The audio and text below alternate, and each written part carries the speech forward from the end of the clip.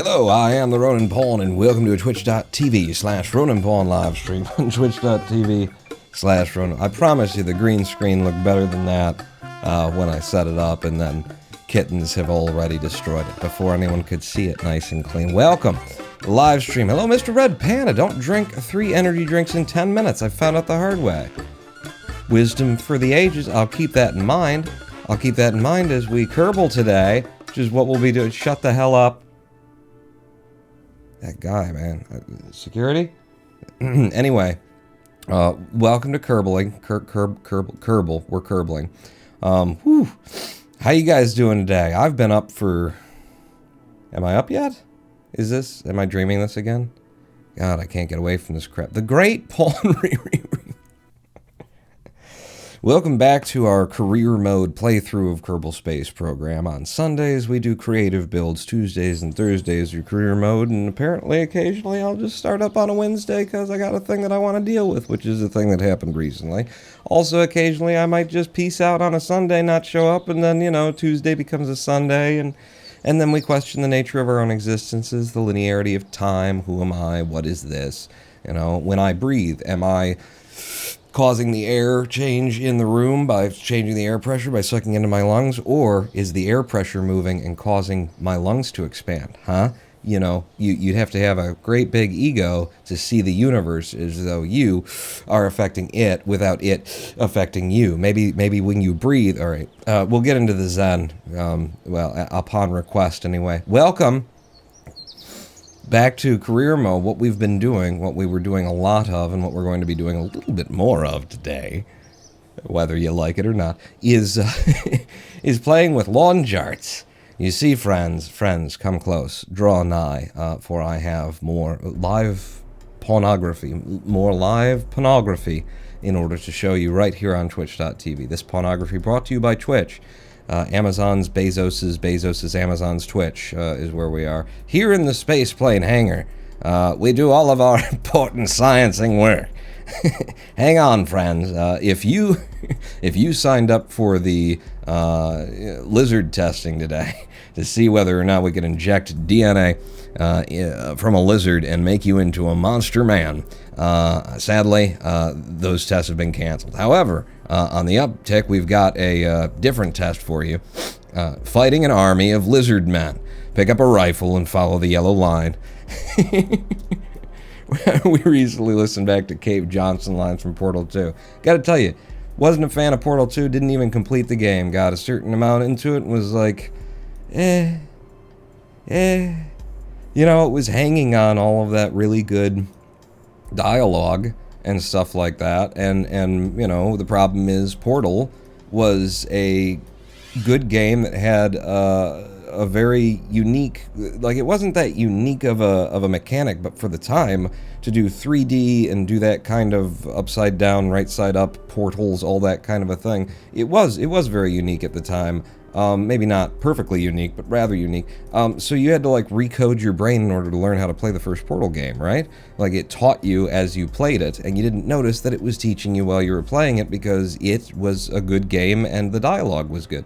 You can't recreate that in Portal 2 if you've already played Portal 1, your brain has already been reprogrammed to think in portals, so it's hard to recreate, and I don't hold it against them that they couldn't figure it out, but they made some other mechanics to interact with. It just wasn't much on the gameplay end for me, and it was hanging hard on all of that dialogue, which was brilliant. Cave Johnson. Hello, I'm Cave Johnson. It was brilliant dialogue, delivered brilliantly, all that kind of a thing, but it made it feel a bit try-hardy to me, If the game couldn't stand on its own, then I just don't think that they could have beat Portal with a Portal 2. Pulling your stream timer says 000 -63. I'm trying to tell you, I've been explaining it since the beginning of this live stream. The linearity of time is a perception that you have because of what you are in the universe. The universe is non-linear. You are assigning a linearity of time and physics and mechanics to the universe because you view it from the perspective of a linearly perceiving entity, which in some of our cases is something that we're choosing to do, and could perceive it otherwise, but, we're human beings, so it's natural to perceive it that way. But yeah, we are negative 63 seconds into, or milliseconds, or whatever that is, into this live stream. And we will always be negative 63 seconds into this live stream, and we will always be done with it, too. Which happens 5 hours from now, but only in a linear perception of time. Welcome back to career mode. This is what we were working so hard on for like 3, 9, 52 live streams in a row consecutively, and I've still got ideas. But what it is, in case you're wondering what the hell you're looking at here, is it's reporting a 0.265 ton vessel. Why is it 0.265 and not 0.233? Is the 0.233 when I separate off the... it's only 0.25, but we've gone up a bit on the weight somehow. Okay. But yes, a 0.265 ton vessel designed for the return of a Kerbal. Kerbal jumps into the bike seat here, and then just like we throw him at atmosphere, and he hopefully doesn't explode. And so far, in every single test we've run, from the minute that I had this concept and tried it to today, no Kerbal has poofed. No Kerbal has died in all of the testing here, even when I was kind of trying. We took this thing up, we took a version of this thing up to Minmus and dropped it. So 46 million meters, something like that, above Kerbin, and dropped it from there. It hit the atmosphere at like 3,200 meters per second or higher, and we were fine. Some things exploded, sure, but we were fine. And also, we have developed now at this point, this thing is actually flyable. This thing, once you get down below 1,000 meters, the idea is, Kerbal's sitting in there, right? You get down to a certain height, you pop his parachute, right? His parachute does full deployment at 1 kilometer above the surface. Then you use the RCS to nose up, and this thing will fly at about 32 meters per second. Nice and straight, flat and horizontally, with some deviation. It's not easy to fly it, but it flies, and it does get easy at a certain speed, and it just seems to be working out. So we've gone through gobs and gobs and gobs of iterations on this to come to this design, and as I say, I would still like to tinker on it. I could sit here tinkering on it for another 5 hours probably. What we've done in this final iteration is we added in a heat shield, 0.625 heat shield, that was not necessary. Even from Minmus heights, we dropped it without a heat shield, it was fine. We added it in order to try and use it as sort of a radiator in order to suck heat away from the components that were exploding. The nose cone held out, even from we could probably return this thing from fucking Elu, is basically what I'm saying. Because it's so lightweight, it hits the atmosphere and it's like a ping pong ball, You throw it really hard at air, and as soon as it hits it, it just slows right the fuck down. But yeah, we put in the heat shield, and that heat shield moved our center of mass forward. We haven't seen it be, meaningfully effective necessarily. Maybe it's helping with the heat wicking. But it moved our center of mass forward a touch, and something about this center of mass has made this thing now flyable. And I think that comes down to, now that I'm standing here or sitting here and looking at it, you see where the center of mass is currently. It's just a front of this seat. What we found out was weirdly, Kerbal Space Program gives this seat quite a bit of aerodynamics, quite a bit of drag exists, or not drag, but lift comes off of this seat. When we were hitting the F12 button as we were moving around and watching as it hit the air, once we got down to that 1,000 meters, the spikes of lift that we would get off of this thing were causing us constantly to flip and hurl. And I think maybe just by moving the center of mass a bit forward of the seat, we've now got the center of lift just behind the center of mass. And, that's part of the rule that tends to make a plane functional. So this thing now flies. We added in a battery here to this design along with the heat shield. Before the heat shield, we added in a battery. The battery was because it was convenient. If you've got a battery on here, this hydraulic bit requires a battery in order to allow you to extend it. It was convenient to put it on there. It seemed like, why not? But that is a part that we could get rid of. Because at this point, the idea would be we were using the battery in order to fly it before we got this sort of perfect balancing that we've got. We used to grab the target extension and move the tail forward and back in order to get the right center of lift in order to be able to keep this thing aloft, and it was fun flying it that way. It's now found like a perfect balance where we don't even have to worry about that, which means if, while this device is attached to whatever it's attached to, without that battery, we can just extend it and lock it into place, and then have no need for the battery because everything else on here is monoprop based. The other thing that could be done on like another version, if we were to go to a Mark 10, and maybe I'll just try and slap this together easily, is that right now, like, one of the things that bothered me was how many linear RCS ports we ended up with in order to get like good forward velocity. What we found out is that the thrust limiting needed to be at 90.5 for the two on the top, and at 100% for those on the bottom in this exact position. And then they provide us with, you know, very neutral thrust. Otherwise, you know, if it's not balanced, we're just going to start going up or going down, depending on who's got more power, because our center of mass is off. You know, the center would be about there, and our center of mass is below it. So we added all those in order to make it more stable, and then we fine-tuned them, and we got it to where when I hit Z, because these are on the throttle control now, we just go forward and we don't go spinning off in weird ways. The thing that we could do, in theory, hypothetically, that I've realized just before this live stream, is if I were to take engines instead of these little RCS ports, because if we turn on the center of thrust, we don't get any visual on the center of thrust because these are all RCS parts. You just don't see thrust in the base game from monoprop. It would throw everything off if you did when you were trying to create a vessel that had LFO and monoprop.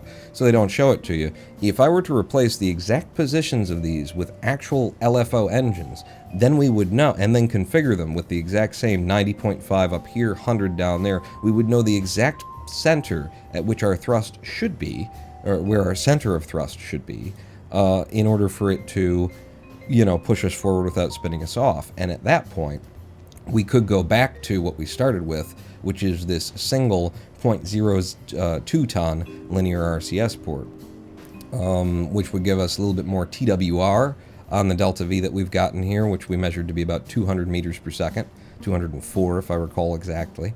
But it would also, I think, reduce our mass. Does it reduce our mass? We got 0.0013 tons for these, and we're using 4 of them to push us forward, so 4 times 13 is, you know, some number. It's 2, carry the 1, 52? 52? 52.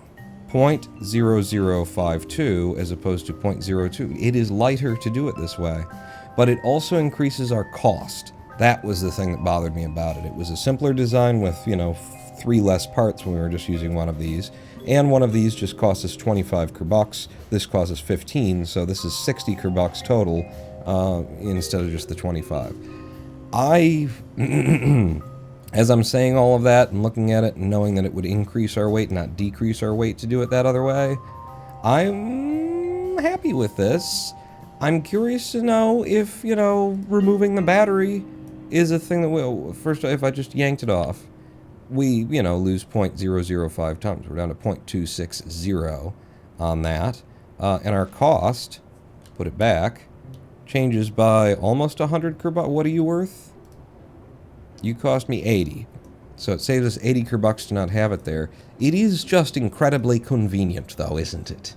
To be able to have complete control over your craft as you go out. The battery is also the thing that explodes at this point. It overheats easily and explodes, which makes sense for a battery. We've just... Okay, so if I just go with this as it is, this is actually a new design that we have not tested yet. It should be, like, we've tested almost the exact same thing, but we've switched which part is attached to which in order to try and game the system of the heat in the nose cone now has to go through, I believe it's the monoprop ball in there that has our RCS, it has our monoprop in it, and then it has to go through the,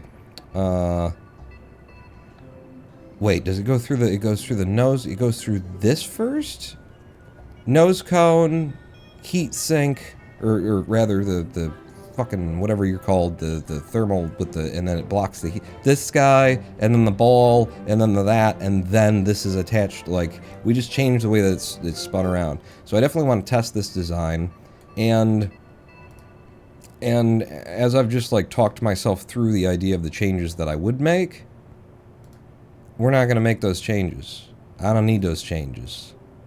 We're going with the Mark 9, which, just to be absolutely sure, I'll go over to my sub-assemblies, and in the Mark 9, which is that one, I'm just going to, what are you going to do? I'm going to grab from here and copy you over just in case there was some change that we made, and it didn't get copied over, and now we have this exact design in a sub-assembly.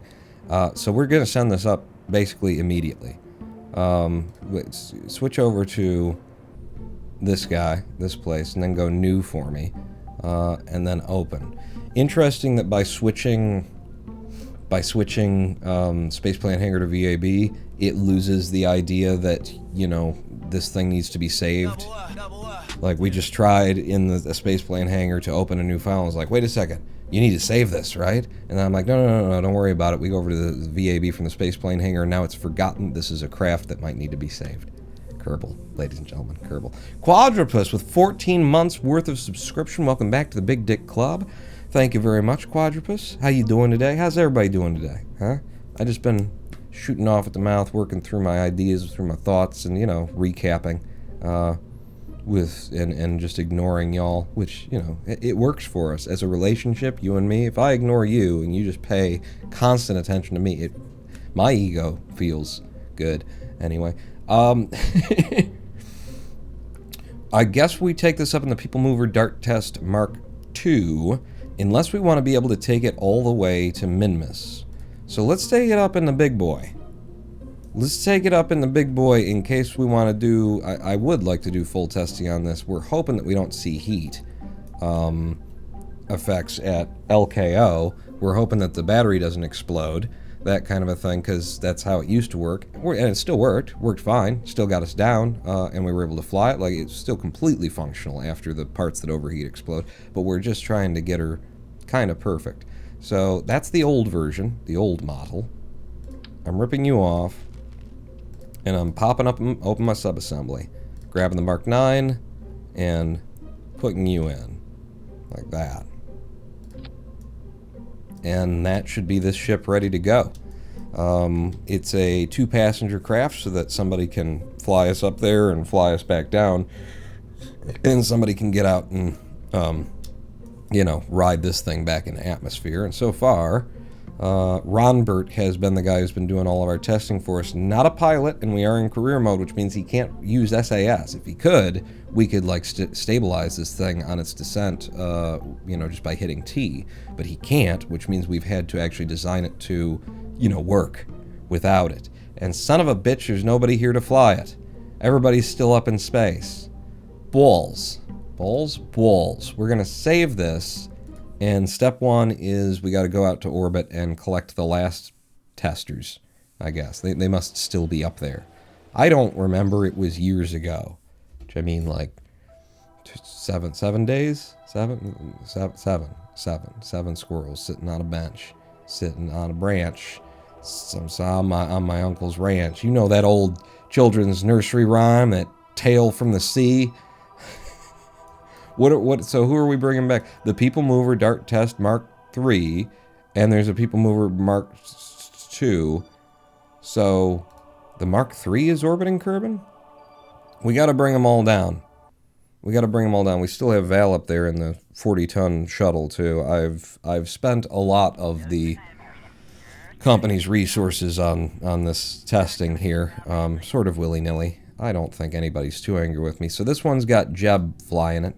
We can get him down first, then we'll get the other one down. Shouldn't be too much effort, but, you know, what's going on in y'all's life? Today, I woke up and stepped in some kitten puke. I think it's kitten puke, because somebody seems to have been chewing on some paint chips or something like that. What puked up was like that stringy, you know, like rubberized silicone glue kind of stuff. So Yeah, there's that. Oh, we were trying to hit the Space Center with these returns just to make them more interesting, too.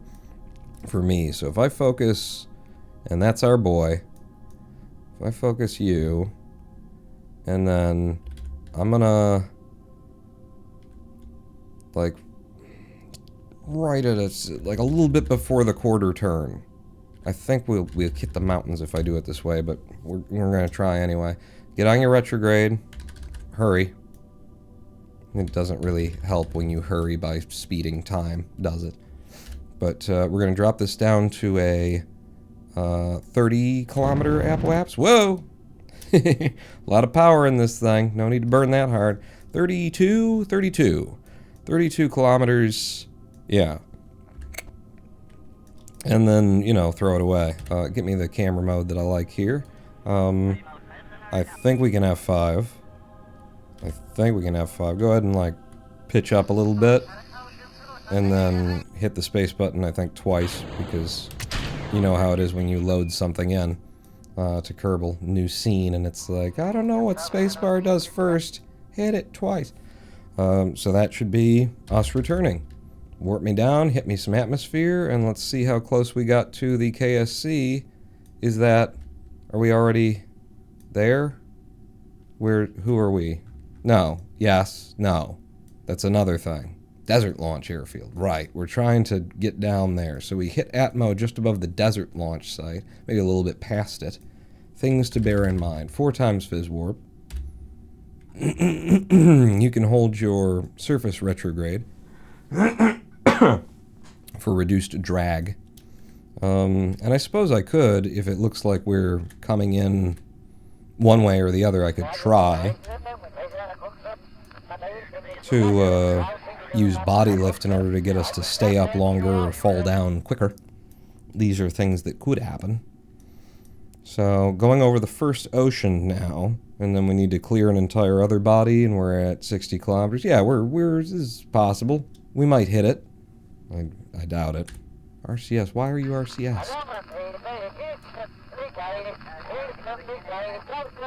Well, no, I didn't mean to insult your wife by that. I was just asking why you were RCS, but okay. They're very touchy, these damn Kerbals. There's that mountain line. We want to get over it and then come down, though, you know, is the thing. And it looks like we're definitely getting over it with Bennett Foddy. If I try and drive us down, you know, like if I tell you to do like that and try and hold that, that'll a little bit of body lift manipulation in order to try and force us out of the atmosphere. Okay, KSC straight ahead. We're gonna go right damn over it, aren't we? Yeah. Right damn over it. As usual. Where the hell's the ship? There it is. As per usual. Other way, it will pull you up that way. Doesn't seem to have helped one way or the other, but I'm pretty sure by nosing down, we would increase the drag on this side of things and be forcing us down. If I nosed up, we make that flatter, and then we get more lift. I think this is right. Didn't matter anyway, one way or the other. Here, go ahead, retrograde hold. So further back still from that quarter turn that I've been doing. But just a little bit, because the last time we did go just a little bit back of the quarter turn, we ended up falling, you know, we didn't clear the mountains. Very, very touchy. Very difficult to do without any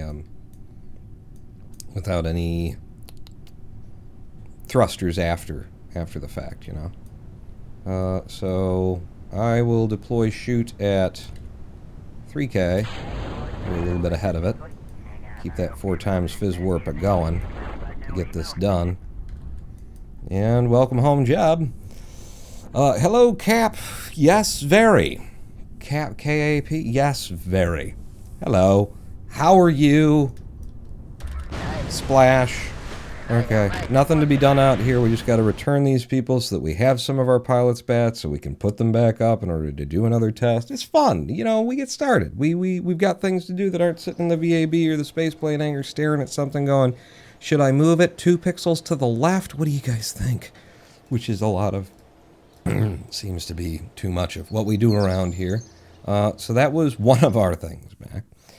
You can call me Cap. Well, you could call me... I mean, I could be your bodyguard. Can I call you Betty? And Betty, when you call me, you can call me Al. No, I'm not Al. I'm a Pawn. You can call me Pawn. Yeah. Man walks down the street, it's a street in a strange world, and maybe it's the third world, and maybe it's his first time around. He doesn't speak the language, he holds no currency, he is a foreign man, he is surrounded by the sound. Cat something, what is it? Cattle in the marketplace, scatterlings and orphanages. He looks around, he sees angels in the architecture and spinning in infinity. He says, amen, hallelujah. You, sir. So we want to come down a little bit shorter this time than we did last time. And so I just got to leave a little bit earlier. It's not you, that's you. If I've got him at the bottom at sort of the 6 o'clock position, then I will try kind of just past the line of night there, because that'll be a little bit back of the... Yeah, right there. A little bit back of the quarter mark. Probably too much, but, you know, it takes me a second to get on the line, and then it didn't take me a second to get on the line, so this is probably going to go wrong. I mean, it's just not going to be perfectly right. Let's get this down to a 32 as well. 32 kilometers bottom of it. And then from you, sir, maybe up that way. No, that's the, well, but you got, and then if I did, and then sort of like that, and then I, twice. Get rid of you. Oh my god, it's 90 Kerman.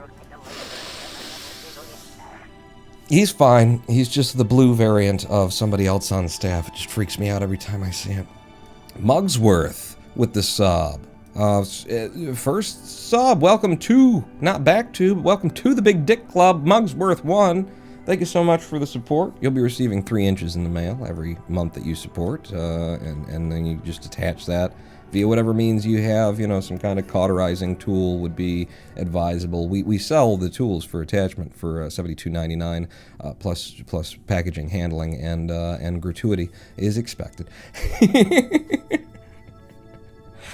Where do we go, Pawn? Just hit the Atmo and start coming home, and we'll see if we got any closer on this random attempt to, hey, you know, we got to bring these guys back. Let's make a game out of it and see if we can't drop them right at the KSC.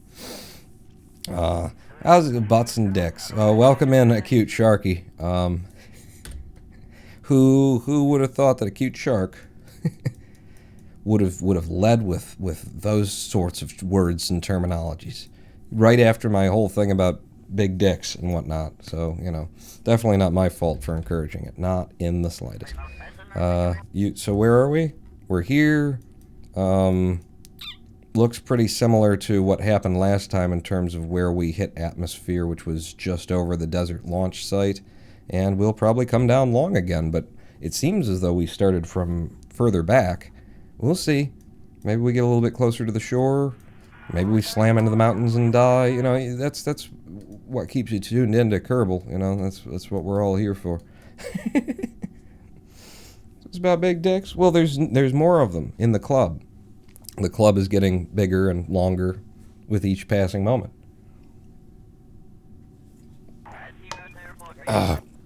Big Dick's. I love his hot dog. Is there a brand like Big Dick's hot dogs? Oh, that's brilliant.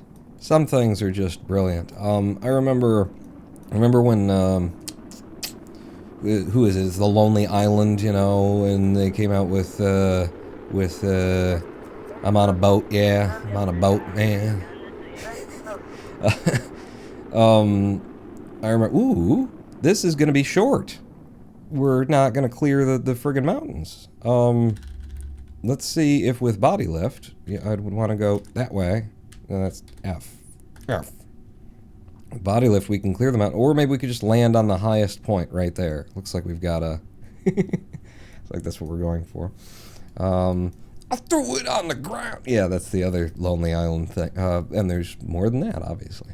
But I'm on a boat, man. I'm on a boat, man. I got a nautically themed pashmina Afghan, and like that was such a like perfect line, and I had no idea that anyone would ever call that little neckerchief with, you know, stuff on it. So I looked up the word, especially because I was curious, what the fuck is pashmina? Pashmina? Which turns out to just be like a specific, it's cashmere is what it is. It's goat fur, which is what cashmere is, but it's only specific in that it is of a certain fiber. It's better cashmere, basically. Not necessarily. Pashmina can be cashmere, can be straight up everyday, or oh Jesus, can be straight up everyday ordinary cashmere, but it does require to have a finer thread count than what is allowed to just be called cashmere. Is how that apparently works. Holy shit, we're coming down in a hurry. Yep. So yeah, I looked that up, and another, like, where I was going with this is that brilliant things in terms of like the idea of somebody saying big dicks hot dogs, was that a woman online had purchased the website nautically themed Pashmina Afghan or something like that, nautically themed .com, and it was the top result at the time that I looked it up. It isn't anymore. And she was just selling nautically themed Afghans, with like a direct, just like, here's a picture of me with the Afghan, and then you know, click on this button and it'll like PayPal me money and I'll send it to you, kind of a thing. It was just the simplest. She wasn't like designing and sewing, and no, she just realized that people are going to be searching this term like I was. Put up a site where you could buy it from her. I thought it was brilliant. I really should have bought one from her just to slow clap the damn. That is fucking. Just saw it, and you did it. So that brings 90 Kerman home as well, and we came in short on that one. It's just very touchy. Very touchy. Like, it's a space between, like, on the clock, if you've got the KSC at 6 o'clock and you're going to 32 kilometers like I've been doing, then, you know, it would be 9 o'clock. If you leave there, you're going to come in long. If you leave at 9:15 or 9:20 to 9:30 or something like that, you're going to come in short. It's very, very touchy, is what I've been finding anyway. But that brings back two of our pilots that we can, like, run our test. And I was going to leave Val up there in the 40-ton shuttle because it's a lot of money to ship that thing up. It's sitting up there with like 2,500 meters per second of delta V. I'm just going to leave that in space for now. But it does mean that we can now send up what we just saved as the People Mover Dart Test Mark II. Yes.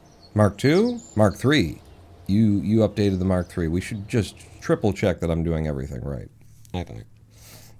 I want to now send somebody up, get up there, and realize that I've got the wrong craft in the belly of the beast here. So, to the bottom, People Mover Dart Test Mark III. This is the one that has enough delta V to move us all the way up to Minmus for testing if we want to drop from those heights. And this should be, and it looks like, the correct craft. I think we're good on that. I saved it, didn't I? Just be absolutely sure upon by simply grabbing the sumbitch out there, throwing it away, going to your subassembly, grabbing the Kerbal Lawn Jart Mark IX, and popping it back into place. That's all you got to do to be absolutely sure that you've got the latest version of your craft to test. It is the Mark IX that we're taking up. Yes, yes, yes. Save that one more time. Let me just look at the staging again. SRBs, fire, and then you do that, and then this, and then, yeah, that looks fine. So for crew now, we want to send up our resident entering atmosphere in a bike seat tester, Ronbert Kerman, and he needs a pilot, and I think I'm going to put him with 90. Jeb doesn't, this is below Jeb's pay grade even, and usually, like, there's nothing below Jeb's pay grade, but my God, we've done this so many times already.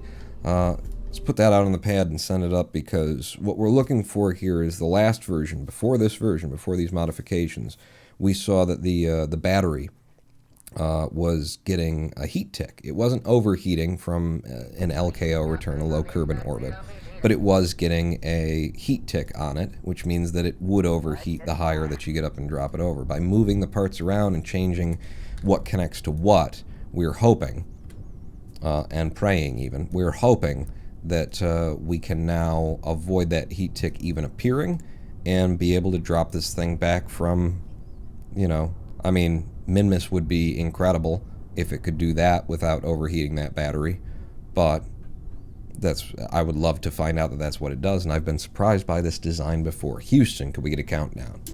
Are we still doing this Lawn Jart people mover thing? My God. Yeah. I mean, I like it. And last time, by the end of the live stream, there was like 40 people here watching me tinker on the damn thing. Something wrong with you people. Did you like that Matrix? Never mind. In 3, 2, 1, fire. Up and away, and with cat hair hanging off of the end of my finger there. Let's immediately tilt down a little bit, start getting going in the direction that we want. But this is feeling, you know, it's been a while since I slapped this craft together in a hurry to just get her done. But this is feeling like very maneuverable, very nice, easy to fly. When I keep things simple because I don't want to have to deal with them. Like, literally, I kind of genuinely build ships better when I put less time into them. They're simple, they're clean, they're easy to fly, they do all of the things, they've got the fins, you know, I don't underbuild when I'm building something to just get her done. And that's what I'm always trying to do, is underbuild everything. Why it always takes us so long. Alright, getting to the bottom of the SRBs now, getting ready to switch over to liquid fuel. In 3, 2, 1... liquid fuel, and we've got a lot of power in this engine if I recall correctly. I think we've got pretty serious TWR that is a lot higher than I usually would do, which means that I need to pull down a bit faster than I usually would. So Apwaps is already at 29 kilometers, and we are at 19 as of now. We're about 12 kilometers difference between us and our Apwaps, which is fine. That's in the butter zone. I like to keep it at 10. Not sure that that's the most efficient, but it's certainly efficient, and it works out for me usually. Go, pull us down 37 and 26 now, so we're getting closer to that just 10 kilometer separation between where we're going and where we are. Keep this burning. Now we're dead on the horizon, and I'll just push. So 40k on the Apwapsis, 32, starting to close that 10 kilometer gap. Maybe I want to let us drift back up a touch. We're only halfway through our liquid fuel, but remember, most of that is supposed to be there to be able to haul this thing to Minmus for further tests. 46 on the app, huh? Yeah, I need you to find space here. In a hurry. 60 kilometers, 63, 5, 6, 7, 8, 9, 70. We will kill the engines at 72. Follow prograde until we're up, and we have made 2,160 meters per second worth of speed, which gives us a wrap almost all the way around the damn planet. 4 times fizz warp, get us up there. Still trying to clean up orbit. Just because we had all those pilots up there, I needed to bring some of them down in order to send them immediately back up to do yet another test. Ronbert and Niney being the twins, I guess from a different father. I don't know how exactly you get what I'm seeing over there, but we've got it, and I'm horrified. 69 kilometers, we're about to enter into space. When we do, I'll drop the fairing. We're now in space, fairing away, F5, fairing away. Fairing is away.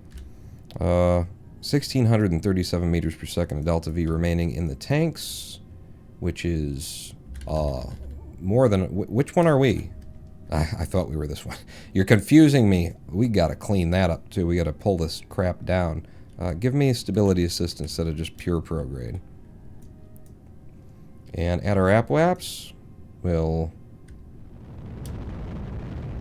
burn up the rest of that periapsis. Which there isn't much more of it to push on. It appears now. Now it appears. There it is. And then you're starting to spin over on me. Doesn't have to be perfect. But, you know, it will be, because I'm at the helm. So, you know, that's just what we do around here. Okay, we have orbit. 71.7 and 73.2. It's circular-ish enough. It's enough.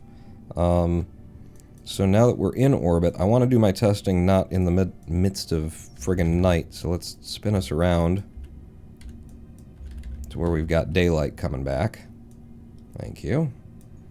And yeah, you could just hold wherever you happen to be right now. You can hold your retrograde for me and switch my camera to free mode since this will just look cooler.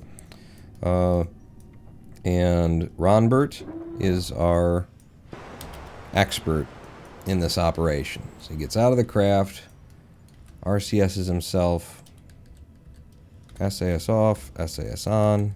What, Ronbert, why aren't you changing? It's glitched a little bit. Doesn't matter. We're here. I just need to click on you, board. Now Ronbert is in his craft for testing. This is the Mark 9. This is potentially the final.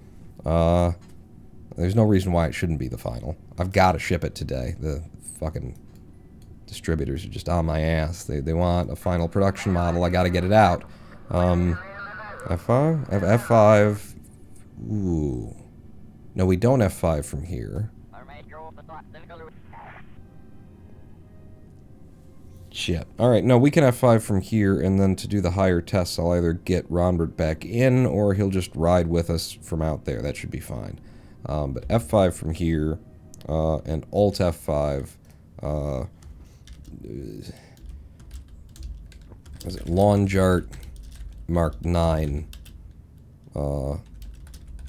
full tests. Full testing. There we go. Save. Alright, so now we've got that backed up, and we will release this. Now, because the nose cone is embedded into that point when we release, it's going to have a big kick off of it, even though the decoupler has already been put down to a very low release force. We're still going to get that because of the embed that's going on there, but it looks right. It looks coolest. And then Ronbert immediately comes out. RCS, we H him in order to get him a little bit away from the ship. We'll go ahead and... Wait, I've got a button for the 6. 6 deploys his tail. No need to actually lock it in. And with RCS... You know, this is a test, so I should make sure that everything's still working nice. RCS, we've got rotation control. We've got all of those different controls. Put you on your retrograde. Manually. Like so. And then we're going to burn you down, and we want a periapse where we are just running straight into the planet. That's how we've been doing this so far. There we go. Nice, you know, very straightforward burn. Goodbye, ship. See ya. You know, there's a little bit of drift on it. There's always going to be some small amount of drift, but we balanced it pretty much perfectly at 90.5. Periapse is down to 25 kilometers. We want to be slamming into the planet. It's just how we've done all the testing so far, so we got to stick to it now. Lawn darts kind of look like butt plugs. Damn it, Acute Shark. Now, see what you did? You got Mr. Red Panda doing it too. Okay, so we're on our way down now. Our periapsis does exist, you know, inside the planet, so we're just slamming into it. No hitting the Atmo at 30 kilometers. Weak ass sauce. Weak sauce ass here. No ass sauce, weak or strong here. We're just ass sauce on the side, please. We're not... I mean, I'll try it, but I don't think I'm gonna like it. There we go. And then just go. So from here, 4 times fizz warp. I'm just gonna let it like stabilize itself too. You know, like when we hit the incredibly thin atmosphere up here, we start to drag in whatever direction that we had force. But it takes a minute. You know, it took us 4 kilometers for the drag to get high enough in such weak atmosphere to grab onto the tail and push it back. So there's a bit of wobbling around. If you didn't want to control it, which I'm not doing, but we can. We got monoprop for days here. We got probably 130 delta V in the monoprop there. Just proving that we don't need to touch it at this point. At about, I think it's 54 kilometers, we'll start to see some plasma on this craft. I will rotate him just because I like it. Okay, there we go. Yeah, a little bit of... I kind of got him going. There. Yep. Are we in... Oh, we're in 4 times fizz warp, that's why. Looks like it's floating a lot more than it really is. I just like him being upright. So if I do like that, yep. Alright, now ride her down, and what we're hoping is to see absolutely no heat ticks at any point during this descent. If we do, then we've been successful at just reorganizing what touches what in what order. If anything's going to start overheating, it's going to be the battery. And certainly from LKO, I don't want to see a single heat tick if we have any chance of being able to come back from higher heights without that battery exploding. So far, looking very good. And yeah, in the heat up mode right there, we get to see what's hot and what's not. Kerbal, for some reason, they decided to make red be the coolest color. And yellow be the hottest one. Anyway, Kerbal is the coolest thing on the craft. Everything else is fine. It's occluded. We didn't see a single heat tick the entire way down. Beautiful. So now we get to play around with flying the craft, which is the funnest part of this process. We've got the tail out. I'm going to set us over to radar altitude because it looks like we'll be right on the verge of land here. Maybe we can fly from land to water and land out there. Although I have managed to land this thing precisely once on land without anything exploding. We've landed it many times with one something exploding.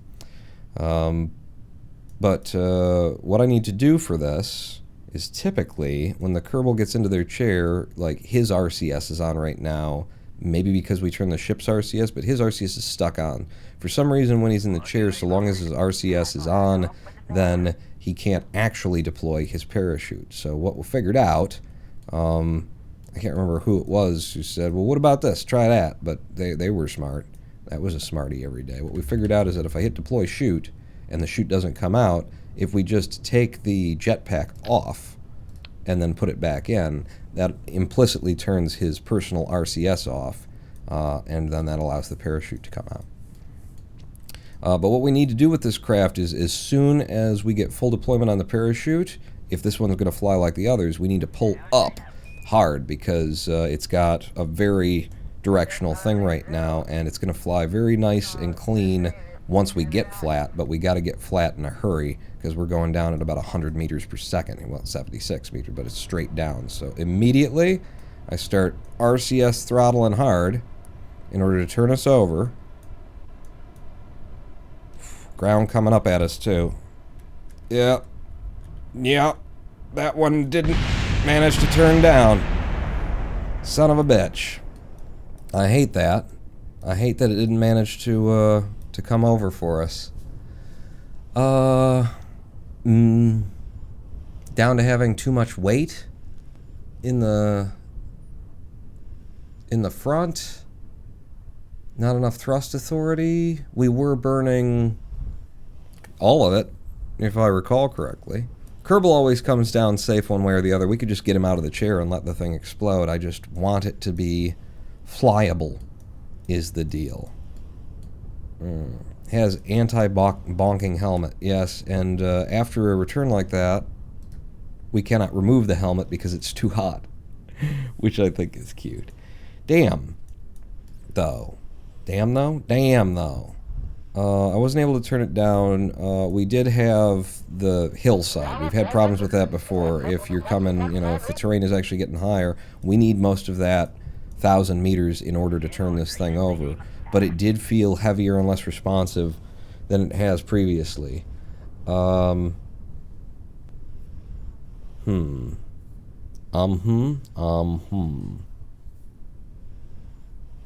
didn't get any heat ticks. That's important. But I definitely want it to be able to fly. I'm not sure where I made my last F5. I know I made the Alt F. Just hit F9. I think you're in the right place. Pre-burn monoprop to reduce frontal mass, says Bearing Brain? Maybe. Maybe, yeah. could just get rid of some of the extra of it. The other thing that I could have done there was try and burn forward along with it.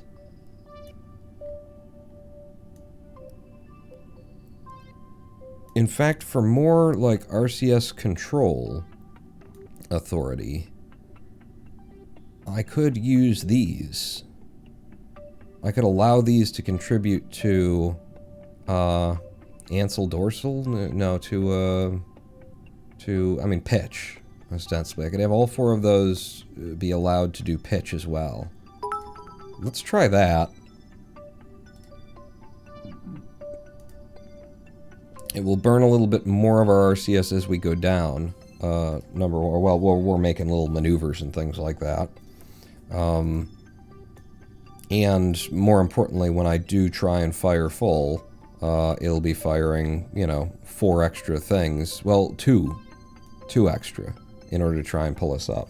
Didn't you make it short for flying last time? In one of the previous builds, yeah, yes, but the latest build, full deployment, and if we could have gotten that thing to, like, bank out, if we just would have had another 200 meters of space between us, or 100 maybe even, if we could have gotten that thing to flatten out right here, it would have turned over a lot faster.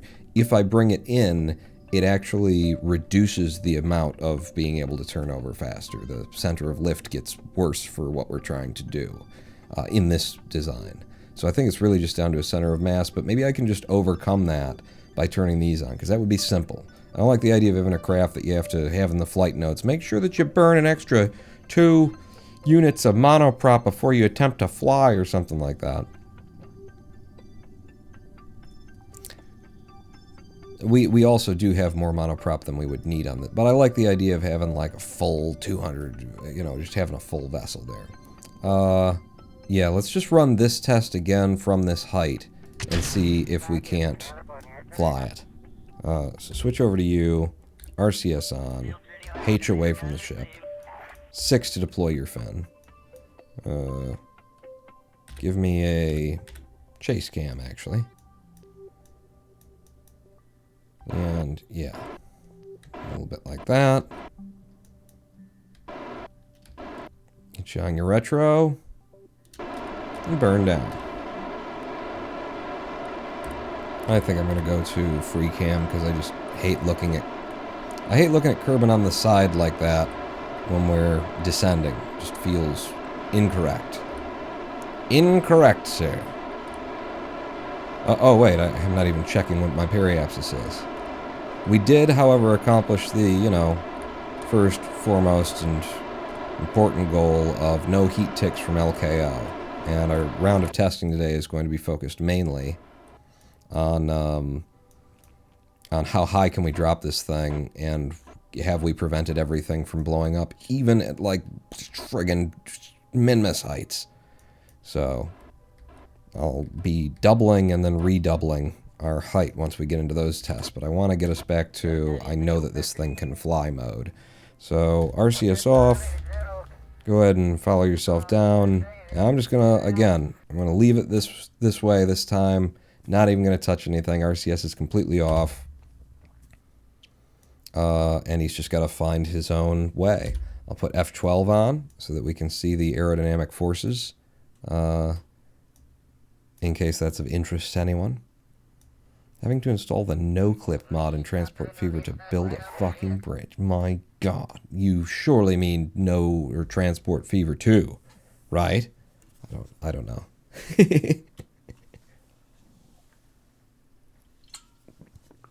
Also, no one cares, apparently, is what a cute shark said. Yeah, so we've got, you know, a bit of drag, bit of lift, everything coming together to contribute to this. I would very much like it if we find ourselves in more or less the same situation over land, where we've got a hillside that we're sort of banking into when we try to fly it. You know, same challenge, same difficulty, does just giving it the monoprop get her done. Giving it, you know, extra authority to try and spin us over anyway. Which is going to increase our speed downward because we will be, but it will also be increasing our velocity of twist, yeah. Again, no heat ticks on that one. I'm going to get rid of those. I don't really want to see them. I don't really give a toss at this point. I'll turn RCS back on, and I'll try and get us spun so that when we pull up, we're heading toward land. Not that we could fly that far in this craft. And be ready to deploy the chute, which we have to do by dragging the jetpack off of... Hey. Get in that direction, you silly boy. Yep, like that. And go ahead and deploy the parachute now. We have to do by removing the jetpack in order to just free it, because Kerbal is a glitchy, weird, no one understands it kind of a game. And now I've got RCS. Yeah, when I hit it, you can see that we're firing here as well to try and twist us up. So that's a benefit that we didn't have before. We have full deployment. And we have managed to flatten out at 300 meters. Maybe full flat just above 250. And we're flying. And we are flying. Definitely a bit nose heavy. Like, I can feel it in the fact that it's pulling us down. But for, you know, it being a glider, I think that's pretty good. That's pretty okay. So long as we're going down at like 32 meters per second, we get some pretty good control authority off the thing. So it does require like 300 meters worth of clearance once you get the parachute out at 1 kilometer. There's that. In order to turn it over. Which means if you're coming down on land and the land is rising on you, then that's problematic. I'm going to try and slow us down as though we were landing on land. I'm going to try and, you know, try and get it so that we would be hitting the surface at an incredibly slow speed. I don't think I did very well there on that attempted landing, but we would have been fine. If anything blew up, it would have been one thing. You know, it would have been, I don't know, something. Something would have blown up. The nose cone, probably, that kind of a deal. Yeah, it doesn't feel quite as good. I think it does really just come down to having more mass at the front, and I think that's actually coming from that we have more monoprop in this thing than we used to have. I believe in the last rounds and test iterations and whatnot, I started it off with, I took like 1 tick of monoprop out of the ball at construction time to keep it down to a 0.233 ton, and we put that back in this latest build to see how much we could get. Whoa, what the fuck was that visual effect? We just looked through a kaleidoscope into the water. With that release there, it does work a little bit better for turning it over, but it still does mean that you need about 700 meters worth of turnover time at descent speed of 75 to 80 meters per second. It's pretty fucking awesome is what it is, you know? I would like it if it felt like... you can do that just by reducing the amount of monoprop in there on the final one, if that's how you really feel. The other thing would be just do this. So, yaw, pitch, roll. We want you to contribute to pitch. We want you to contribute to pitch. You as well. Like, the top ones don't necessarily have to. You know, because we'd always, as long as you're flying it with your tail fin up, with your dorsal fin up, but we'll put it on there anyway, and then from here, I will F5, and we're taking it to a higher height for further testing. So, perfect results from LKO, except that it could fly better. But we're going to take this up to moon height immediately. Why not? Why not go moon height immediately? So we're here, the moon won't get in our way as we do this burn. Find your prograde. And we're going to try a return from moon height. Skipping right past that test that's between us and the moon.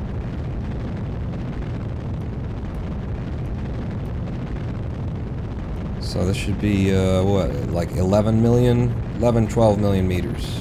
Where we're going on this.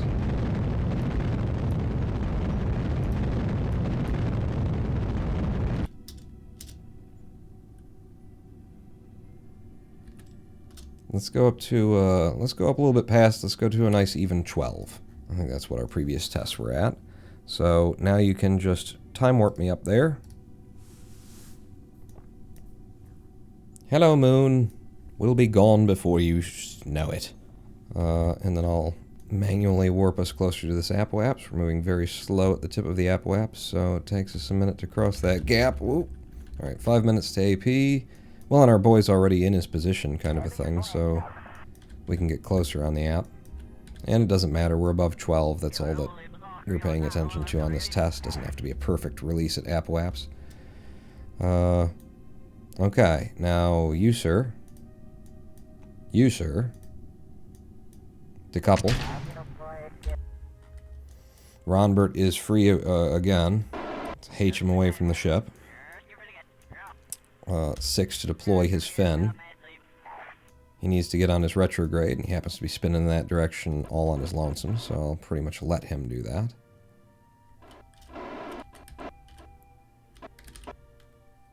Okay. And then just negate whatever spin you got right now. And go. Oh, wait.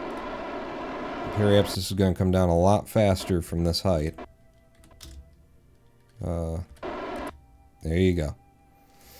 Okay, and now we just warp back down to the planet and see if things overheat and or explode. Which they hopefully will not. Okay, apparently we're going this way. Since we are going to be hitting the planet fast and hard, I will try to get you on your prograde line for that moment of slapping in. Don't want you having to spin the Kerbal's head out of the wind when you get there. Okay.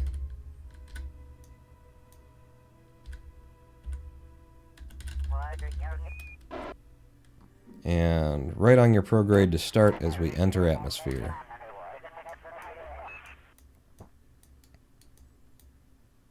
And I will make the effort to hold you online until we've got some decent drag. Now that we've got decent drag, I'm just sitting back and letting it happen. And we do have that battery heat tick here at moon height. How high is it going to go? What's going to happen? We're hoping that the ablator actually wicks heat away. You know, acts something like a radiator without the need for electricity, even though it's like embedded in the craft, and it does seem to be doing some of that.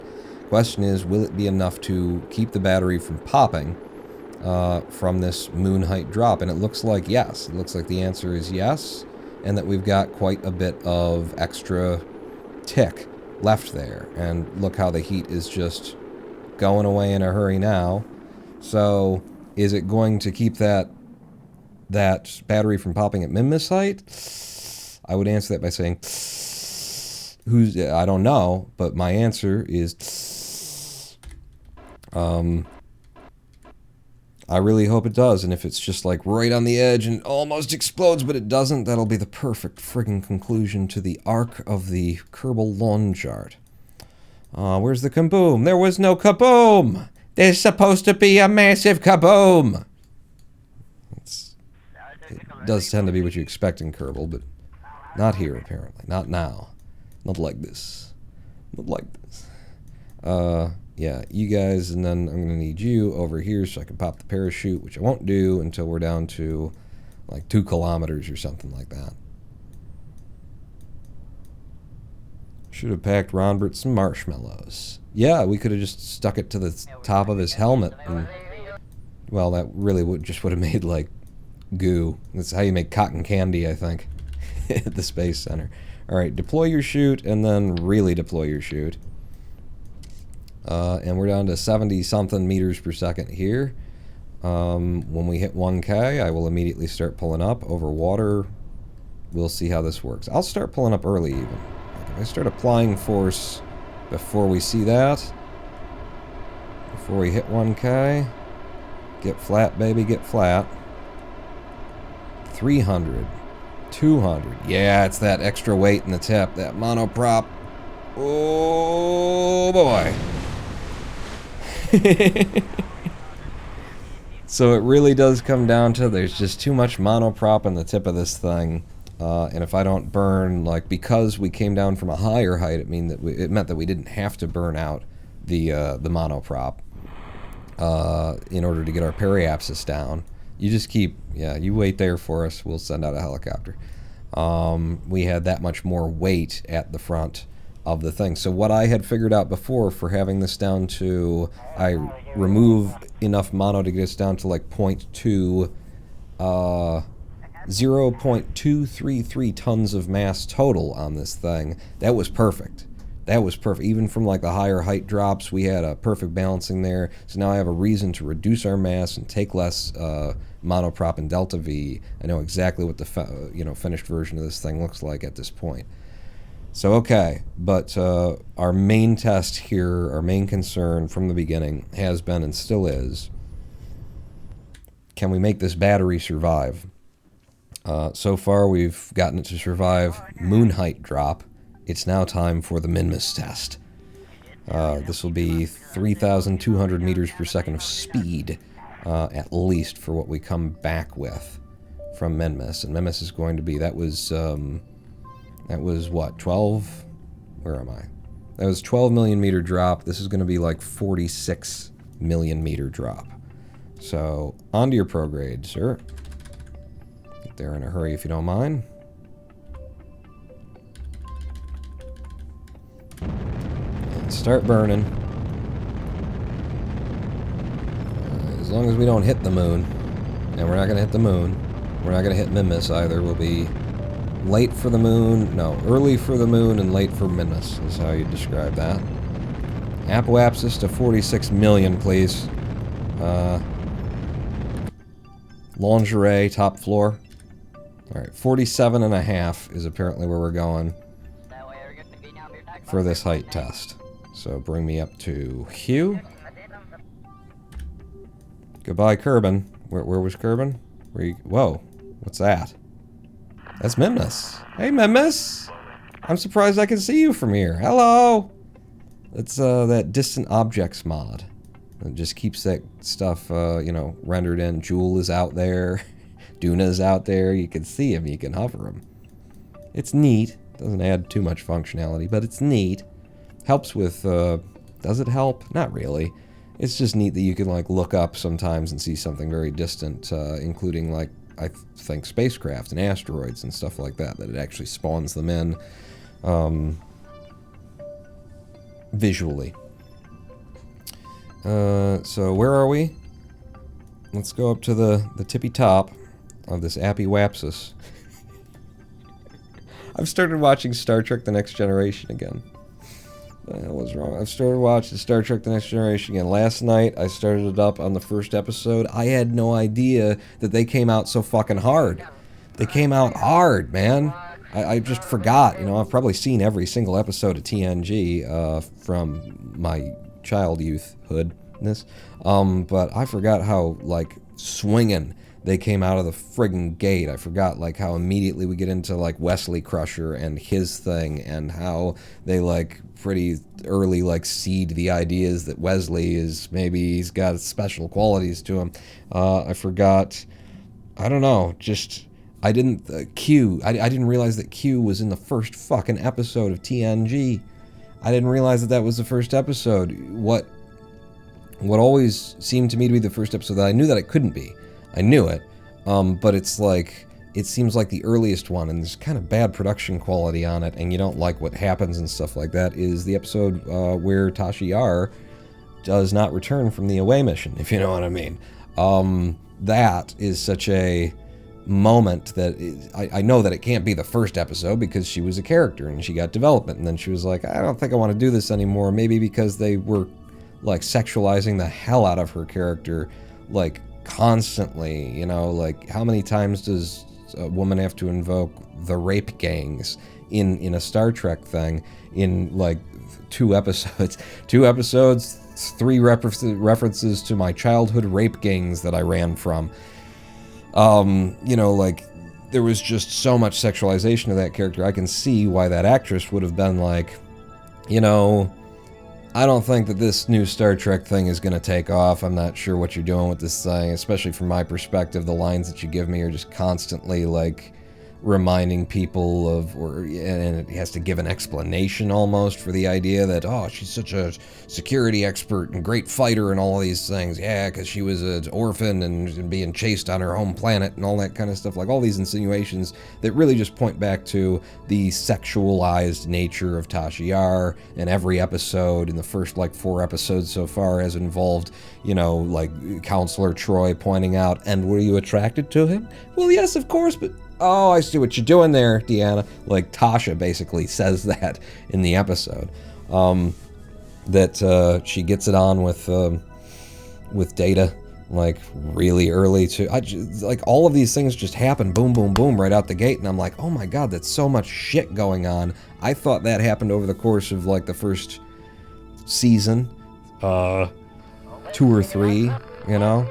I think I thought that the first episode actually had to do with the crystalline entity, because that one also in my memory seemed like kind of janky production quality. I don't know. Oh, that sucks. It's a cute show. What? To be fair, Patrick Stewart also didn't think the Star Trek thing would work out. Tasha Yar when they do the funeral in front of the Windows XP wallpaper. What? 3 seasons later, Tasha Yar is a more lesbian sister out of nowhere who is then never seen again. Yeah, it's just like, Star Trek, you know, TNG in particular was so fucking forward, so ahead of the time, so leading the edge of representation and equality, and you know, the whole fucking series and concept of Star Trek is about a world where we've kind of erased the fucking imaginary lines that we draw between each other and say, well, I'm from over here and you're from over here, there, and blah blah blah blah, and you like these things and I like those things, so go fuck yourself. That most of that is gone at this point, that the universe is so much larger, our galaxy is so much larger, we can be racist against Ferengi instead, as kind of happens in the first fucking episode of the series. But you know, it's so there is better representation than you were seeing on television. There's more like women in power. There's more black characters in power. Just like racially diverse cast thing you were seeing on television in the late 80s, early 90s, whenever it was that TNG was coming out. But it certainly isn't free completely of, you know, a female character must always be sexualized, you know? At least, they get better about that. I feel like when, I don't remember, did Whoopi Goldberg on TNG ever have a sexualized arc? Did she ever have like a romantic arc? She might have. She had, yeah, there was some, but it wasn't, she wasn't sexualized. It was more of a emotional kind of a thing. But she, I'm not going to say the words that that Lady Paul and I have been discussing, but yeah, she had a really good role there. She was a female character, strong female character who was not, like, sexualized. She was a source of wisdom and counsel. Guinan, was that her name? Didn't do shit. There was one bit where she said bald captains are her type, and that's it. Yeah, so that's I count that as a good thing, you know, because it's you got Counselor Troy on the first friggin' episode wearing a goddamn whatever she's wearing. It's like it's just a little bit more than a bathing suit, and it's apparently her, you know, what they thought her uniform should be on the first episode, and then they saw that played back, and then they got her a costume, and okay, cool, now her skin is covered, but you know, in a fucking vacuum sealed lycra, just yes, just everything is strapped to her kind of a thing. So yeah, I appreciate when I see female characters who don't have to implicitly be sexualized constantly, and TNG is a little bit of a victim of themselves there. At least in the early stuff. I mean, honestly, when you get down to it, it's not just the early stuff, it's the whole series, but here's the thing, there's a certain amount of that you just gotta go with and be okay with, because it is a soap opera, you know? Whether you want to acknowledge it or not, it's soap operas, and so there's got to be, the romantic drama, romantic dramas looming on the horizon. And I draw a distinction between romantic things and sexualization. So I'm just looking for, representation where a woman doesn't always have to be something to look at, TNG is old enough that all the writers were creepy old men. They did very good as creepy old men writers, I have to say, though. Yeah, this is going to be... Yeah, look at how quickly I destroyed our periapsis. We just wanted to drop that down. I realized after I hit the Z that this was going to be a nothing amount of periapsis, and I've already pushed past it. Because we're so high, and we're at the tip of this apoapsis that is so high, we're going so slow in reference to Kerbal right now, that just the tiniest little hit of juice has a massive effect on our speed relative to Kerbal. So I do want to be hitting the planet, as we have been, just like within 5 kilometers of hitting the planet. I don't want to be skewing our tests one direction or the other. Captain Janeway is best captain.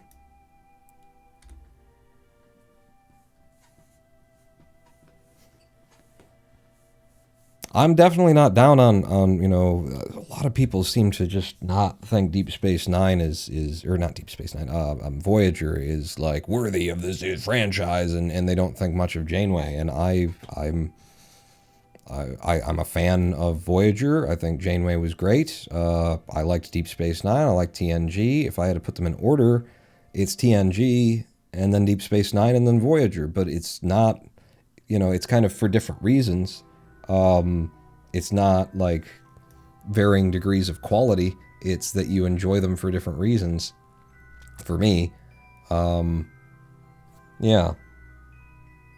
Voyager is just TNG too, but the cast are all pretty new and different. That's cool about it too. That's the amazing thing about like TNG is that 30 years after or whatever, when they sparked one up again, started TNG.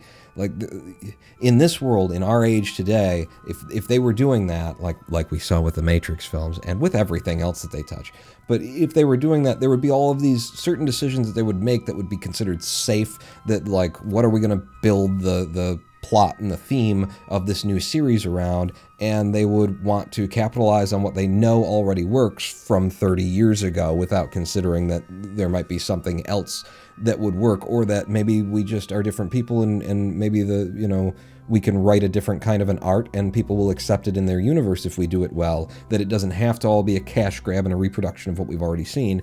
TNG is so fucking out there in terms of riskiness for what they're doing when you're coming from Captain Kirk's fucking era.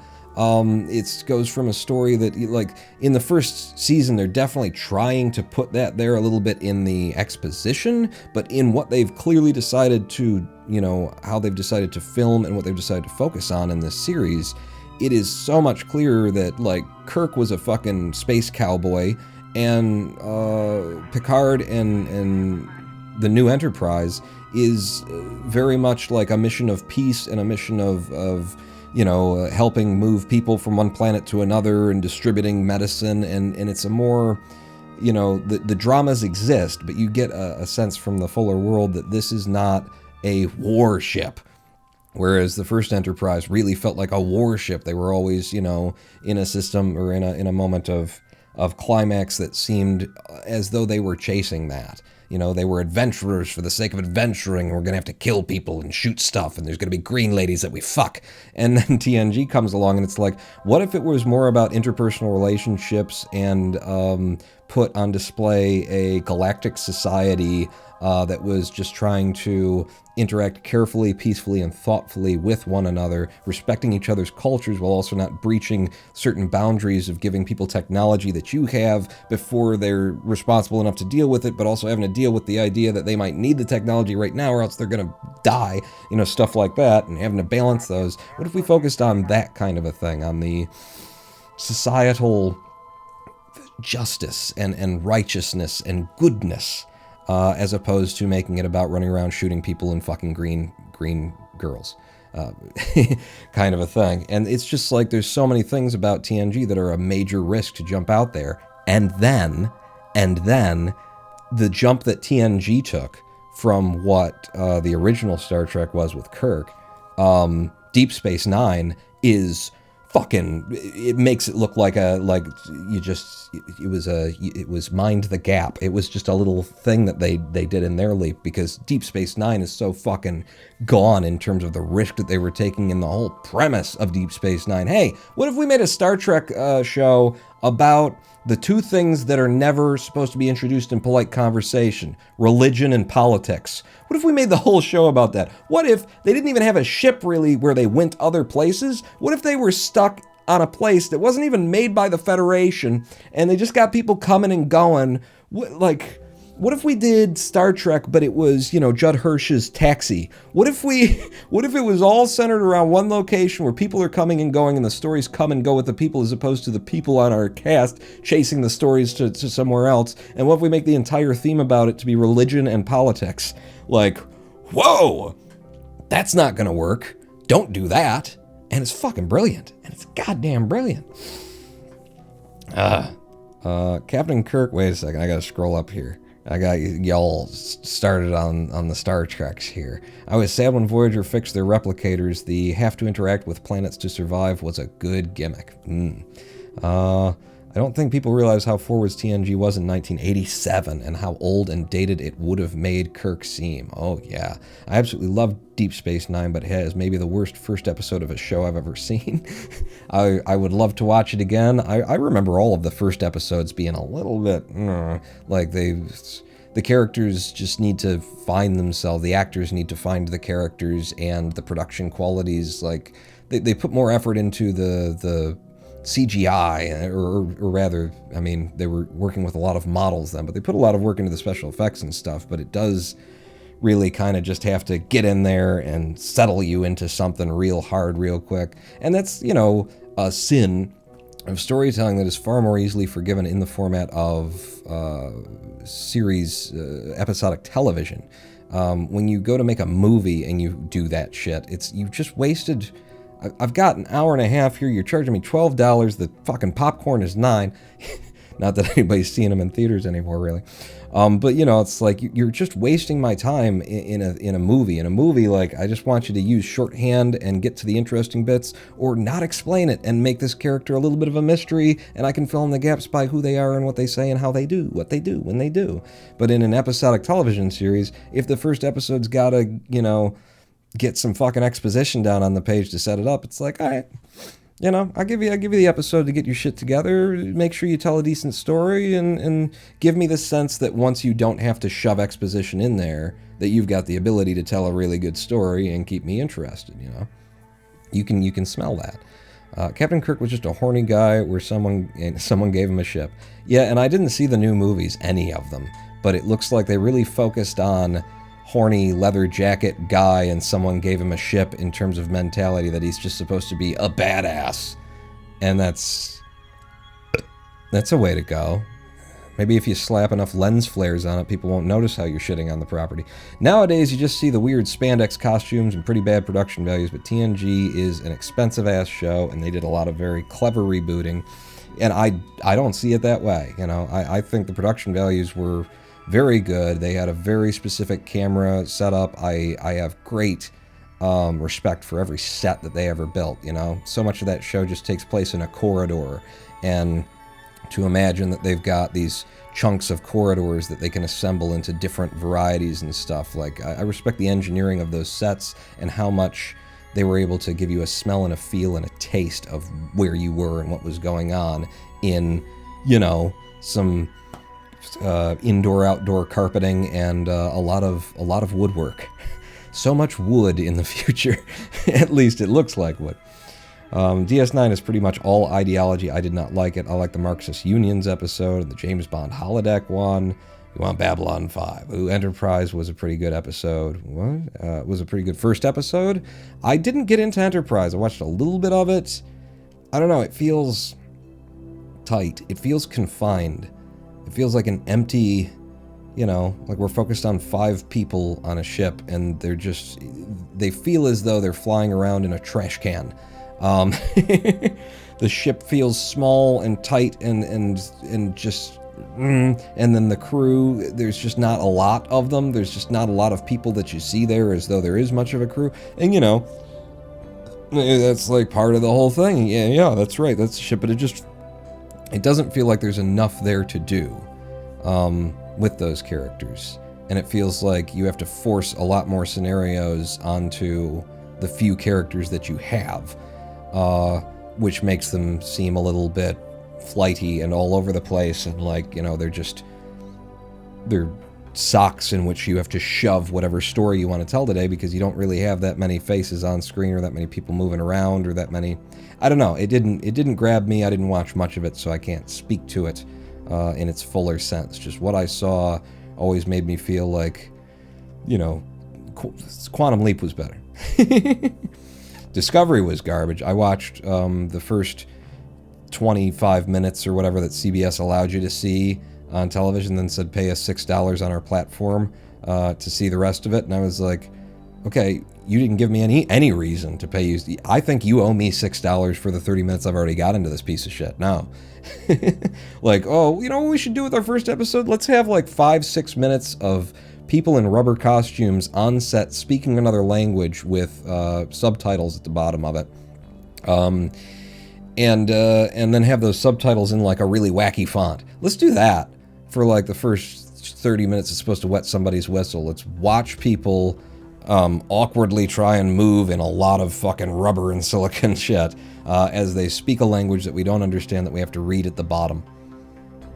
It's a way to go. Sure is a way to go. To be fair, TNG does look pretty repetitive. It doesn't really look like they're on a ship fit for 5,000 crew, but they have so many people coming and going. They have just the right amount of staff, you know, moving through a hallway in the background of scenes. You know, you have a sense that there's a lot of people on this fucking ship. Like, they managed to build, they put the smell in there, and managed to get so much of it done on just, you know, 8 sets. and one hallway that can be built into 7,000 different versions of a hallway. I suggest you keep watching more of Enterprise. It gets really good. I don't know, then I started hearing about the whole alternate... Isn't that the one where they spark off the... They change time and there's an alternate reality federation where it's evil, and it just sounded like fucking camp. You know, I'm sure they do something interesting with it, but I mean, in basic premise, it sounds pretty fucking campy. We're gonna, now the Federation is the bad guys, and the people who you like are the, and then we gotta try and change history back to what, it's just a loop that I don't know, feel like we've seen it before. It's, and as much as it seems to be like a big part of what people liked about, if I'm even right about that, about Discovery, that it's like, really? Is it really told that well? Because it certainly doesn't sound like it's a new and interesting idea. Let me flip this over. Let's actually get something done here. We've got our own tests to do. You know, Discovery, TNG, whatever they were. I don't know how that relates to what we were talking about. But something. We've got a test to conduct where we throw a Kerbal at the atmosphere from min-miss height, 47 million drop, I think is what this is. Directly into the atmosphere of Kerbal at what's going to be like 3,200 meters per second. Does he not explode? We're hoping for he not explode. We're also hoping for this battery not explode, which we know gets a mite hot. People in rubber suits and subtitles saying, "Make America Great Again, Make America Great Again." Obvious shoehorned metaphor. Yeah, that was... an original series throwback, not super great. Pawn, it was a look into that universe. Oh, it was a look into a different version reality. I'm just like...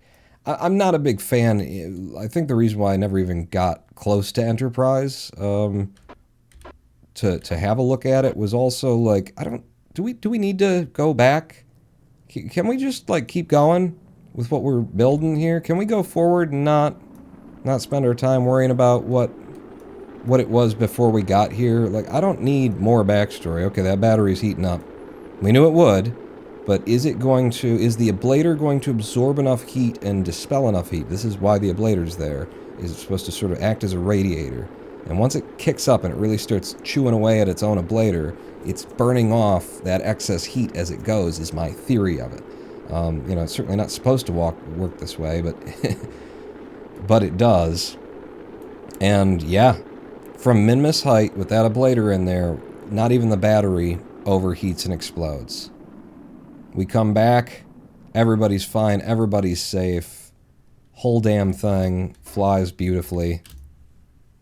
We've nailed this. I am going to need to, I don't need to, but I will give these the ability to pitch on the model that will be our final one, and I'm going to suck some of the monoprop out of these balls, because I don't think we're going to be able to, on this descent even, we're not going to be able to get the craft to spin up.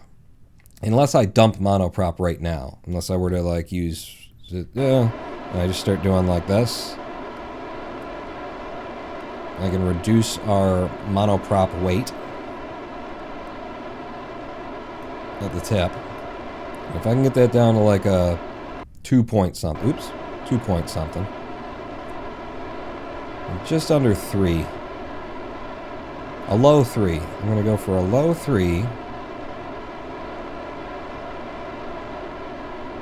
Or maybe a 3.5. We'll go for a 3.5. I just don't want to go too crazy on how much I dump here.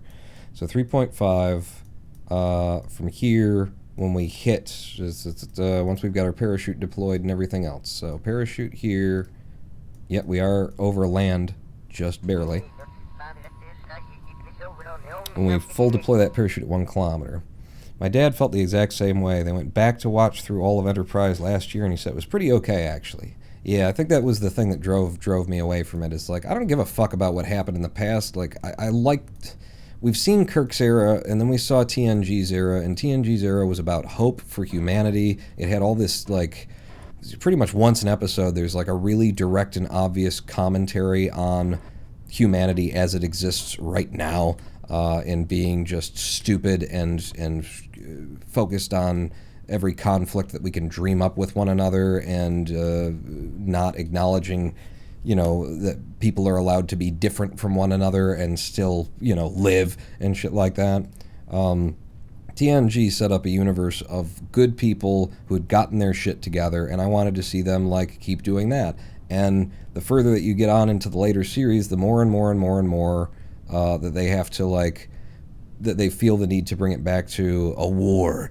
And something, bad that's going on, and it's less about people making good decisions that are hard to make in the right scenario, and being a model of example for what humanity could be, and it's more a throwback to what, to just what we think of ourselves as we are now. So at 3.5, and I start turning over at 1 kilometer, a little bit up of it, we managed to turn this craft over at 500 meters. We only needed 500 meters of clearance in order to get ourselves down on that go. So, yeah, we want to have less than 4 units of monoprop left in this thing for the correct, like, weight balancing when we get her down.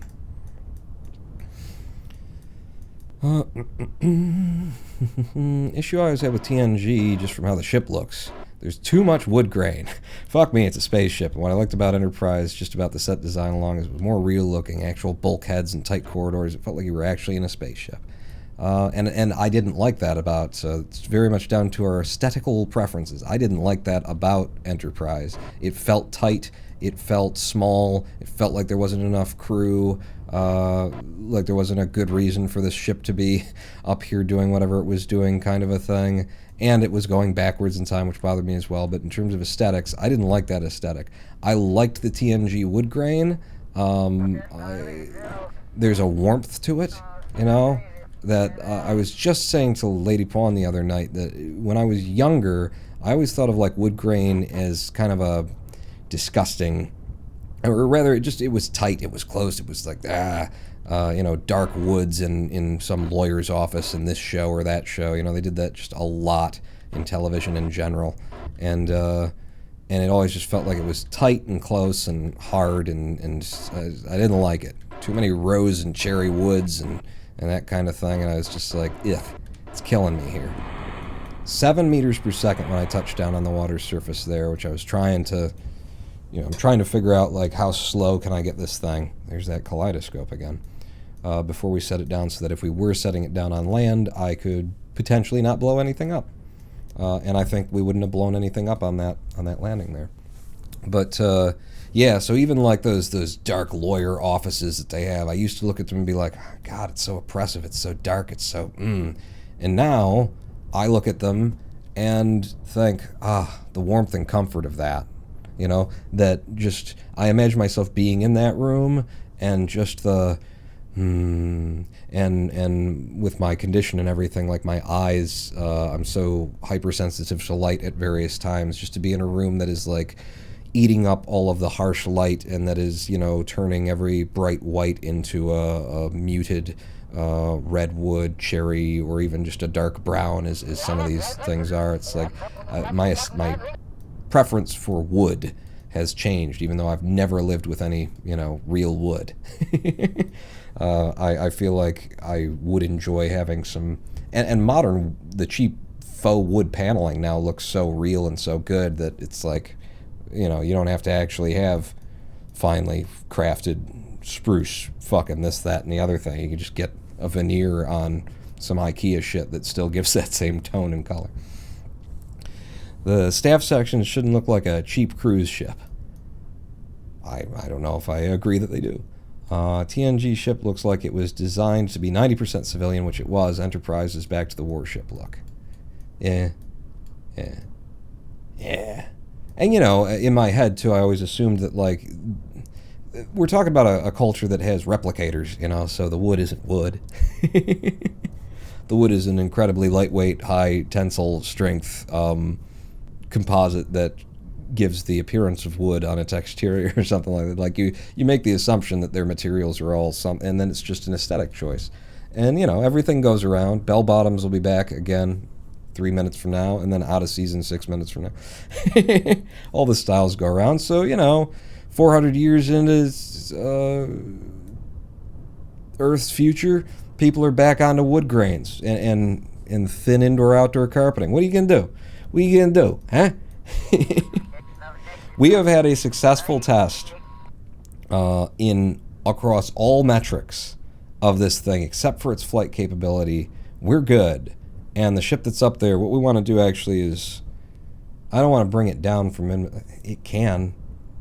I don't think I want to be bothered, though. What are we going to do?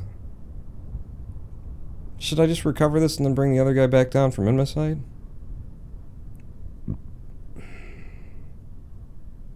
Fuck it. Yeah. We're done with our testing. We are done with our testing, baby. This is why I'm not a Trekkie, because you people hold TNG so effing high that it's hard to have any opinion otherwise. I think you are a Trekkie because you're getting angry that I like TNG. All I've said is that I prefer, I don't have a problem with its aesthetic. I don't think that it looks cheap or tawdry or anything like that. I like it. It's comfortable. It's warm. I like it. I think the fact that you're angry about that and like, this is why I can't get into this shit is because you people, I think that proves that you're a Trekkie. It's exactly what a Trekkie does. It's like, that's why I can't hang around with you fucking people, because you think Janeway was this, and I'm gonna... Tuvok. I almost said Tupac.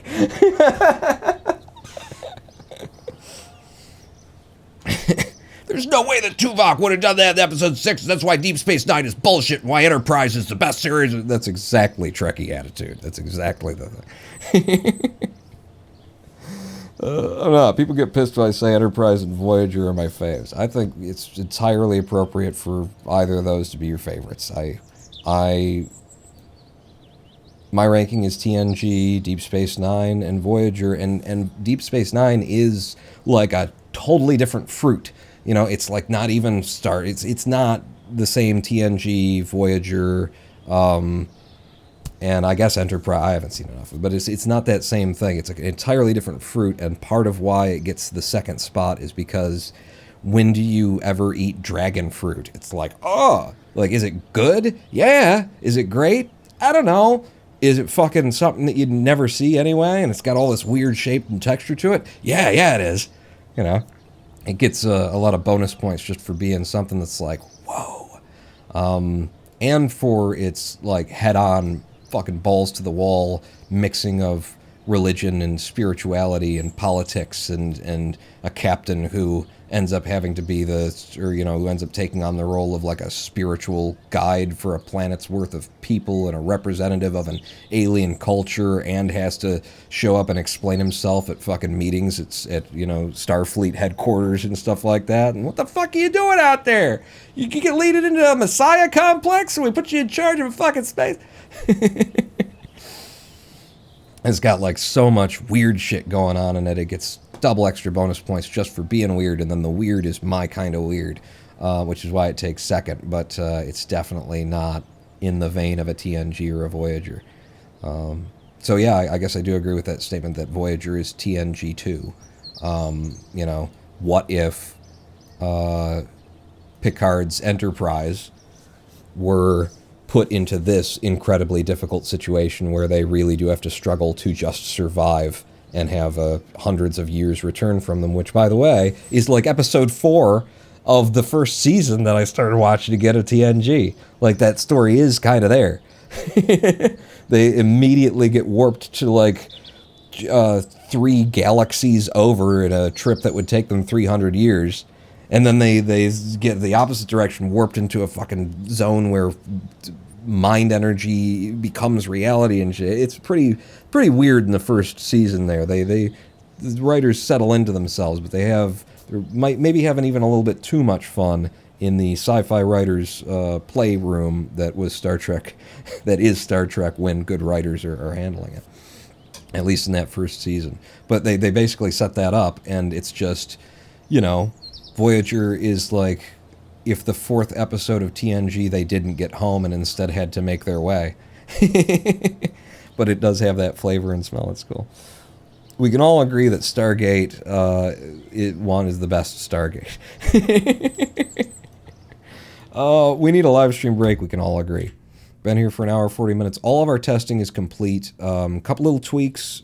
Just going to, couple little tweaks. Yeah, going to change some configurations on some monoprop thrusters and reduce the amount of monoprop that we carry up in these balls, in my balls, because it is excessive. And that's it. That's done. And then we're going to try and figure out what is the packaging system for this, because all this work was to go along with my concept for a Kerbal space station, an orbital platform that is it's a space station second. First, it's an orbital platform that has these return pods on it that can send science down physically so that we're not losing science value to transmission, and that does a little bit of refueling kind of thing. But so with that in mind, we need to now take what we've got in the Kerbal Lawn Jarts and create some kind of shoe tree of them to see how many we can pack onto in the smallest space, a nice little chunk that when we've used all of them up that we could send up, we can then just deorbit that chunk and put a new one in place and reload it like, a quick loader on a 6-shooter kind of a thing, just docking port one up. So that's where we're going with this next. Stick with me across the next 7 minutes. There's another thing. We got to stick with me across the next 7 minutes of this live stream break. Probably 8 because I got to pee and some other thing. We've been here hour 45. We should have had the first live stream break a minute ago. But 7 minutes from now, we shall return. Don't go anywhere. Pawn not out.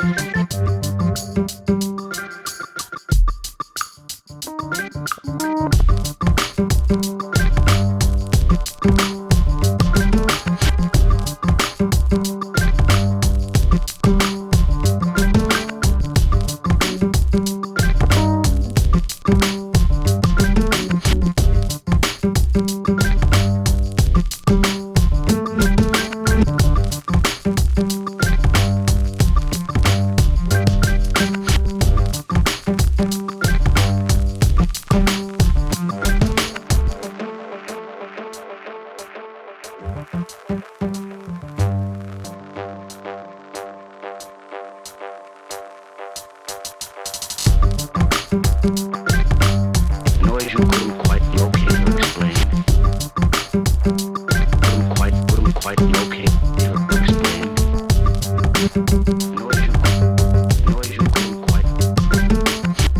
you couldn't quite locate.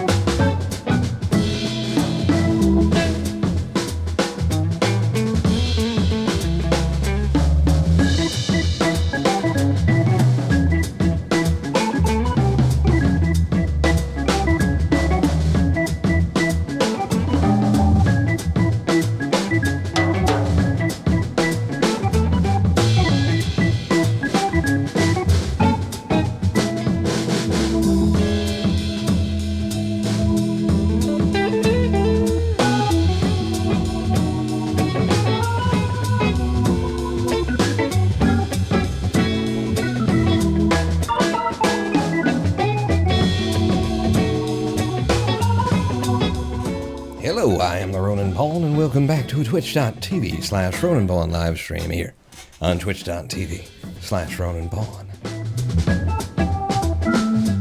Yeah, no. We're kerbling, as we're always doing. So during the live stream break, we've been talking about, Star Trek and those things, TNG, DS9, Voyager, Enterprise, that sort of a thing. I invoked for a moment, briefly, I mentioned, I prefer Quantum Leap over, because it's the dude from Quantum Leap who's this captain on Enterprise kind of thing. And Lady Pawn is listening, and she informed me during the live stream break that they have greenlit a pilot for Quantum Leap.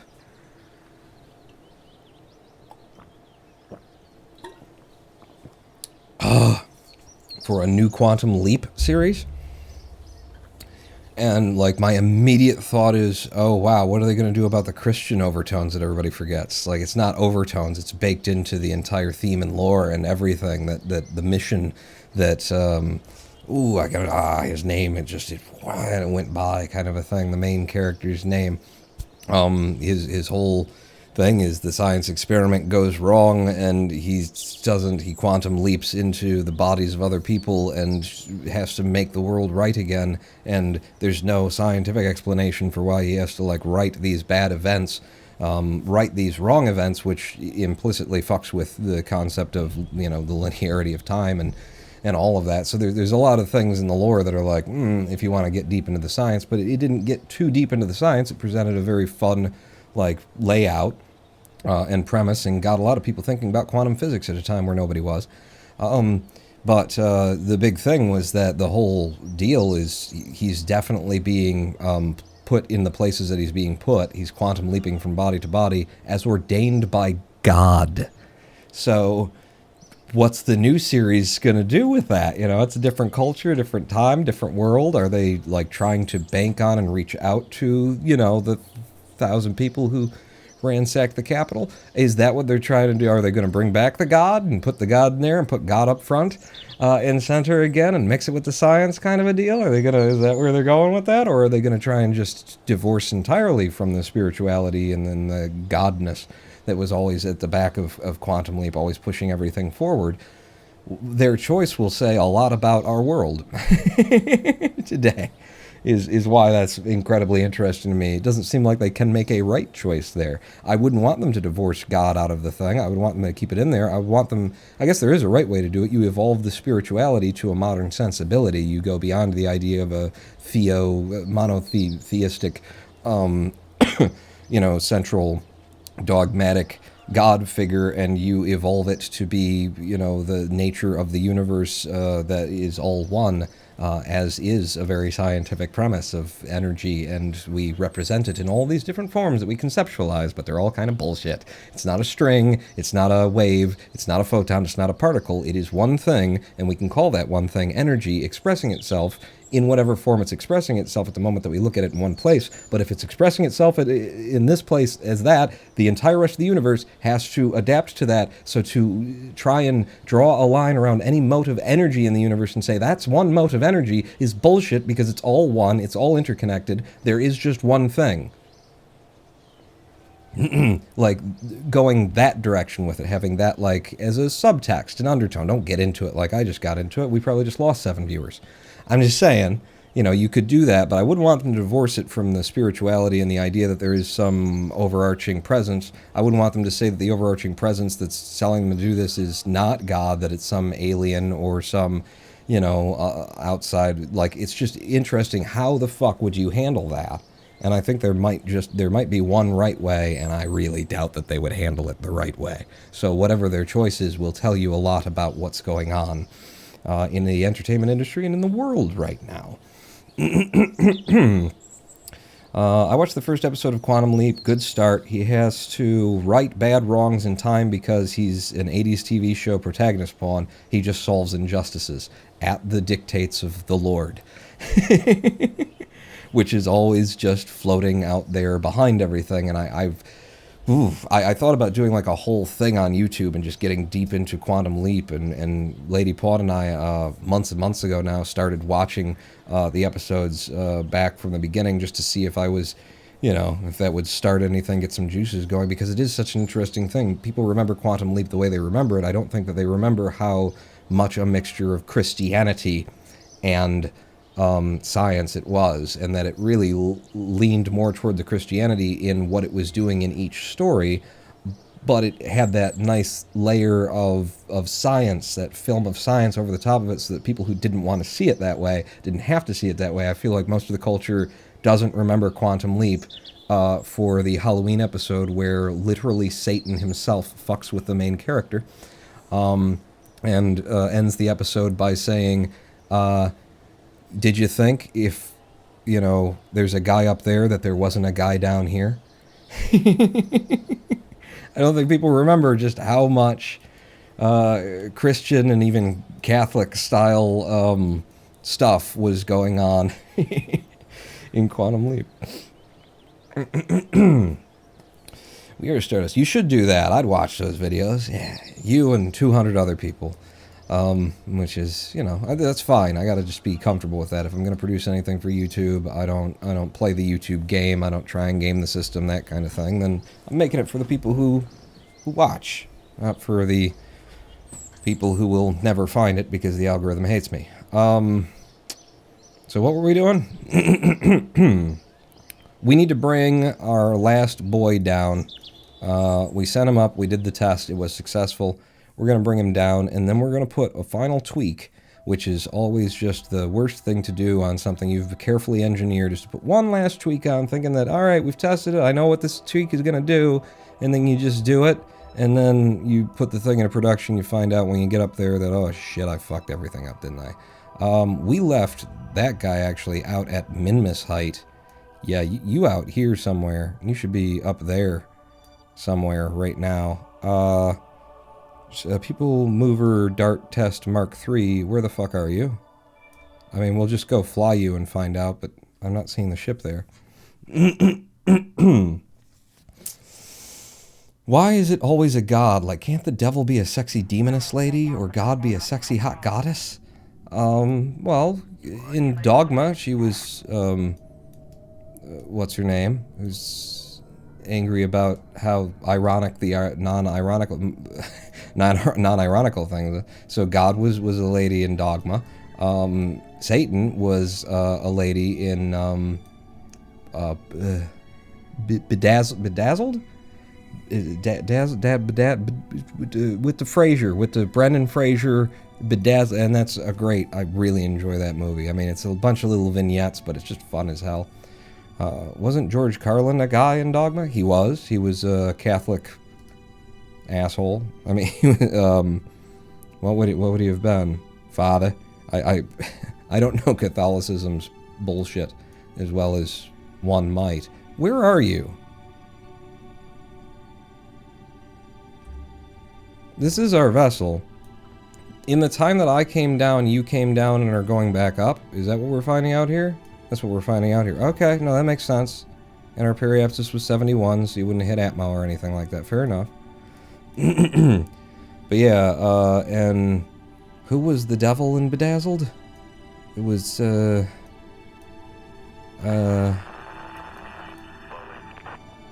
was it, the Weird Science woman?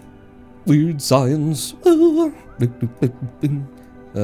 Plastic tubes and pots and pans. Something, something in my hand. Here's a hot lady. Weird Science. Or they're both just the same person, but the devil is God's dominatrix. I mean, they are both, everything is one, so they are both the same person. If you're going to conceptualize good and evil, right and wrong, creation, destruction, you know, it's just a conceptualization, so they definitely have to be the same person, because if God made everything, even in you know, that monotheistic lore, if God created everything, the artist cannot put anything on the page that does not exist in the artist. So all things come from God, including cancer, rape, and child pornography. I don't know. Like, all of that is, it's all... It's all in the nature of whatever is. Yeah, oh, you've gone far too far. It's all in the nature of whatever is at the center of everything. Everything that you see is natural. The space station in orbit around our planet, our Earth planet, not this one, our actual planet right now, is completely natural. It occurs in nature. It's what happens when a planet peoples like this, and then those peoples refine. It's entirely it's as natural as an apple growing on a tree that there's a space station and that our equator is littered with fucking satellites and space debris. It's all natural. There's nothing that isn't natural. If it was unnatural, it wouldn't be here. Ha ha ha ha! Because there's nothing outside of what is, because all is. And you put one on the end of that sentence, but you know, it's extra words that you didn't need. So from this height, we're ready to return. I think I'm gonna have 5, and I'm gonna go ahead and get on my. I'm gonna as we flip over to our retrograde, I'm gonna throw it off when we're on our normal here. Yep. I remembered at the last second that I'd have to hit it twice. So that should not affect the height that we've set up for either vessel significantly. I'll just check it down here. -21. It has significantly affected our height. Well, what are you going to do? This thing is over-spec'd for such a return. That's going to take forever. Let me just click the button down here. Nope. Nope. Can I have the little ball? Thank you. Warp me there. Kerbal is very cold. Nah, he's just a bit sad. No, he's actually doing a 3-hour show in Vegas this weekend. Beating on pots and pans and plastic tubes and pots and pans. Oh, weird science. I really do love that song in particular. Like, the show is the show, the movie is the movie.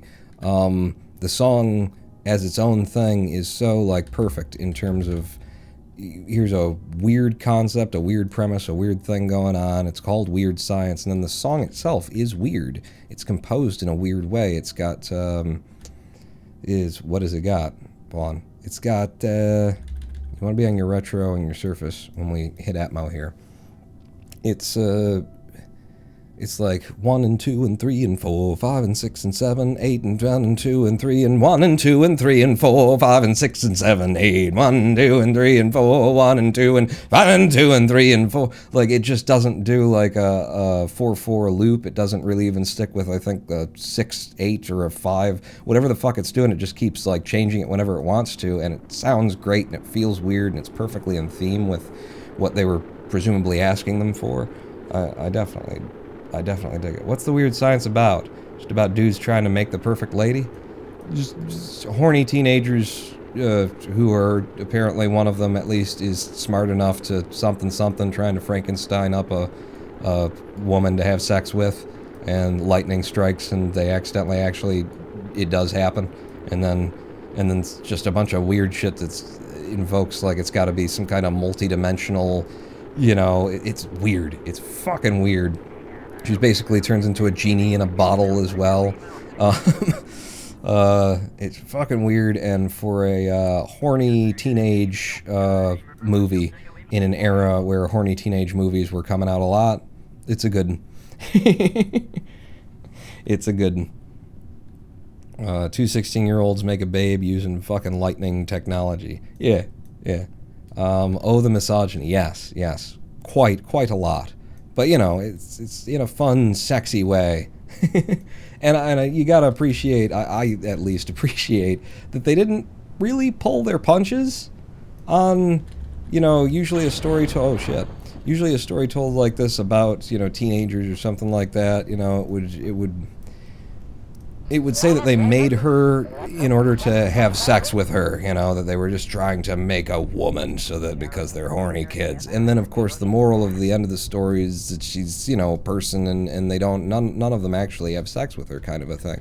No, they definitely have sex with her. I mean, it doesn't show or anything like that, but it really harshly implies that at least one of them does get it on with her, if not both of them, and then that helps him in his relationship with an actual girl that's actually his age or something like that. I don't... It's a fucked up, weird, misogynistic 80s movie that you gotta appreciate where it stands, and I appreciate it where it stands, and I appreciate that they didn't pussyfoot around the things that would make the movie work. They just did it. From my heart and from my hand, why don't people understand my intentions? Weird. Plastic tubes and pots and pans, bits and pieces, and the magic from the hand were mackin'. Weird science. Things I've never seen before behind bolted doors. Well, now I gotta do it. From my heart and from my hand, why don't people understand my intentions? My intention is real. It's my creation. It's my creation. It's such a fucking awesomely arrhythmic song. There was also a TV series. Oh God, there wasn't there? Thank you, Jermation, for the 100 bits. By the way, yeah, there was. I completely forgot about that. And I think we all can and not lose anything. But yeah, what a mixture of fucking concepts too there, you know. It starts out with like this Frankensteining theme, but horny kids doing it to, you know, and with the sex and the obsession kind of thing. And then once they've made her, she's like this fucking Samantha from Bewitched, you know, just like Genie in a bottle. I mean, more I Dream of Genie, but like they could just kind of, she could just kind of magic up whatever needs to happen at any given time, and then the just weird shit generally starts happening that maybe she didn't do, but just because it's around. There's a lot of weird shit going on in that movie. They don't feel the need to explain any of it, which actually makes it kind of work, because you have to fill in all of these gaps yourself and imagine some scenario where this all comes together. You can either just discount it and dismiss it and say, it's a fun, you know, little movie, and that's fine. That's a good place to take it. But if you actually, you know, kind of dig the idea of theorizing about it, there's so much room to theorize about it. Talent and imagination, not what teachers said to do, making dreams come true, living tissue, warm flat. I don't remember the meter of this. Who could? Oh, it's by Oingo Boingo, is it? Who could remember the meter? They intentionally made the meter so that you can't remember it. TLDR, these kids just need to rub one out. That's right. But, whoa. Wow. Look at that blood red setting moon, or rising moon, but look at that. Are we in like a fucking eclipse moment? I've never seen that. That's brilliant. That's beautiful. Duna is a bit close. Yeah, that's awesome. Okay, so now we've done the things. We've brought the people back home, except for Val. She's staying up for some reason. We've got our final design tested to Minmus heights. It works. It returns. Nothing explodes. Completely good, except for that it's a bit difficult to fly if you come home with all that weight in your tip. All of the monoprop that we've gotten here that doesn't need to be there. But during the live stream break, I came up with a thought that could make this the worst thing I've ever done after like 3 or 4 live streams tinkering with this craft and refining it, is that, yes, obviously, we've got our weight that we can simply decrease by reducing the amount of delta V in this ball, and in previous designs we've seen that that works. That having less of it means that we come down better in Atmo. I think 5.2 is about as much as we would ever expect to need at low Kerbal orbit. Yeah, low Kerbal orbit. We'd need a fair whack of that to decelerate, and we use it up, but then we'd probably still have like 2 monoprop remaining, or around there for flying it when we got low, and it sips it once we're flying, so that would be no problem. But the other thought, and this is the dangerous one, is that in all of our tests, including from Minmus, we returned our ablator here, our heat shield, rather, used less than 1 full unit of its ablating potential, which means that we don't need 5 on there. I don't know if the game will allow me to set it to something that's not an increment of 5, but we could go to 1.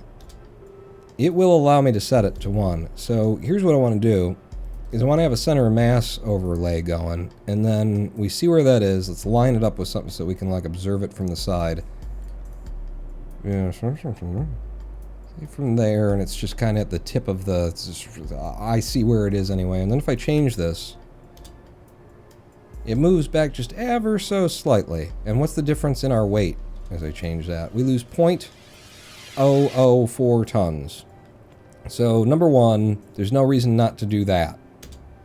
Because even for min-miss height, we didn't go through 1 whole unit of ablaters. So that reduces our weight and pushes it back, pulls it back toward this direction a bit. Then we can reduce our monoprop. Let's get rid of you. A little bit less, I suppose. How much do you take off when I do that? You lose also like about 0.004? 0.003 tons. So doing that was more than 1 tick. Just reducing our ablator down to the 1 that is all that we need on it. And then I can have more monoprop on here that leaves us with all that good delta V for the idea, like, this thing built as it is, we had 200 meters per second. If we had one of these at a min-miss base, orbiting around min-miss, we got one of these sons of bitches. We could de-orbit min-miss with the 200 and something meters per second in delta V that we'd have, come back to Kerbal and land here just riding this guy down. So if I go down to 6... like, we saw when we were at full weight, once we got it down to, like, 3.8, half, we were good to fly it, like, very good to fly it. We were able to turn the thing over in just 500 meters worth of descent, which means if we were a little bit higher, it'd be a little bit harder, but we could, you know, manage it. And that's 3.8 after we've spent whatever we need to spend to get home. So to balance this out so that we end up with, like, 3.8 from LKO... presuming we use maybe 2 monoprop in order to make that happen, I get a 5.2 on here at a mass of 0.252, and I'm not sure exactly how much DV that would give us, but that seems very reasonable in terms of having more than enough mono. Yeah, more than enough mono for any use that we would have. Well, not any use, because I don't think we'd be able to... It depends on where we are in orbit of the moon, but breaking the moon's SOI and getting home would be rather difficult. But a min-miss return should probably still be capable, even with this under its own power, decelerating from min-miss height in orbit in LMO, low min-miss orbit. So yeah, and I think that's it. That is... No. And then, we were also going to enable these guys to have pitch control so that they can contribute to jerking us over when we're coming straight down at the planet. I think those two are still in asymmetry, but I will grab you. Yeah, you're in asymmetry. So that is it. That is the Kerbal Lawn Jart, and since we did make a little change here, we'll call it the Mark 10.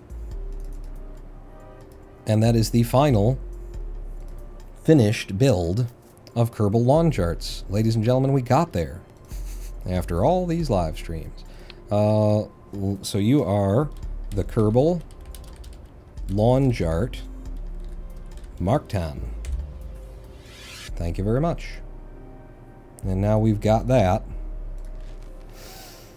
to send up to space. And that's where we're going with this now, is we want to create a platform that we would be pushing, you know, a piece that would attach to an orbital platform.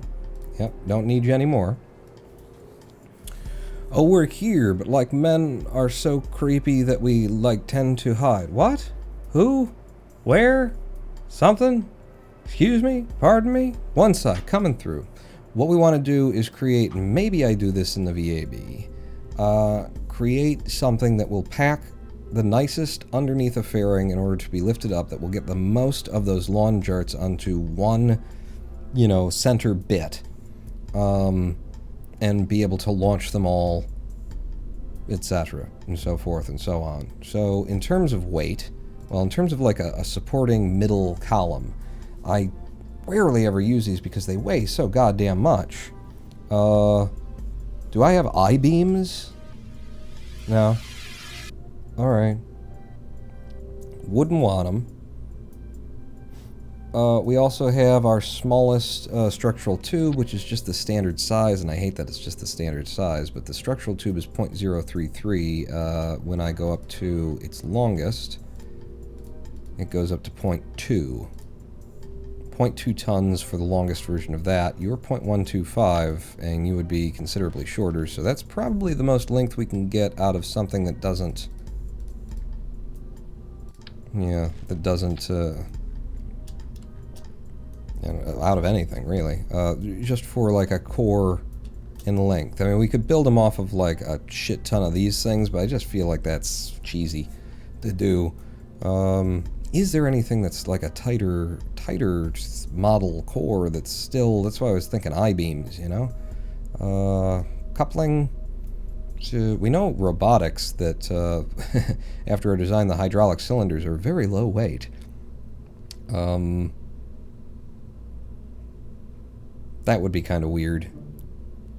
Although it might, it'd be kind of weird. And the structure and the solidness and rigidity and stuff, you know, you gotta play with your own rules, but my rules say, nah, you can't do that, can you?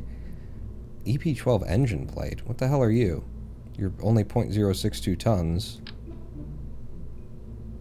Okay.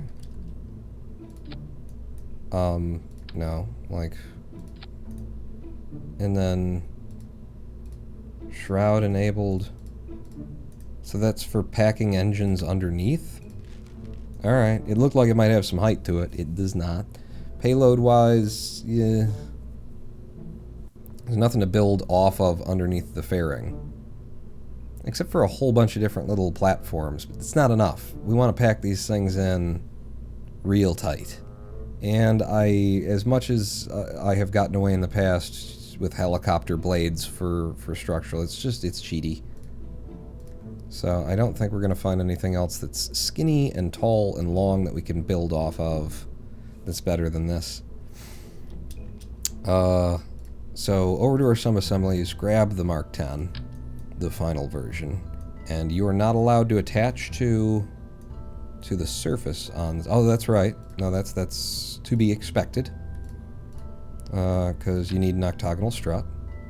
That's how we had designed this to do. So let's go up to like 6 and see... Yeah, there we go. See what kind of space we occupy there. Let's fucking go up to 8. I just want to, you know, I'm getting an idea. Yeah, 8's going to be too much. They'll start to overlap kind of a deal. But imagine, friends, were we to do something like that, and then grab you, and then collapse as much as we can collapse. If we alternate them back and forth, how are you going to restock them once they're all used up? That's the thing that I've said many times while you are here.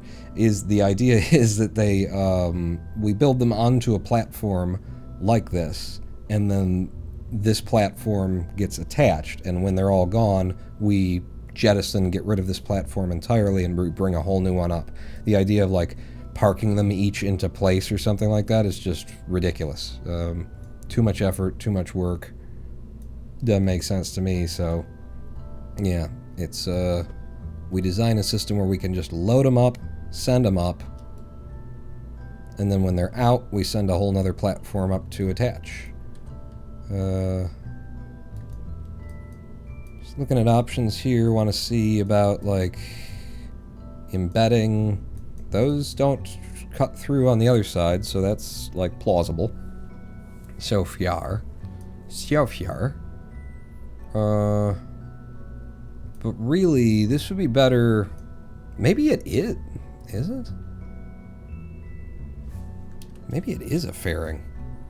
I really didn't think so, but maybe it is. Payload. Give me like a giant, the biggest fairing that I've got in this program so far. And then interstage nodes. And then the idea for that would look like what? Hold on. I've got one in the middle. This is just to see. Yeah, I can't attach off of those. Okay. So maybe it's not exactly that, but I'm looking at this and saying this is a better construction if they're out and then down, you know? If instead of like that, we gave them distanced space, like one of these things. And they'd probably need to stand off a little bit more, so let's just do this to see, just to get an idea.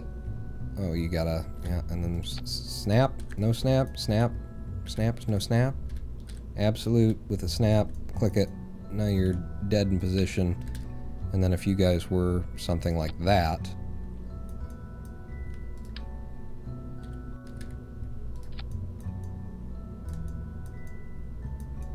yeah, a little bit embedding still, kind of a deal. But that seems to be like it's going to be the best style of construction that we can have, and that means that we don't necessarily need all of this space. Although, you know, if we do get throw you away, if we did go off of this, then I could pack them up like that or something. I think we'd want them each to have a little bit of an angle or something. Well, if you take the bottom ones off first and they're gone, you've still got these things, these bits that are in your way. Because we know that they jettison out with great force. So I wouldn't want it just jettisoning out, getting its tail stuck in there, and then flipping out. If we can avoid that, if it can fire off with a bit of an angle, like all of my rockets off into the sun, is where you would want to fire that off. If I just gave you guys like that, just that 1 degree of angle, it gets rid of the problem with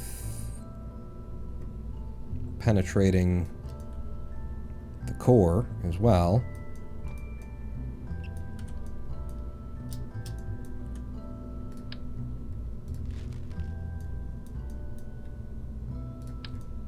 And then, okay. If we did the same here, why do I have 12 now? Game. Oh god, we've glitched it. I'll just step up through them again, and then with snapping,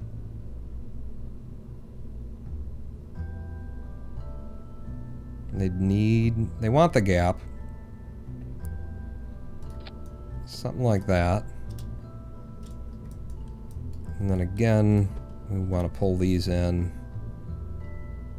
to a structurally sound point that isn't penetrating in the middle, which is quite difficult to see now. No, you're doing that in the wrong direction. And now I don't have a hold on something that's helpful. It's on the green. No penetration, but solid connection. You guys look similarly up there? Yeah. So that gets us 12 of these things on a, you know, Christmas tree thing. I don't know if this is necessarily the final design, but I think this is pretty close to what we're going to be aiming for. And then, I'd need a little bit more space down here, wouldn't I? You'd need a little bit more space down there is what you'd need. Oh, okay. If you were somehow allowed to come out and go down, there you go. That's the kind of, you know, concept for shipping that thing up to space. Get it under a nice big fairing like that, and then you could take it up.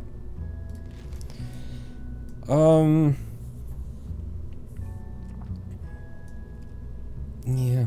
Again, I would just really love it if we could have a smaller middle platform. I mean, these are in the perfect place to just barely be scraping each other's paint jobs kind of a thing. I'm happy with it and all. but it just seems heavier than it really ought to need to be. And then there's also the question about, like, why would you do that? Why would you just... Because you're in a snapping mode and you didn't realize it. Give me you again. No snap. Also the question of how closely they could be packed together, how much room you'd want to leave them.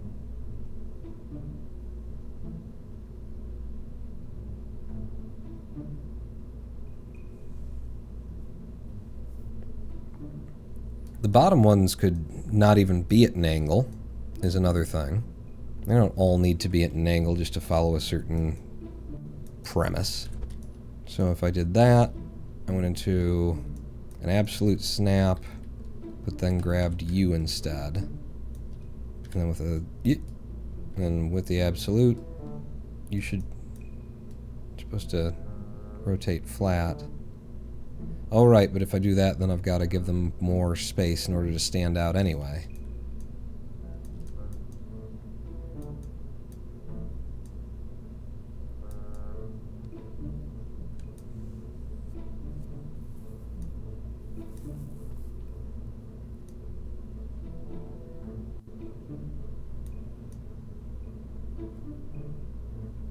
I'm having ideas. They're overcomplicating kind of ideas. You know, my kind of ideas is what I'm saying there. Let's start with this one. This is one of the simpler ideas that came to me, but, yep, there you go. Just 12 of those. That's what I wanted. Thank you. Back up to 6.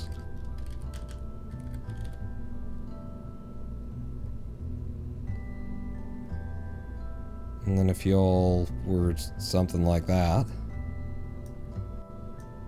Oh, I fucking love that. Oh, I fucking love that. Look at that. Huh? It's just a monster. What the fuck have you got there, Pawn? Oh, don't worry about it, friends. Oh, I fucking love that. And it's all got clearance. It's all got clearance to be exactly the way that it needs to be. Nothing's actually touching anything else. And so now the idea that was in my head was put them all on hinges and then they fold, they deploy out. Kind of a thing. So you pack them up like this, and then you deploy them out, and then they can go off.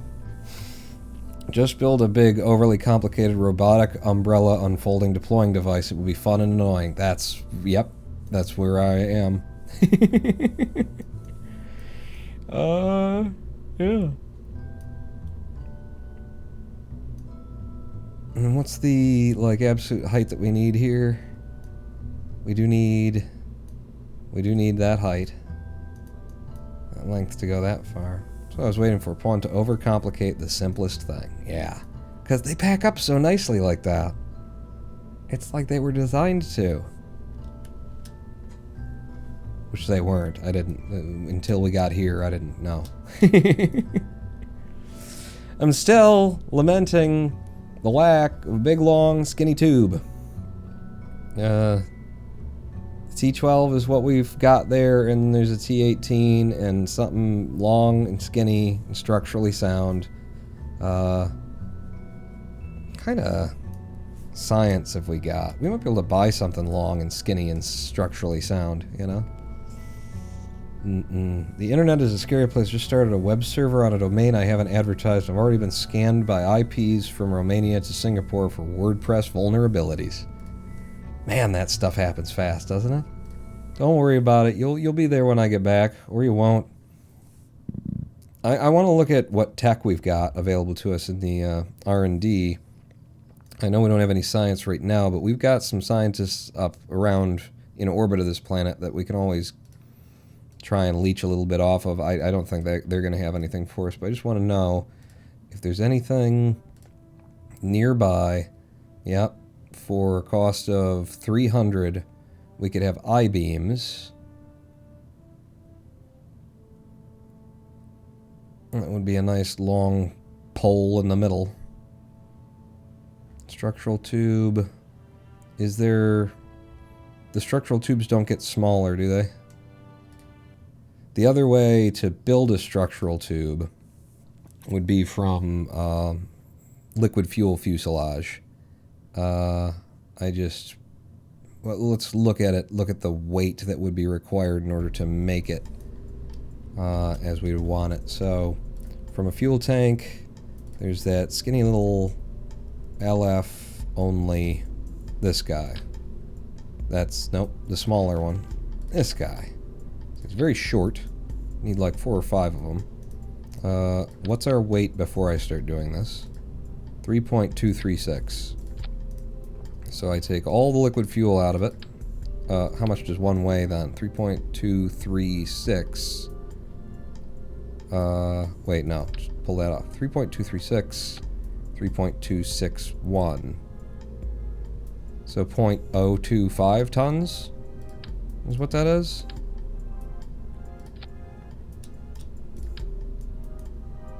Four of them for 0.1 ton. Is that what we're saying? I have too many parts. Wow. Okay. That's fine. That's fine. That's cool. That's fine. It's fine. It's cool. We have to upgrade the VAB. 3.336, 3.236, 0.1 tons for that. Okay. And then, like, just yank all this stuff off, because you're going to do a slightly different deal from it anyway. Set you guys aside. I'll need you back. But get rid of you.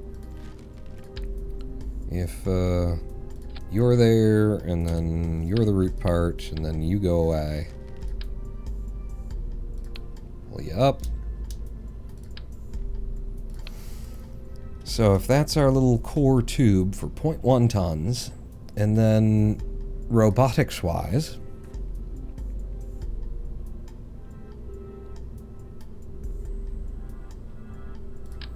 the alligator hinges, you're going to add up to at 0.014 tons, and there's 12 of them?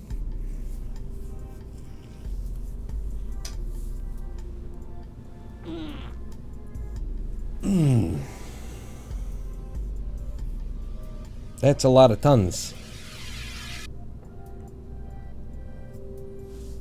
Alternately would, you know, be using the smaller, weaker hinge. And these things are so light, yeah, we can't, I mean, it looks like it's a lot, but it only looks like it's a lot. So, yeah, use the smaller, lighter hinge, but that does mean we need to stand this off. We need to have little, like, platforms that step away from it. We know that we're going to need docking ports for it to attach. Hey, Pawn, have you killed Bill yet? In the creative mode, I think he's respawning currently. In this one, no. Doubt we can build anything off. We can build directly off of that. Because that gets us, like, some extra standoff width that we were going to need in the first place. But, you know, you'd want to, on this, do like that. And that. So what can I use to stand these off? And it's low weight.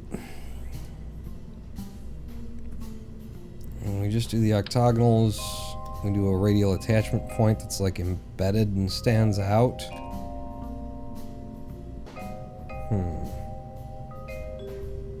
0.04 and then 0.01.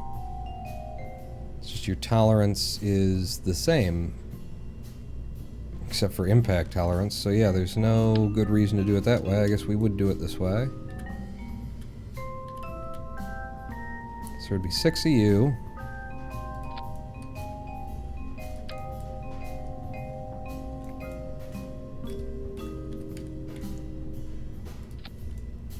That on there. And then they have a little bit of an angle. And then they fold up and out to do their medutal methangle? Their methangle medutal.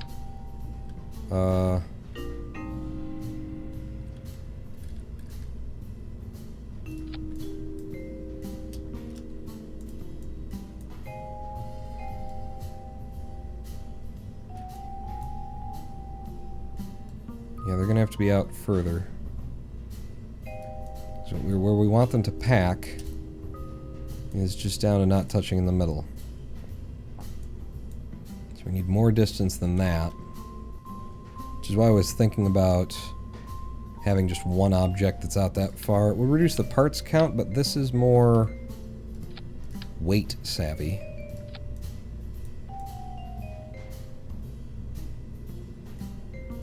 You still not far enough out? How did we had them with the, and then there was that, and then they lined up really, really nicely, and they didn't, like, impede one another. I guess because we were so far out. We were so far out. Give me one more, just to confirm that. I don't know if I'm going to go this route now that I see what it would entail.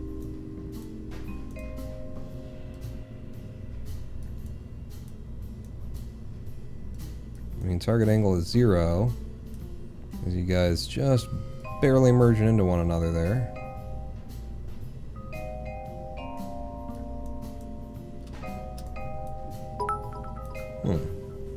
Looks like you were going to assassinate some government leader with that ship.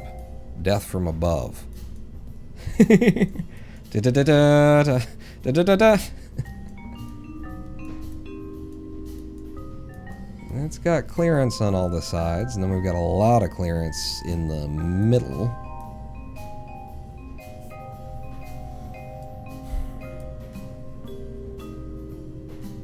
Weight-wise, though, on the old Weight Watchers, 0.025 versus 0.01, 0.025, so 0.015 tons is the weight of a radial decoupler, because now I'm looking at these and saying they could probably be put on radially and then thrown off, and then we wouldn't get the exploding issue. I really like the look of this, though. Who doesn't really like the look of this?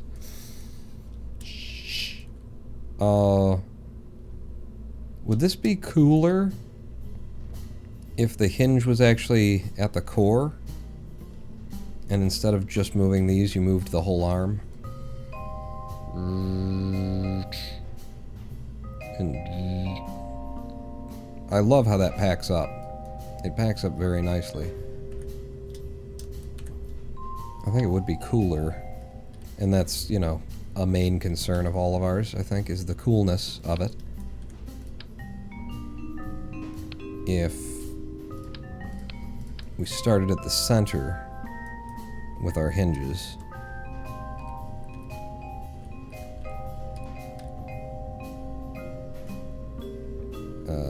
That's the best that the hinges are ever gonna hinge-wise, in a hingical manner?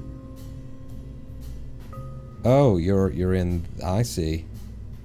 So could I have you thrown away and get me new ones? Yeah, there you go. Yeah, little shit. That doesn't matter. Okay. And then that goes in there, and then you off to side.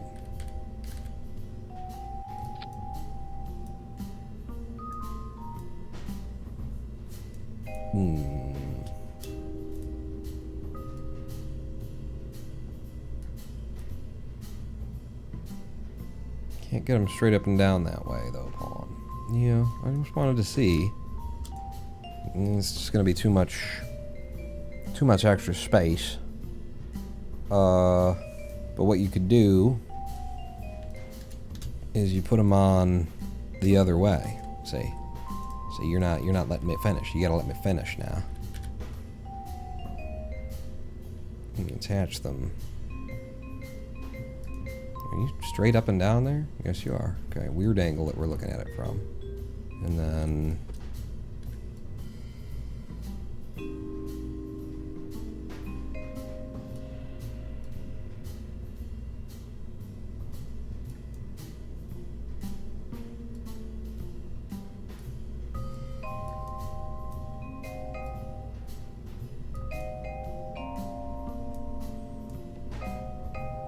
And now, there's actually excess space, which means I can grab you off of there, set you aside, pull you off, and see if this would fit. Ah, would it fit perfectly? No, because these touch. They overlap. Fuck!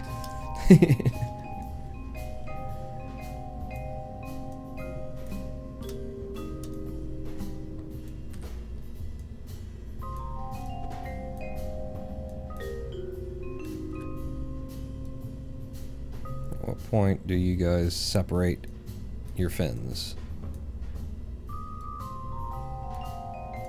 Right there. Gives you clearance. It's almost.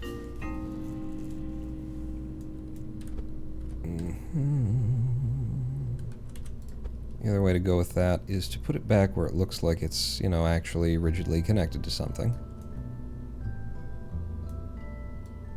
It even lifts you up a little bit. Yeah. And then on the hinge, put the slightest little angle.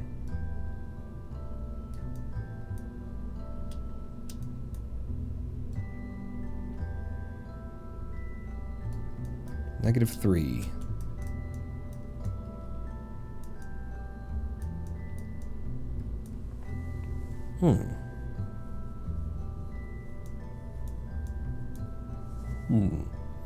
Make the whole arm out of hinges so you can aim them. Hinge to hinge to hinge to hinge. I'm still concerned about weight. 0.02 tons versus these that are 0.0001 or 0.0005. 0.001. Yeah, so there's a good reason to not. But this definitely puts us in like a sort of different direction of, okay, hang on. Yeah, you're doing that thing again. Go back around to 6. Different direction of what I was looking at when they were offset in the other way, because they had this beautiful little thing, whatever it was happening. They overlapped each other kind of perfectly. You.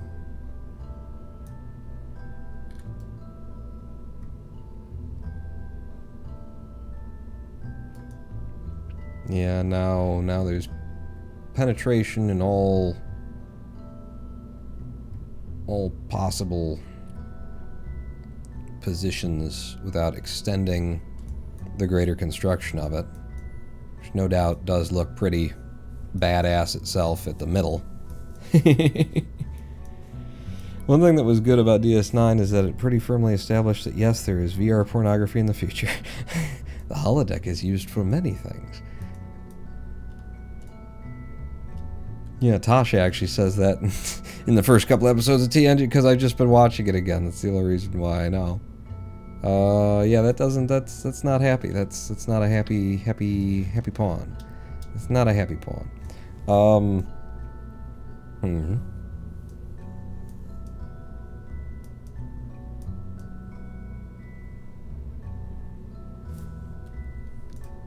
And then when you like deploy them in space, you have them come up to something like that, like you could.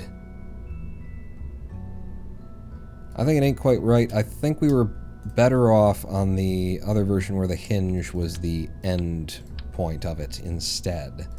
So get rid of that hinge and let's go back to the previous style of design, which starts me with 6 of these guys, half a dozen of the other. I mean, 6 of one, half dozen of the other. With a snap on that angle, pull you back off from here. Give me another one of these. Snap you on, snap you on.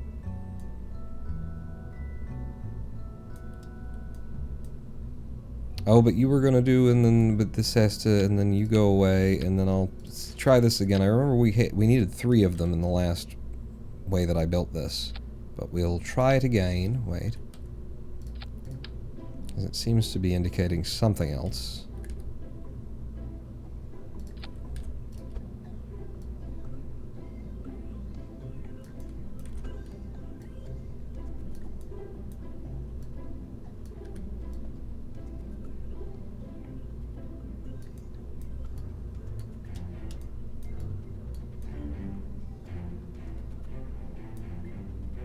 Looking at some angles here to make sure that I get this where, you know, I personally believe it to be kind of believable. Okay. And then again, we got that same issue of those merging into one another. If they were If they were the other way round, much as I like the seats facing outward, then we have more room for those fins to not collide with one another.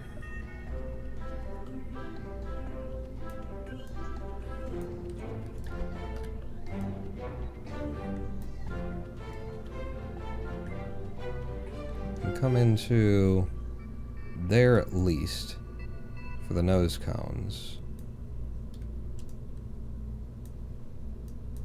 But if I leave them out where I had them before, more or less, when I give these a bit of an angle, and we're just looking for the space in order to angle these in,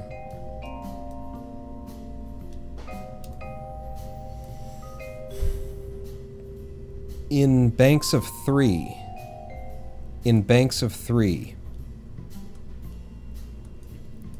that's how we do it. And then they could be offset, yeah, so that these can be even tighter together. We can pack more of them in a smaller space. That's how we do it. So you to there, down to 3 of you at the tippy top, right? And then actually, it seems plausible. Well, let's just work on what you're working on right now. Then the 3 of these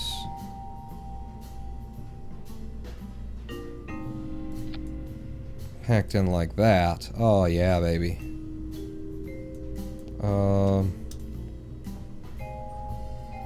And it seems plausible that I could actually reduce to just one. Yeah, let's pull this off to just one of these extension pieces. So if I just take you off entirely, get rid of you, come back in with this guy. Yeah, you always you like to just switch angle arbitrarily and randomly on me. That's cool, Kerbal. What the fuck? What the fucking direction that you, there we go, found it. So 3 of you, right at the tip, just past the caution tape. And yeah, now we've got room for those to be even tighter to the ship. I'm gonna put the tightest angle that I can put on for packing them. That's got just enough, maybe I say a -9. Yeah, leave a little bit of floating room there, and I might consume some of that floating room. If I put you back to, let's say, your target angle max is -9, or min is -9, and then your max can be whatever, but for right now I need you to be back to 0.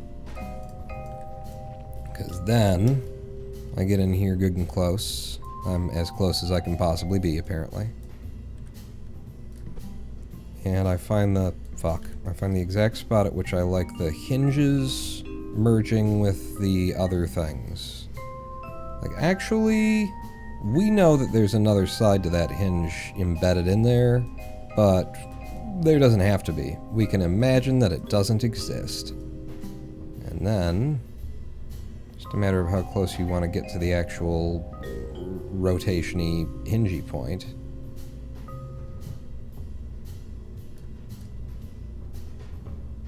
And do I hate that? Maybe.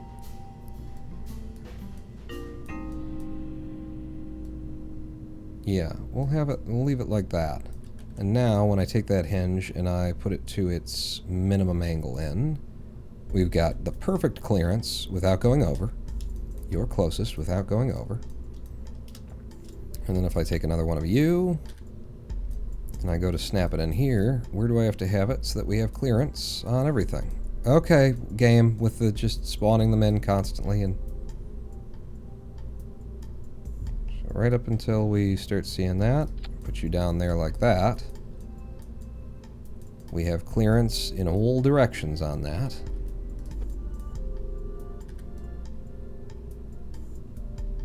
And I won't make them so tight as to be silly.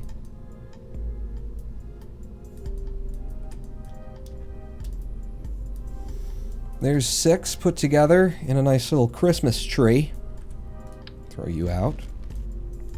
And then, can we do them, you know, in the opposite direction too? If I pull you off and I give us one more extension on that side, can I then take you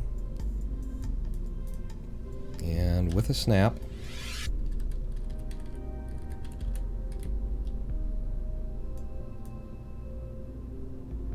you just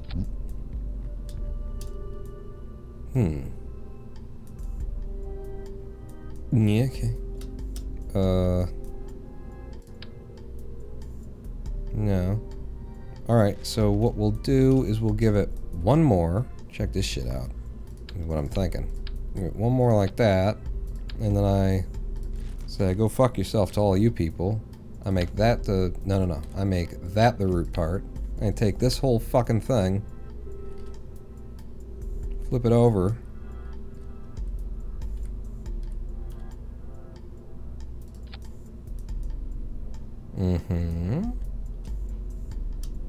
the only issue being that there's an excessive gap there, but that does get us 12 of them. And is there any part that is in the same scale as you, an RCS one that is half the size? So I need you on here just so that you could become the root part. Then I grab you off, then I throw that away, then I put you on here, and I put you on here. Oh, fuck me. Oh, baby. Monoprop empty. Wouldn't have to be, but, you know, could be. And that is 12 of those things packed up like a package that's been packed up. Now, the slight issue is that when I actually deploy one of them, would they, in theory, rip each other's things off there? So, target angle, grab. There is enough clearance to open them. It's perfect. It's perfectly perfect. It's as tight as you can make it. Tight as you can have it, he says, and then he makes one final adjustment to the whole thing. Because it's a little... if it were just slightly ever so... Nope. Fuck. It's all ruined now. Throw it away. Back to the drawing boards. If you're just up by, like, that little half tick more, and you're just up by that little half tick more. Alright. And then again, throwing you away, and then grabbing this, flipping you upside down, putting you on. That's that just slight extra bit of clearance that now leaves space between the thruster block things themselves, so they don't look like they're just touching like they did before. But there you go. That is a 3.5 ton 12 return capsule platform that can just be attached to a space station. And then when it's time to, you know, do a thing, then they can be deployed thusly. Yeah. Yeah? Yeah. Excellent. Oh! You know what just occurred to me, actually, is electrically speaking, we could do that center bit with 2 batteries, and then we wouldn't just be wasting space, because we're going to need battery storage on there anyway, and that would be battery storage that is dedicated to this unit. So it's like making sure that the thing would be functional of its own volition. So 2 of those, are you equal to the size of one of these? Fuck me. You've got to become the root part there, I guess, and I rip you off, and then you go there, and you know me with like my batteries and their positions. I like to have the panels facing in a cardinal direction kind of a thing, and then you go back on, and still precisely perfect, but now we've actually given it, you know, what it would need. It needs power in order to be able to move those things, and now that power is implicit in the design and construction of the piece itself. You will need to add your own probe and everything, but, you know, there you go. There you go. That's it. And that's it, people. So this is the, it's the what, I think we're on vessel 23? 23. This is our Lawn Jart, you know, pack. It's a Lawn Jart quick loader Mark 1. Because in my head I keep for some reason like associating it with that idea of, you know, like a revolver, and then and you got the cylinder and it's open and the 6 of them, and then like you got like the quick loader with the bullets that are already loaded into it. You just gotta like align it, press it down, squeeze, and then pull it out, and it releases the bullets, kind of thing. So that's what I'm thinking of for this, is that the idea is we take one of these up, we attach it to a space station, we attach it to an orbital platform, and then when we're out, we don't try and like park and position a bunch of these. We just send another $20,000 3.4 ton quick loader up, and chung chung. Cartridge, says a cute shark. Yeah. Quick loader, then it's a revolver cartridge thing. It's a quick loader. It's not really a cartridge, it's a holder that put the bullets in there, and then in an emergency you could, like, anybody who has a quick loader, what the fuck, man? Like, what do you expect you're going to be getting into here? 262 part count on that. That is more than we are allowed to do in the VAB. And that's 262 parts that are going to be on a space station. It's going to have a lot more parts, you would assume. One would assume. So, you know, physics will be, yeah. That's why it was so important that we minimize the number of parts on it and everything. And as I've said, we could still get rid of that battery. That's the thing. We could still eliminate that battery entirely. That would reduce our parts count significantly. If I pulled this one off, and then I pulled these off, it's significantly reducing parts count. It's gonna be, it's 12 is the number, Pawn. We get down to 250. Because the battery would be, it's only necessary for deployment, and on this, like, construction, we're good without the deployment. We don't need it, you know? We did all of that work in order to make sure that the battery doesn't overheat for Minmus, and then if I just throw the battery off, though, you know, that's a thing. And that's why I won't do it, because even though it makes perfect sense and we could do it that way, it's convenient. It's nice to be able to mess with your tail after you undock. So if I just Control Z back to when we had the friggin' batteries on there. Wake up, Kerbal.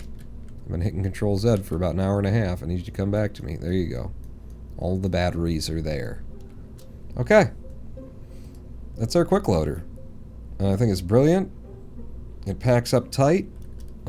Just out of curiosity, if I stick a biggest fairing that I happen to have right now underneath it, it's not even that, yeah, it's not even much of a stretch on the fairings, you know? Oh, that's beautiful. Like, sometimes you put something under a fairing and it's like, definitely the game expects me to, you know, I should have the bigger fairings by now if I'm going to be sending something up like that. Not for this one. It's just, boom. I mean, if it was its own payload, which it isn't, it would be in line. But that's a very reasonable fairing to pack under that, too. Pack all that up in. 4.5 tons with the fairing. Without it, 3.5 tons. So a ton for that fairing. Kraken's gonna love this. You think so?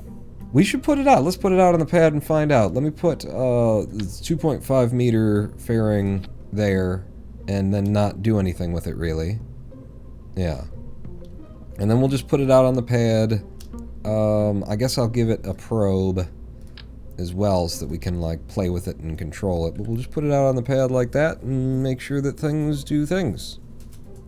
Launch? I can't. You're not able to launch that. Well, son of a bitch, because of the part count. Right. Don't save, I guess.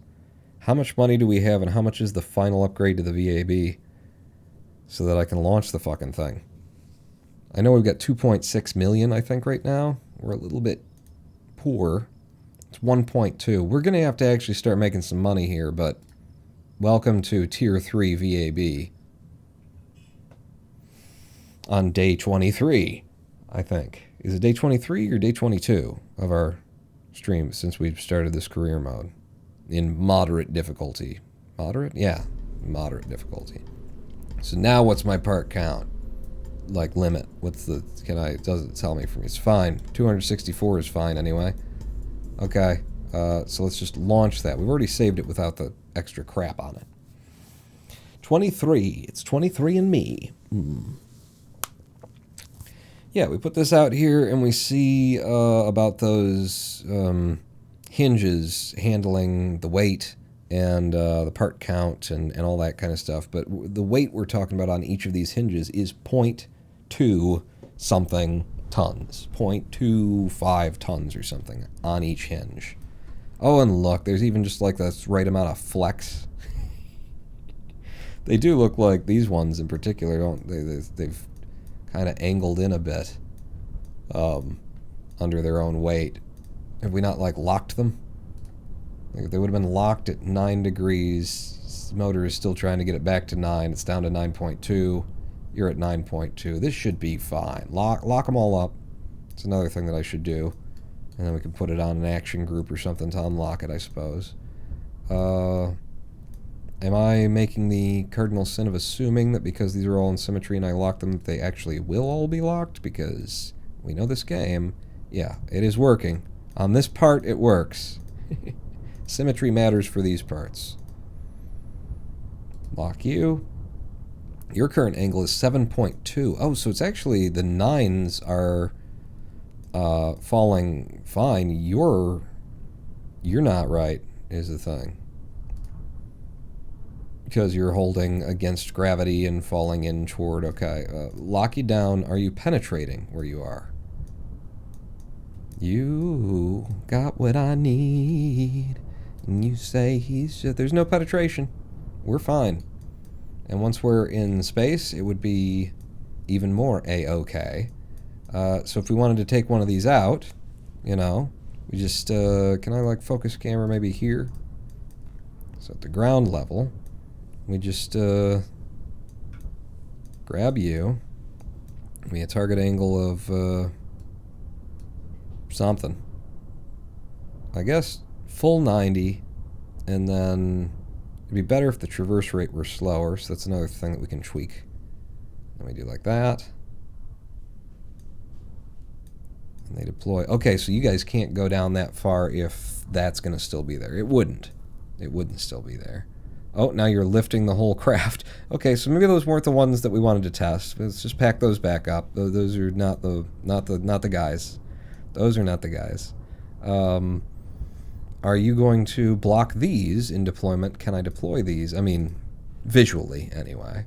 Let's do not locked, traverse rate low, target angle full 90.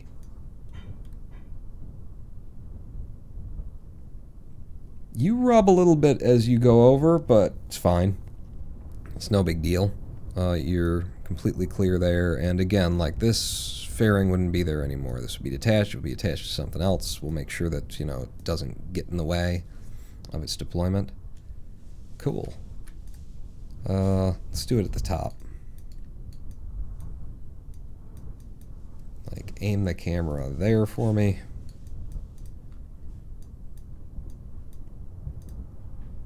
And again, traverse rate down.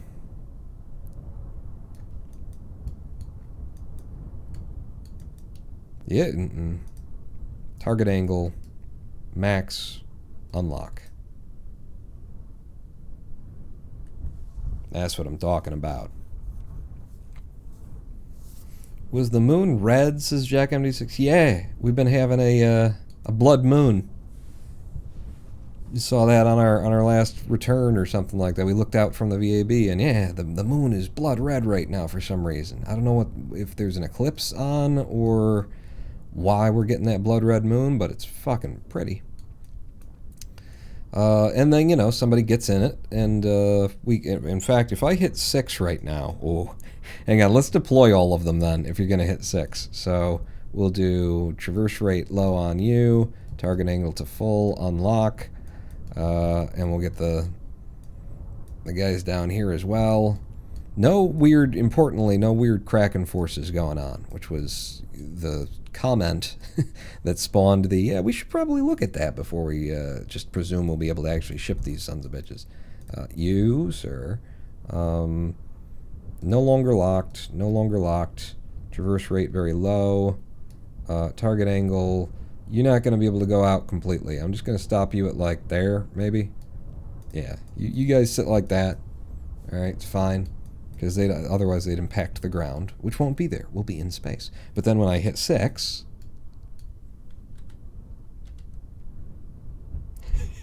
all our tails deploy at once. And then, you know, if you were taking one of these boys out for a spin... the tails went. The nose cone was fine. It's just the tail. I mean, maybe it's this boy that you want to take out for a spin. There you go. Huh? Huh. Let's see. I'm surprised that blood red moon exists in the game. And oh, no. Pawn's got a visual pack. The game looks a lot more ass than this. Yes, that is true. That is very, very true. Very nice. Very, very nice. That platform works brilliantly. Don't recover the vessel. Revert the flight to the VAB. And, yeah, a couple little tweaks that we can do on the platform is setting traverse rate on these guys and stuff like that, because we will want it to slowly and deliberately deploy when it does. So for all of you, let's set your traverse rate to, let's say 10. 10 seemed fine. 10 on that. Do I want to limit the angle at which it opens? I think being able to go to full 90 is fine. That might get adjusted.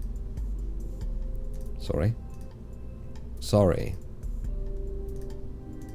Oh, right, because I'm not clicking on this, I'm clicking on the other thing. That might get adjusted depending on what you're attached to and what the clearances are for, like, the bottom guys kind of a thing. But you can adjust that live in space. And by you, I mean me.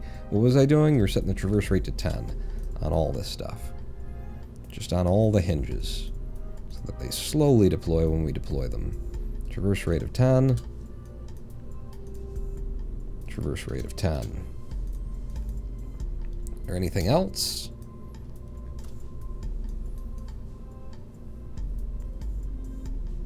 Having them all deploy on a single button is a thing. I don't know that I want to. Part of an unpacking. It's the problem with, like, yeah. It's the trouble with tribbles is really what it is. Alright, so now having made that adjustment, let's get rid of the probe core. Let's get rid of the U on the bottom, because it's not part of, you know, what gets shipped up. There's our Lawn Jart quick loader Mark 1. Ready to go. And it's flippable, reversible, detachable, it's symmetrical. It's all of the things that all of the people could possibly want from all of the people who could possibly want them. Oh, I was going to lock them. That's the other thing you're going to do on all those things, is lock everybody up. You know, for shipment. Everybody starts out locked, and maybe that will prevent the hinges from being pulled into this 7.2 position or whatever. Just keep it a little bit stabler on the launch. Lock it all down. As you need them, you unlock them. That's the Lawn Jart quick loader.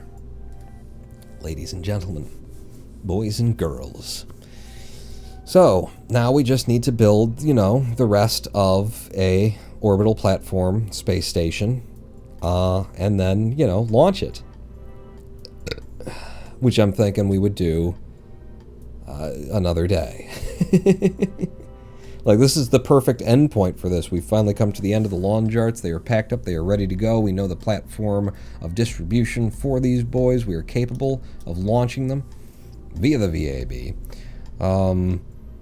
I'm not entirely sure of what my next thing is. I will at least show... What will you at least show? I will at least introduce you to... Let me start a new thing. And then if we started out once again with fuel fuselage, and I emptied the fuel from it, and maybe gave myself another one. Like that, like that. I don't know if I needed these, but I will show and we can have a look at this and consider it. We made a very quick and not thought out that much science drop pod. That there's a lot we can learn from what we've done with, you know, what we just had there. But this was my premise for a science drop pod when I made it. So yeah, there's a lot to be done here. Maybe this is where we end. Because what I wanted was the ability for somebody who's out and did some science work, they bring it back to like Kerbal, and they put it on, you know, they transfer it over into a container, and then we send the container down alone. The only thing that needs to come back is the container, you know? Maybe we could even, you know, set these up so that they can ship themselves home from Minmus, that kind of a deal. But just the container gets sent home, and then we're not transmitting science, which reduces its value to us. We're actually sending it home. I like the idea of it. It's, again, a drop pod concept. Now, we know from what we've just done with the Kerbal Lawn Jarts that SRBs are not the most efficient, either in weight, in cost, in anything. For doing this kind of a thing. Monoprop is. And if we've got a probe on it, which apparently we were going to need just to be able to trigger the parachute, right? Actually, I was saying maybe we don't need the probe. If we don't need the probe, then a single SRB, like, embedded into its asshole would be a good idea. I'm also saying that we don't need these, because I think we would build it similarly to what we just did with the Lawn Jarts, where it would be a package. Hey, we're out of science drop pods, and we just bring one up and attach it in place. We wouldn't try and steer them and park them or grab them with an arm and place them. That's ridiculous. It's too much effort. So we would, again, start out with our smallest decoupler, which would have to be attached to something because it needs a point. Which will be, of course, the octagonal strut. And just for the sake of... So you do that. On there. You fucking... Yeah, fucking thing. Can you not use Cal Controller to set a timer for a parachute? Well, I don't have any mods installed that do that kind of thing. I'm trying to play vanilla and not have game-changing mods in it. But what I was thinking for the parachute is that you can just set these to deploy mode, wind safe. Like, if I fire it before it leaves the space station, and it's in deploy mode, wind safe, then as long as I'm with it, I think it still needs a probe, though, to deploy, is the thing, right? It would still need the probe, is my thought on that.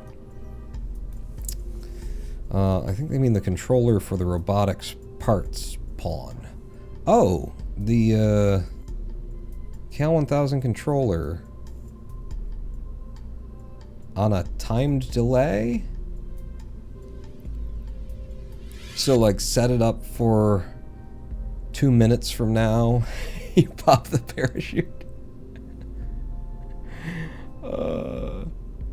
That would be interesting. You'd have to know exactly how long it's going to take it for it to get down. No, maybe. We shouldn't need, if this is for LKO, again, we shouldn't need this. We saw that when we didn't have any heat shield on the Kerbal guy, it didn't need it. It never overheated so long as it had a nose cone on it. So we don't need that here. We would want a nose cone. And, you know, the correct size for a device of this nature. And I'm looking at this and saying reduced parts count makes simpler. If you're on like that,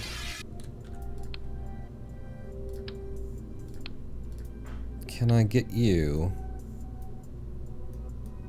to attach? So I would have to, you to there, and then you'd need to be able to surface mount attached to that, which you can. You see? Do you see? Do you see what I see? What I see? So we grab this, rotate it around, like we did before with the other thing, and you come out to the point at which you can be out, and it still looks like you're attached and all that, all those things. But yeah, like that, and then this attaches surface mount to you. And then with an absolute snap, that gets it to dead center.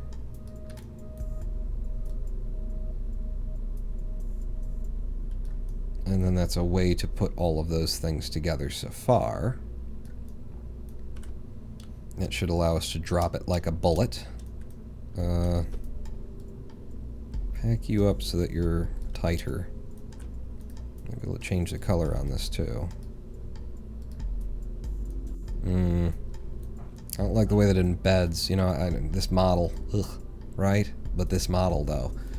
If I wanted it to look good, and I was willing to sacrifice adding unnecessary weight to it, we could actually give it a liquid fuel fuselage drained of all of its stuff, and then you do this, and then you slide you up over it. Okay, well that's interesting. I mean, that's fine. And then you have that on the tip of that. And then it just would need propulsion for itself. My god, he's gone soft. He hasn't killed anyone yet. Yeah, have I killed? I don't think any of the Kerbals have died. No. Yeah. Is that me being soft or, you know, playing the game well? Could be either, really. I hit absolute on that. Do you... Just looks like you're embedding a little bit hard on that model. Yeah, you've got enough room for that. And then what about on the top? Yeah, it's getting real bullety. You don't have any other different color that you can be, nor do you. What about the thing inside there? I'm pretty sure no, Pawn. Alright, well then fuck it, I won't even look. Since I can't. I don't know if I want that, though. That seems like a lot. What I would like to do is 4 down to there, and then get rid of all this extraneous bullshit. So I got an idea of how much this weighs as we're making it. It's 0.236. Right now, this thing already is almost the same weight as our return vessel that's got a Kerbal on it. So if I get rid of you, or rather, let's see, if you were the tippy top, then you pull no, you're on there, and then you're attached to that, and I'll never fucking get the thing out now, will I? Nope. I gotta get on the inside of this so that I can click on you.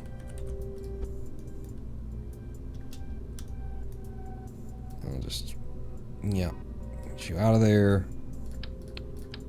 Get rid of that. Get you on there. Down to 211 tons. Much of the weight here is just in the parachute, you know? Kind of, it is what it is. Science bullet kills people with science. That's not what I wanted to believe. Well, get used to it, kid. It's the fucking nature of the universe. Damn it. I'm just looking at, like, the potential for, you know, you merge them through, and then do they look better, actually, that way, or something. Something, and then something. And then profit, is what I've heard. That kind of does, I don't hate it, anyway. You, merging deeper into here, maybe to there. And then actually, maybe because now you got that, if I pulled this back like so, we get kind of a symmetry of where the bubbling happens at the end of each one. Rid of the green outline, for fuck's sake. Matrix. That's not bad, but it has no ability to, you know, go anywhere. It doesn't have any juice on it. We need juice. Actually, this guy. But we don't want to, yeah, merge and stuff like that. So it's going to be another single ball hidden in the tip. If you know what I mean. Absolute snap to dead center. Merge it back down. And then under the tip, there's the ball. Up to 0.251 tons. And we already know that we don't need all this kind of fuel on it. I think the other one we've set down to 5.2. We'll set this one down to 5.2. And then it just needs it needs control. And it's a lot of different control that it needs. Needs a lot of different control.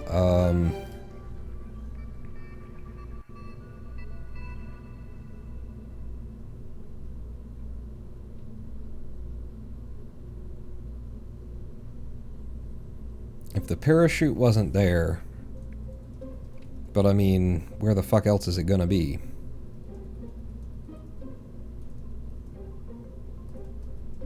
This was the issue with the other one as well, was me being all like, but I don't want to put that many things on it in order to make it do that many things. And then it was like, but it is convenient when it is there.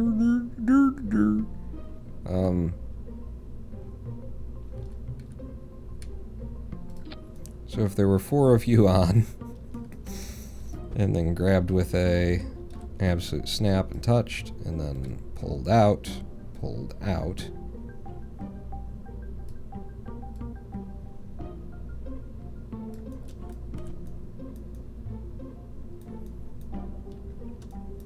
it gives us the ability to go forward, but it doesn't allow us to rotate ourselves at all. Could be radial. Yeah. I mean, for as much as these are going to be, we don't need, and then with the forward, and then we would get, and then, So, what if it were just 2?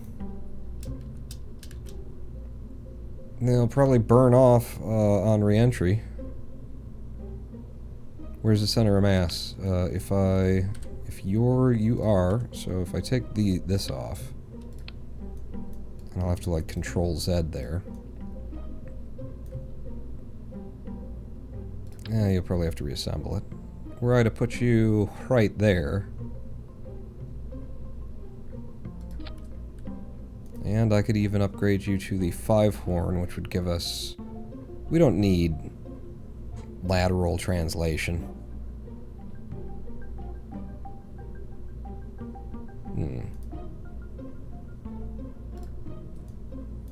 But that gives us no rotational control whatsoever. We can't even stabilize ourselves. The Octo 2, you don't have a reaction wheeling, you right? No. So yeah, that's why we would need RCS somewhere else. Another one for being able to spin ourselves.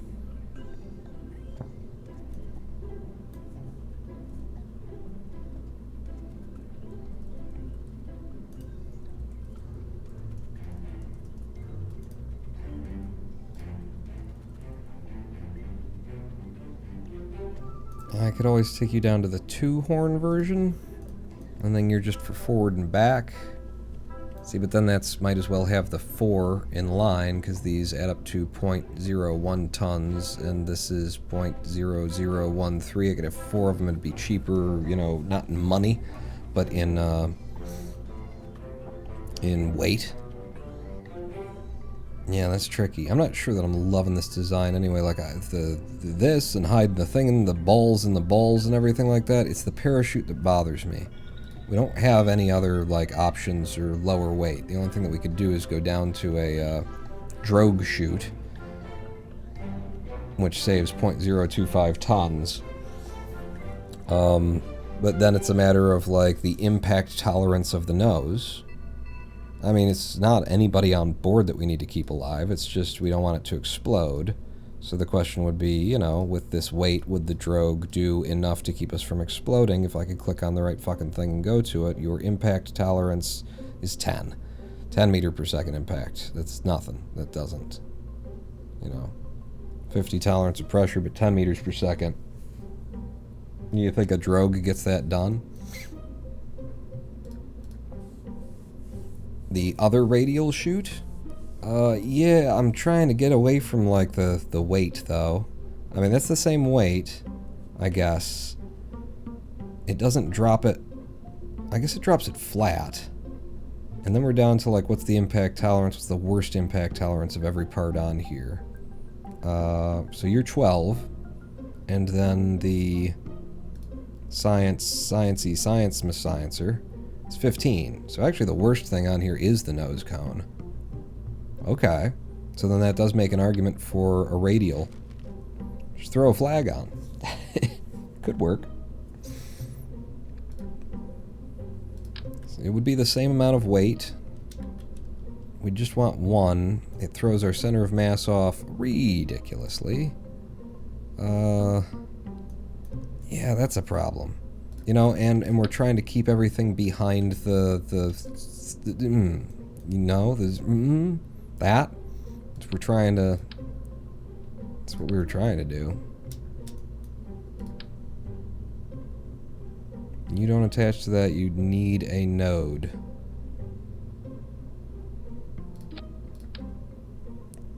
You don't need a node. I'm just experimenting now. We're in the weeds, as far as I'm concerned. Hit. If we were gonna keep going, then I needed to take a live stream break. Damn it. Hey, that's starting to look sexy. And then my idea would be to have that so that the ball is where the ball is, right? But the chute, the idea would be that it can deploy through that. That it comes out somehow, somewhere, and then it works. It looked sexy, but I don't think I think that's a little bit too cheaty. Like, that looks cool right there. But even if that would deploy, if the game would allow me to, that's cheaty as all fuck.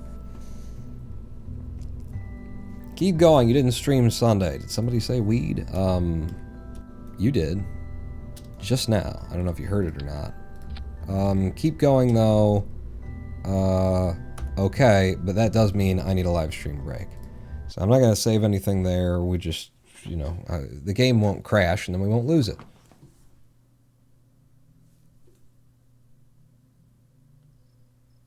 Okay, we're fine. It didn't crash. We're good. So we are going to take a live stream break then, and then we'll come back and we'll tweak and tinker on this thing and try and imagine what's the lightest weight, and is there even another better way that we could do this? I mean, when you get down to it, it's actually cheaper and makes more sense to send the science down with a dude. We've already got a dude return system. I wonder if you can't load science into a chair, can you?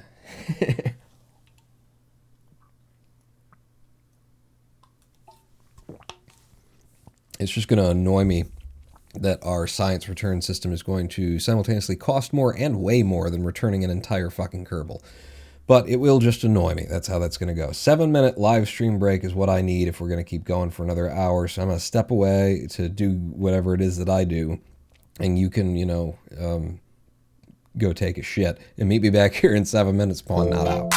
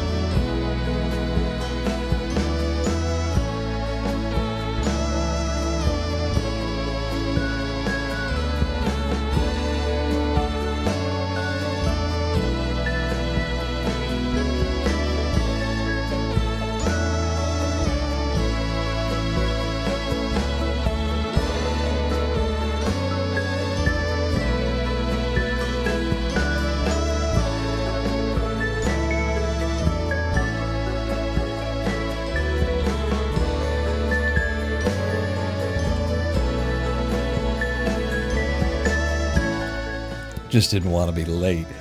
Welcome back to twitch.tv/Ronan Paul live stream. On twitch.tv/Ronan Paul. That's better, if not perfect. Welcome back to Kerbal, where we've finished our Kerbal Lawn Jart recovery test system, whatever. We've got it. We can now send Kerbals home in a 0.2 ton vehicle. 0.2. It's a quarter-ton vehicle that a Kerbal straps onto, and we've actually built the whole platform that would go onto like a space station or a orbital platform of some kind for them to be able to get to. If you can get to that, you can get home. Now we're looking at the idea of having returnable science in a similarly constructed, idea where if we've just got science we want to send home, let's just send the science home. Let's just drop one of these fucking things into orbit or, drop it into the atmosphere and let it go. It is entirely possible with the surface area of this thing. We don't even need, like, a nose cone and everything. So there's a lot of different places that we could take this, is what I'm saying, and I'm taking them all there. Remember, at least one of you in chat asked me to go longer, so here we are. And it's the hour. Let's crack one open.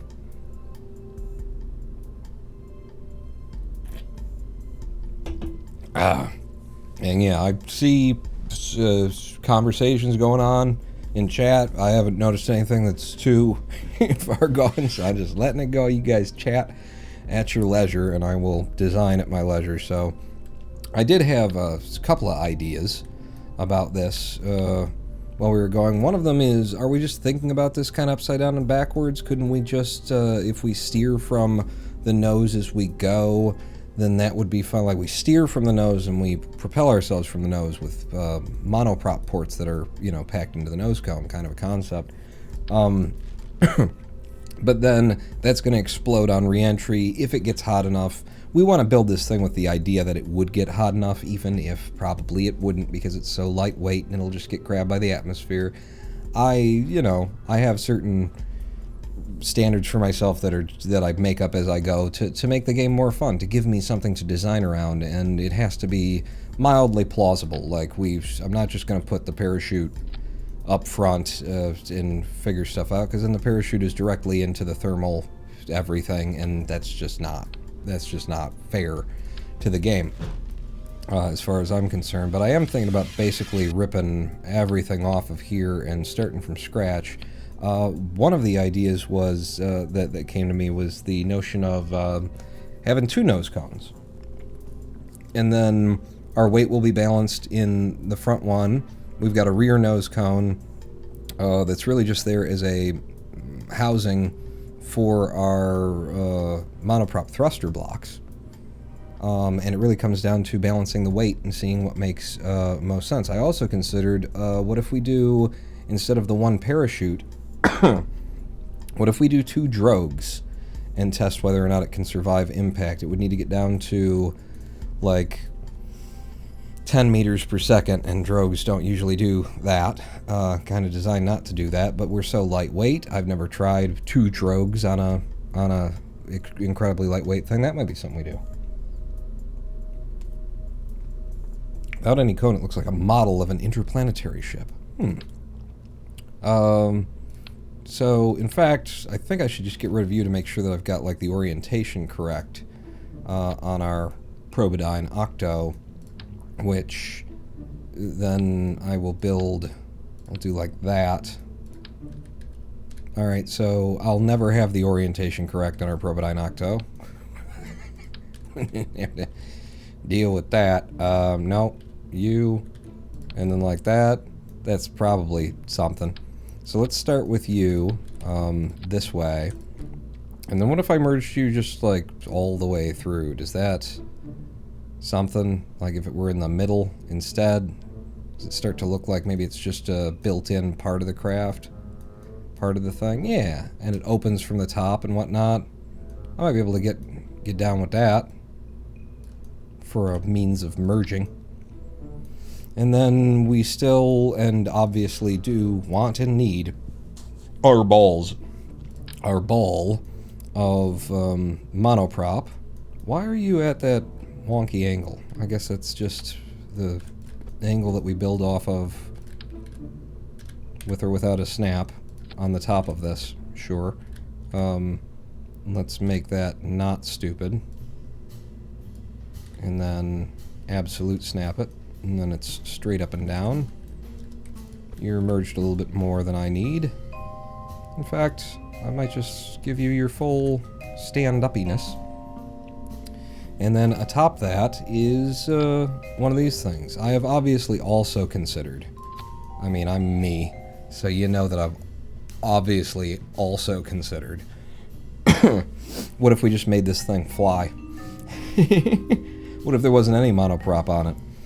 What if we just, you know, found like the smallest, lightest weight, you know, Elevon, and we managed to stick that on the back of the thing, and then we flew the thing down? Huh? Well, what if that?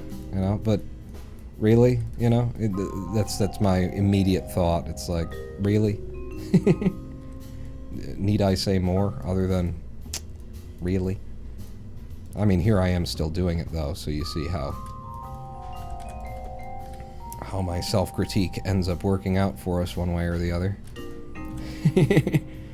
Well, we made it fly, and then we just flew the thing down. No parachute, no monoprop. We just we throw it out there. Well, we need monoprop because we need to propel it, you know, on its retrograde somewhere. Looks like that one alt-universe Star Trek ship with the ball instead of the saucer. Does it? Okay. Yeah, I think that's against the spirit of what we're trying to do, but this does get kind of everything we need. Where did I lose the node that's on the bottom of this thing? This fucking game, man. It's not really a viable place for it anyway. I'm gonna get rid of you guys. But yeah, we've lost the node that's on the bottom of you. Cool.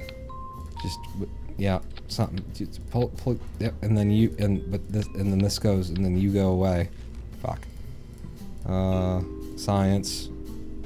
One of you guys. And then the other question is, you know, is there anything else that I can store science in that I'm not thinking about that might be actually lighter weight? So you're attached to there via the front. Maybe that was the problem, is I had the node on the other side of things. If I switch to you, but you liked the look of it, Pawn. What did I like? You liked the look of it. Okay, sure.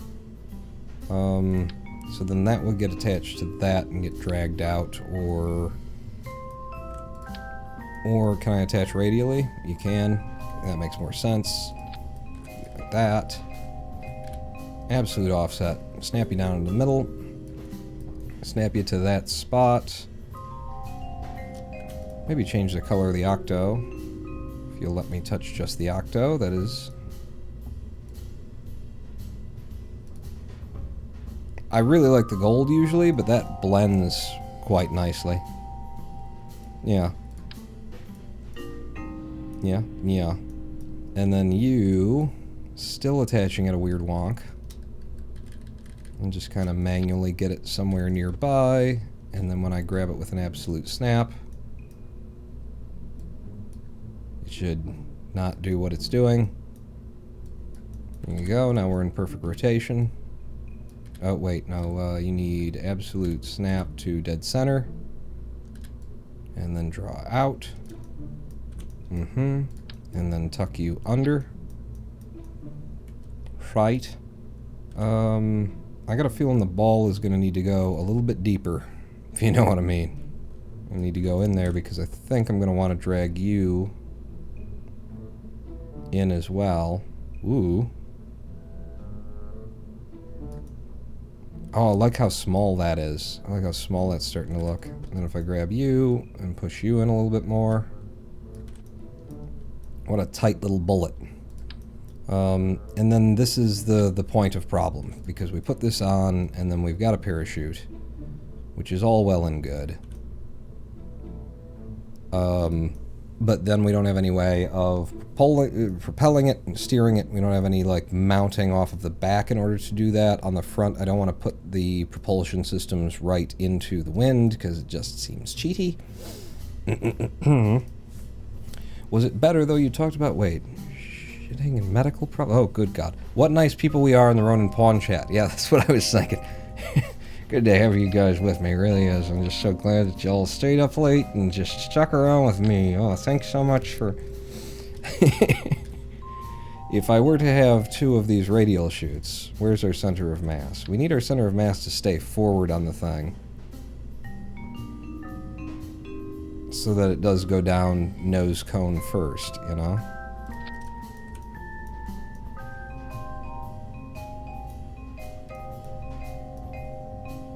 I like how tight it is. It's very tight. Maybe even taut. It's tight, it's taut, it's tautly tight.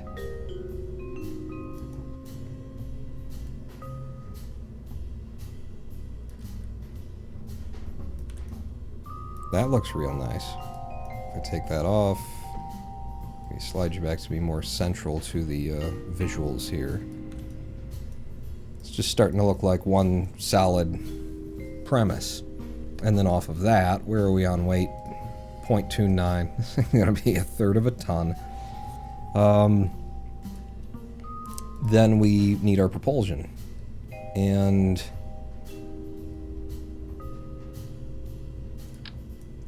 there's either this, where we have one of these guys.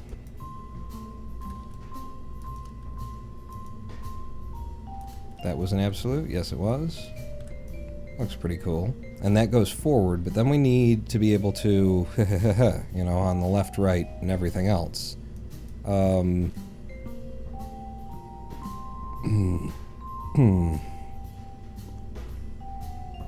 if we make it cost more,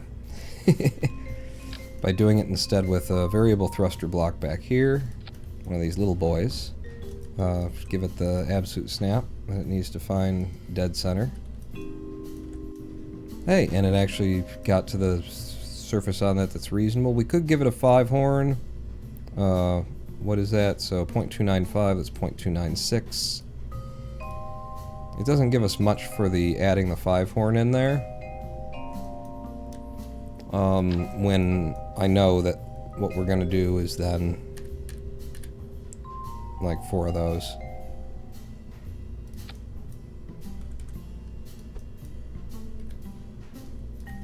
You know, height's pretty okay on that, actually.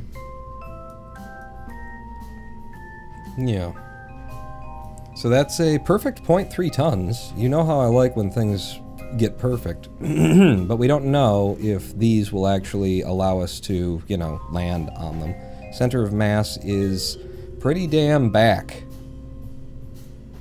And we will use monoprop from the front, which will, expend it, and then it's like, is it going to go down into the wind the way that we want it to? I love how tight it is, though. I love how tight it is. He says, and then you're, no, I mean, but no, you don't have to take it there. Okay, you took it there.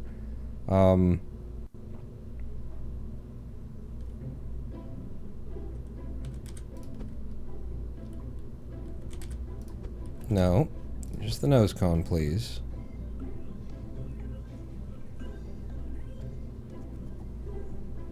And it's not going to change the center of mass much, but something. Yeah, I like it better when it's like this. It really brings it all together as like one unit object. I mean, look at that from the front of the thing. See, honest pawn, even if that's not what you meant by that, it was what you meant by that. You're not my therapist, are you? Oh God. I told you not to show up at these live streams, Deborah. How did I just manage to... Oh, because, yeah. I grabbed the wrong... I thought I had the root part. No. You are the root part. Okay. So, you, and then... Something like that. I think we tuck it.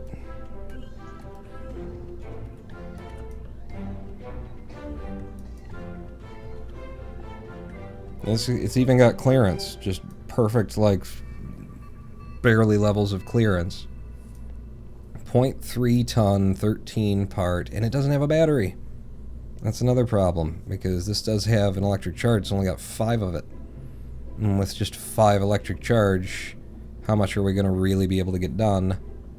I mean, the monoprop stuff isn't like SAS, so it won't consume that much.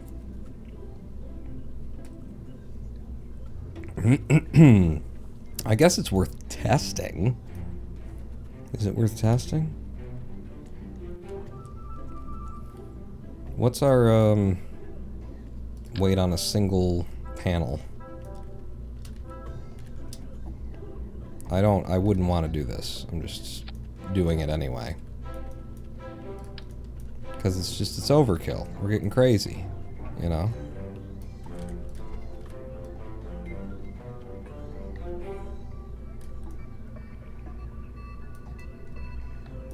Yeah. Yeah, I wouldn't want to do that.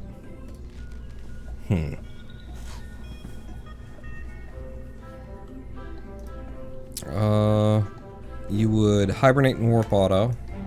Always. It's only gonna have power until we get low enough to pop the drogues, kind of a thing. There's potential there. I just hate how much it weighs. Not to mention how much it fucking costs, my god.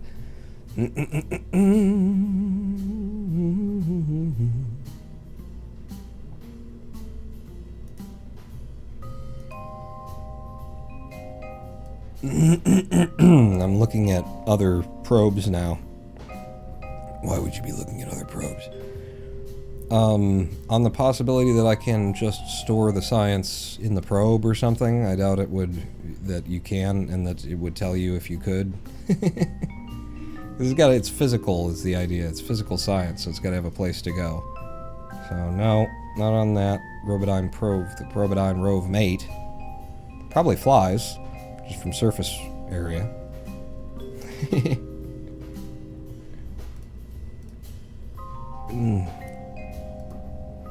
Interesting idea would be to just just have a drain valve. If the drain valve can drain monoprop, we could just expel it that way, you know? I think that's actually that way. Yeah, that definitely weighs more than our actual monoprop things, because this game. And the Sepratron is 0.07 tons. You 0.04 for that, plus the pieces that we put on there. It's about 0.07 and 1 versus 2, and the fact that we can actually steer this thing once it's released and stuff. You would want, like, probably want maximal force percent. Maybe not. It would help if you happen to be on the right angle at deployment. I'll leave you full force percent on that, and also, you got another color variant? Yeah, I like the stand clearness of that. Another thing, though, that I had thought of was an FLA5 adapter on the rear at 0.04 tons versus the parachute at 0.1 tons, and these adding up to 0.15 tons, so there's a difference of half a ton there. Which means that if this combo were to work out, we put like one of these adapters on the back of this thing. Talk about some drag. And then behind that, we can have the parachute and everything else. Excuse me. Let's just quickly, like, look at what that ends up looking like.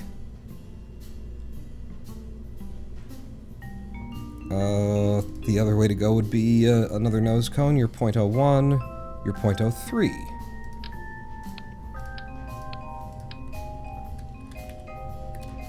So imagine I did that, and I flipped you over, and I pulled you back,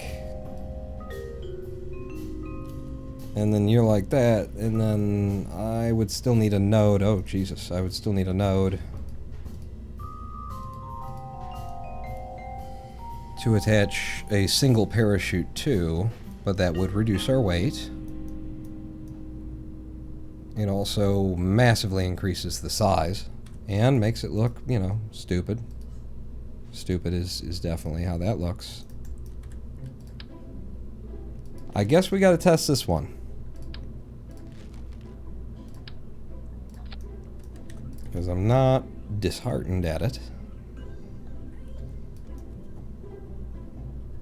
I'm just not necessarily thrilled with it either.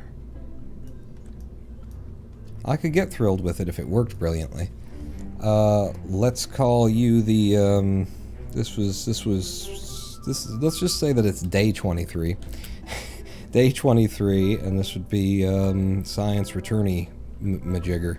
This is science bullet Mark 1. And for this, I think I kind of want to, what do you want to do? I think I kind of want to, like, just cheat. Because it's too much to be launching craft at this point for this. We've done it so much with the other shit. So what I'm going to do is put a big battery off the end of that. We've got a probe on board here. We can control this as though there were a ship attached to it. And then if I just spawn this out onto the launch pad and F12 our way into space, and then, you know, make sure I don't F5, F9, and we'll just revert it. But that's what I'm thinking right there. Let's put this out on the pad and see what happens. And we'll just magic it into space so I don't gotta blow it up there to test it. Been a long stream, you know. Has it? Mm. Been around the right length of stream. I always bring the right length, you know. My God, Kerbal, you're just loading. Look at what you just took all that time to load in, you damn game. So if we Alt F12 and we go to cheats and we leave gravity alone, we go to set orbit, and I just click set orbit.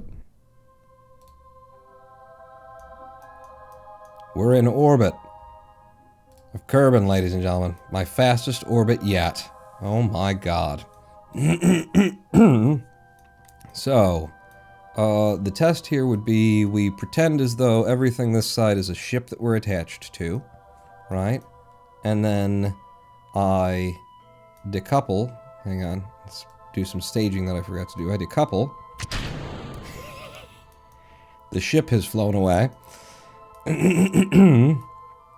And then, using RCS, we steer ourselves onto our retrograde, which is happening kind of naturally on its own, but let's... Oh, I didn't set controls on what RCS should be used to help. We can actually SAS on this because it's a probe, so I'll SAS onto the retrograde. Hold there. Didn't set those up either, so we'll just have to H. Where are we at? 80 something. Alright, let's burn.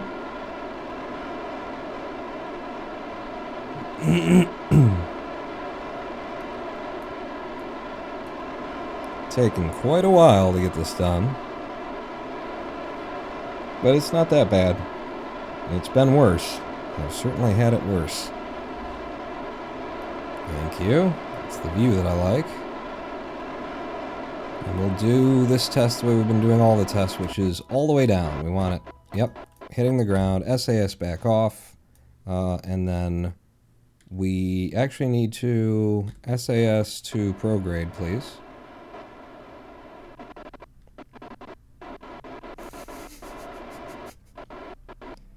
Oh, I love you, Kerbal, for all the... Alright, let's drop this thing in Atmo and see what happens. RCS back to prograde, please. Yeah. Uh-oh.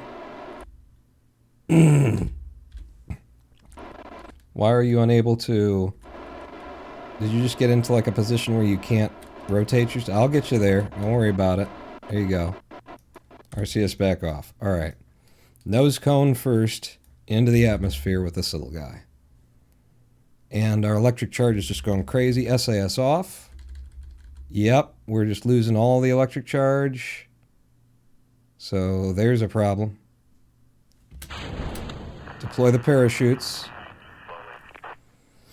We have lost comms and are out of electric charge, and we're also toppling around on our center of mass in a way that is precisely counter to what we were hoping for there. Looks like the Octo is overheating a bit, and I'm sure that this will actually survive, you know, which is a damn shame, because we're, you know, putting the work into making it so that it could, you know, feasibly survive the plasma, and it just will. It just will. But we choose to play the game where it should have some sense to it. A level of sense that I subjectively determine on the fly. And the parachutes have deployed. They are just drogues, though. Gonna go up to 4 times fizz warp. And we'll see what kind of speed we hit the ground at with these drogues. So we can just deploy the parachutes and having no electric charge, you know, we're fine. Which does argue for testing one of these with the seemingly heavier and that kind of stuff, SRB. Like, if we can just pre-deploy a parachute or the 2 drogues, if that's the situation we go up with, and then when it's safe to deploy it, we'll deploy it, then, you know, if we can just aim this in the right direction from the ship and then fire it, then we would be fine. And we are currently at 2,500 meters, coming down at 11 meters per second. If that gets below 10, then I'm pretty sure the impact tolerance rating of our nose cone will handle that. Even if our nose cone fails, the Octo 2 has like a 15 meter per second tolerance for impact or something like that. So the odds that this blows up, this one has a 12, I think it will return.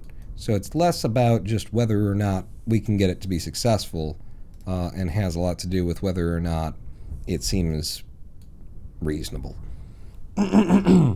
But I might be interested in going back to the SRB, because if that's true and we can pre-deploy and then fire it in the direction we want, then there's no need for a probe even on the thing. Huh? There's no need for the RCS and the ball. Huh! Even at fizz warp. I forgot to bring the fizz warp down. Even at fizz warp, we definitely get it home on those 2 drogues. Yeah, and if we lightened it, you know, that works too. So what we want to do is revert flight back to vehicle assembly, because that never happened. That was a simulation where we magicked it into space with our wand.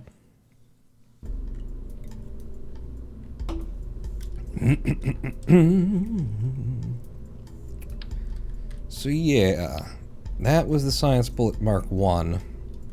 Can I just pull you down into the center of my screen, because you're definitely off my rotational center. That's nice. Let's immediately go on to the Mark II and see about this SANS probe. Like, does it need a probe? If they're pre-deployed, then they'll just go on their own. If we didn't have any electricity, then the probe wasn't doing anything, but we don't know because it's this game. This game invents the rules as it goes along. So, if I got rid of the monoprop, if I got rid of our RCS control systems,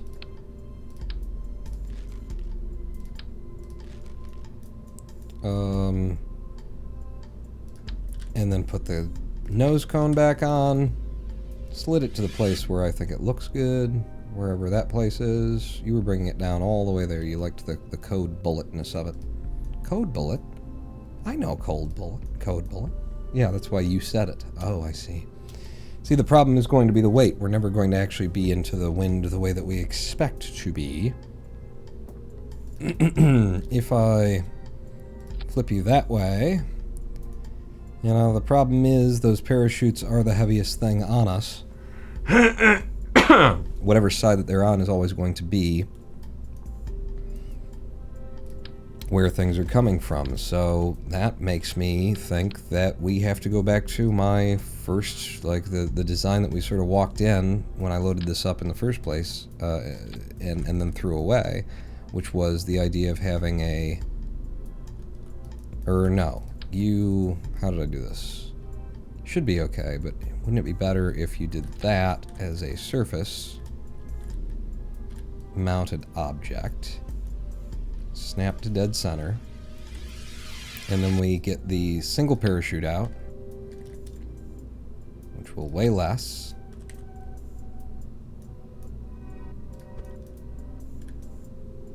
And then the idea of this is that it's supposed to like stand off of the parachute, allowing the parachute to deploy somehow, even though what if the parachute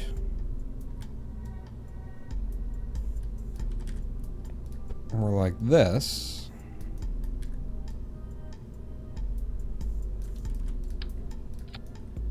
We had you there. It's about right on that spacing. Pull you up.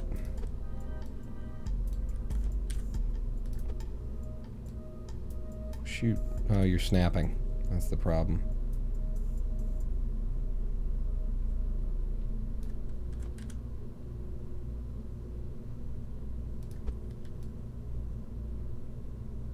And then you end up having to embed quite a lot in there, and then there's still that, you know, issue that I talked about in the first place, where I just don't like it. I don't like that that the parachute is trapped in a cage. How's the parachute supposed to deploy for realsies, you know?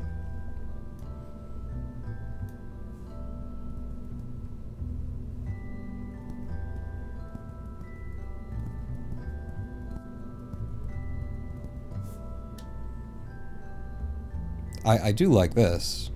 That's pretty cool.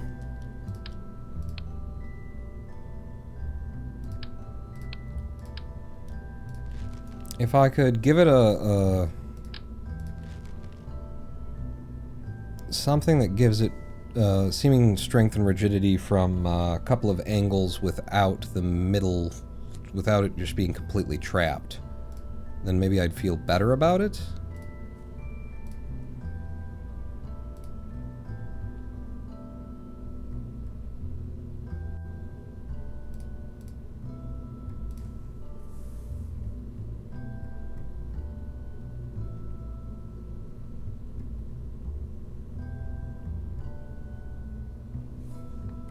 The other thing, Pawn, that you thought of was doing something like this, right?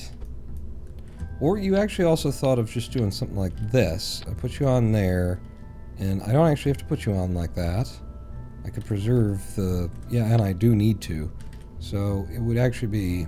this gets surface mounted. And then...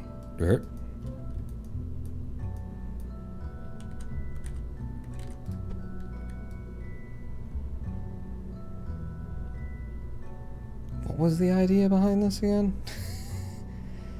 It looks awful. You don't need to look at that anymore. Alright, give me this. There's the parachutes back there.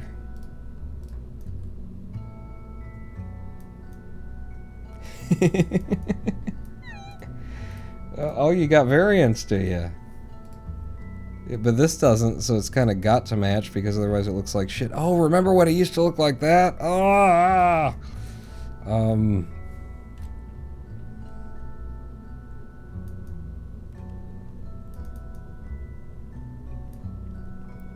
Because then the idea would be it doesn't matter that the center of mass is back there, because the drag is going to be significant enough to hold it into the wind with our nose cone forward.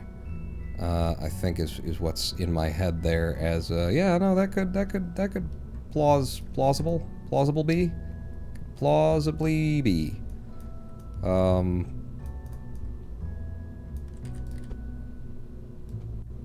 No, grab the thing that I was grabbing.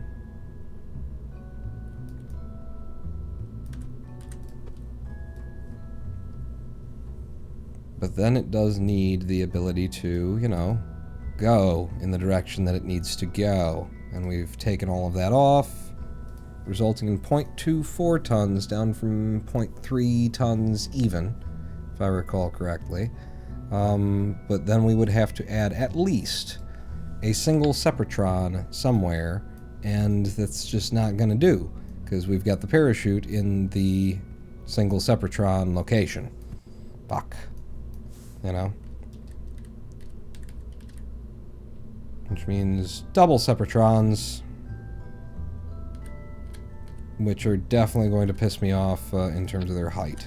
It's just going to be a thing.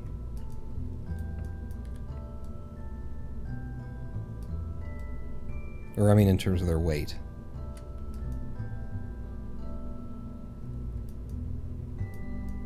.385. We've added mass to the thing, and then we still have to, like, direct it in the direction it goes. I gotta say, kind of like the look of that. But still is the problem of getting it where it's going.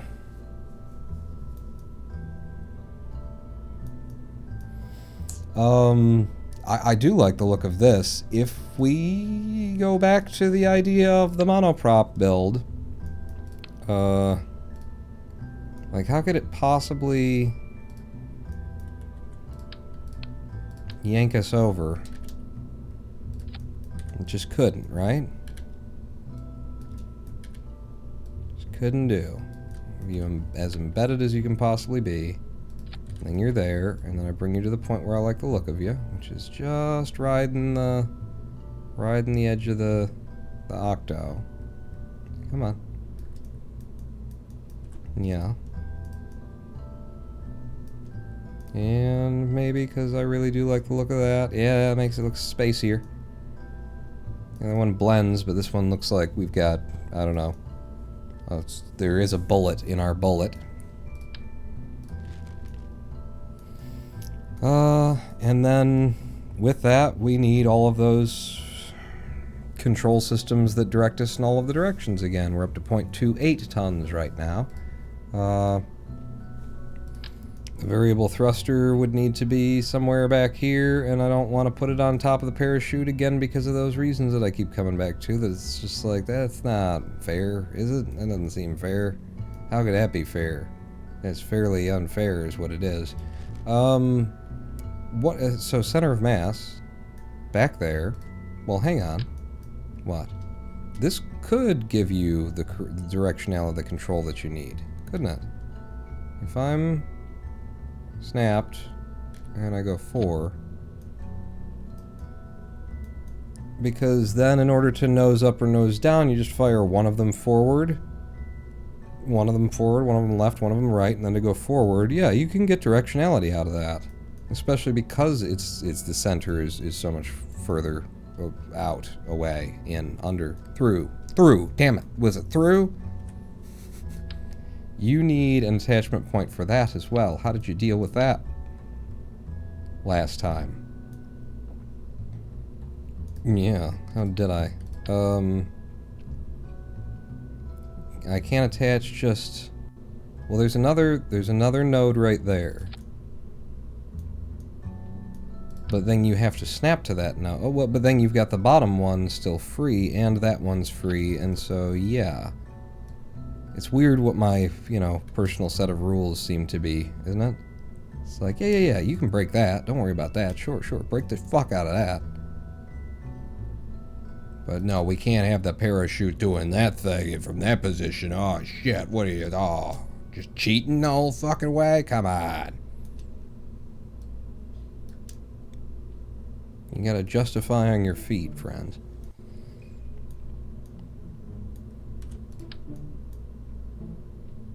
So I need the parachute to attach to... Fuck. Put that back on. Give me this. Give me a local with a snap. Hold shift. Pull it back.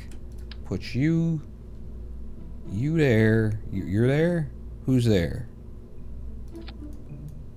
You're there. And then this guy. See this guy though. This guy comes back out to where I had him before. Right, now he's got a snapping point embedded in there as well, and then you got that. Eh? No, I can deal with that. I think I can deal with that. Do you want it tighter?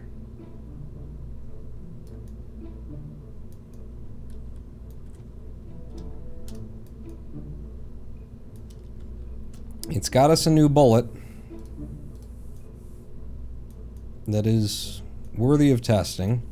Still going to be low on monoprop and everything, or electric charge, but we're going to rely on the idea that, like, when I do hit this button, I am going to just parachute away. So, boom, and then we should just be fine on the way down, but we still need the thing. We're up to 0.306 tons, which, incidentally, we don't need all of, and we know we don't need all of it. If I could... I can't, okay, from above and then come down. If I can merge in here.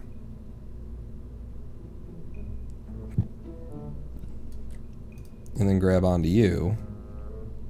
Go down to that 5.2. We've managed to reduce the weight, actually, on this. By reducing how many control surfaces we had. I mean, control surfaces. I'm talking about the RCS ports. That should be plausible. Let's save that as the Mark II and launch it. So, the whole thing, stand it upright. I really like the look of it. I thought I wasn't going to like that, but maybe it'll work. What? With the Ronin prawn? Hmm?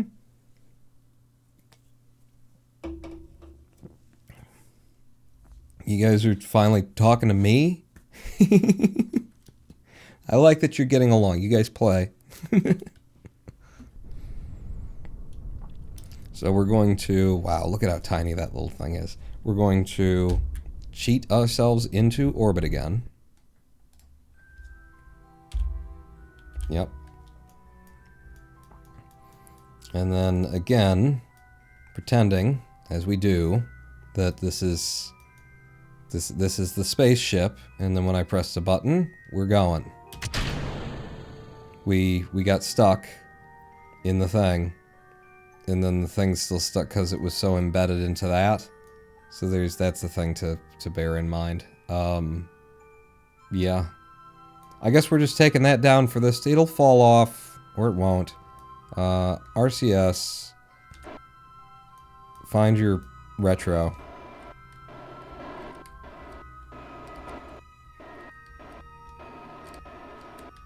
Yeah, it controls. Not well. We got no rotation whatsoever. But it does control. Ah, there we go. We've released it. So we'll have to look at that, too. SAS unnecessary here. Let's just... Maneuver node, H.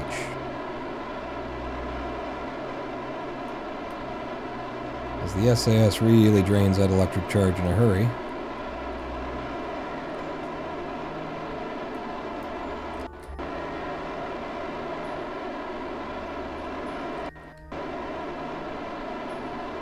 Okay.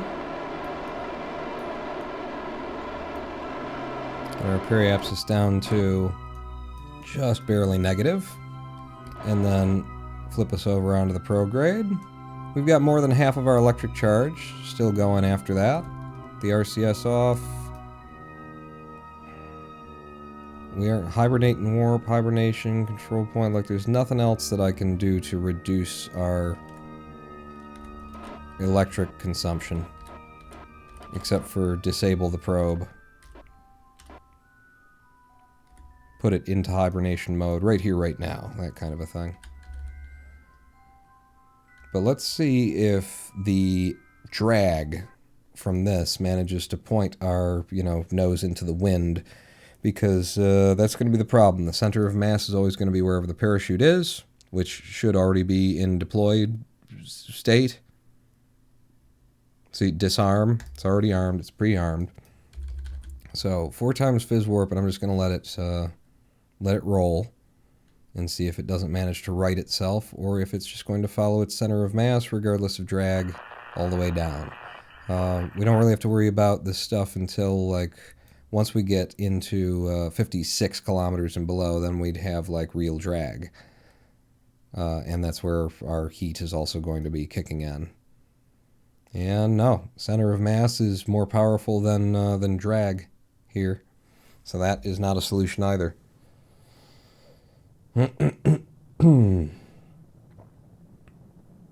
So the parachute has to be at the tip. Alright. I liked the look of the parachute at the tip when we had the parachute at the tip, so that's fine. The wide surface area there did slow us down without heating anything up, so there is that as well to consider. Again, though, it's not just about will it survive. Are you going to automatically deploy? You are, and you have. Okay. Just want to see. Yeah, go ahead, give me a tip. Tip, everybody, tip, right now.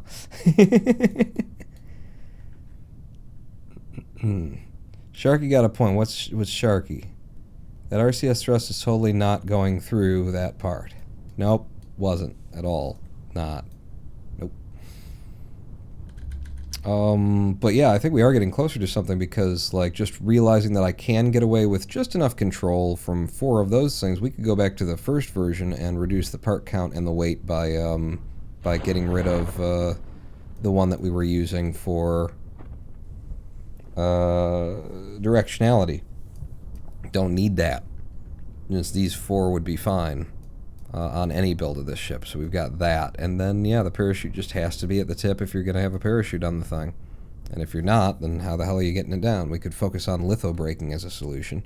Let's revert this. I think we all know it's going to land. It's going to be fine. Let's revert this back to the VAB.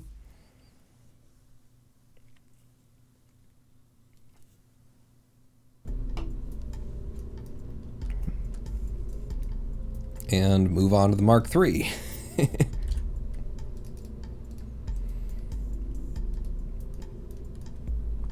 So, grabbing you, roll you over, roll you down. Okay, can look at it from that angle. Would you mind coming down? Because apparently the game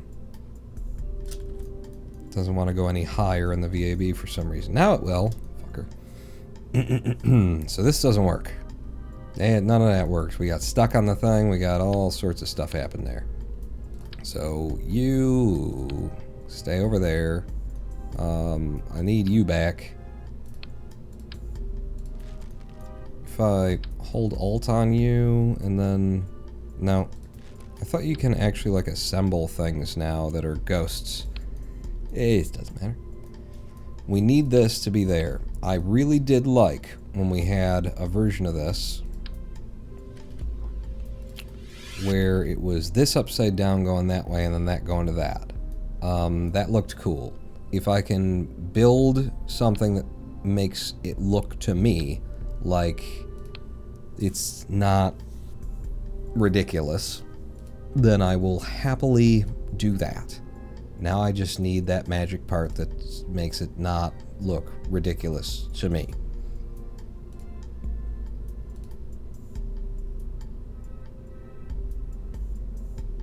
And then you need... It's like I'm thinking a 3-sided symmetry of just little lightweight things that grab it from a certain end. These are 0.01 tons on the helicopter blades that I said. That's a thing that I don't do. I don't fuck around with those helicopter blades anymore. You know, I learned my lesson. And, did I lie? I mean, that's a matter of fact. We try and not get into those around here. So how do you attach this again, Pawn? Well, something attaches, you attach as a surface mount, which leaves me your node that I can work with. Get an absolute, and get it dead center, and pull it out to, you know, wherever the fuck it would be. I'm gonna manually do something like that, and then you can be there. That's what I'm looking for. It's that kind of a thing. And then we just need to like bridge the space betwixt these twain in a way that doesn't make my brain disdain it's insane in the membrane. What's your name? Something? From you... Are you... Really? Is it just you're not in the center, or is it... Okay, there you go. Now you're in the center. And I think it would be... that way that would not hurt me. Ah! Yeah! Yeah, you guys aren't quite long enough. I mean, maybe you are. Give me you. Local, really? Even local doesn't want to do it? Okay. Absolute. No snap. I didn't want to snap.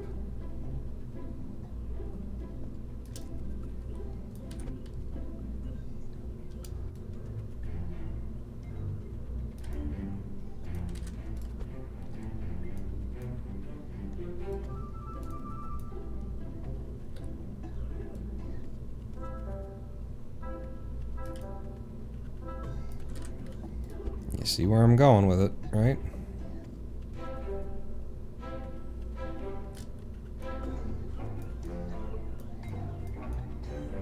I think they're just a little bit too short. They're almost there, but not quite.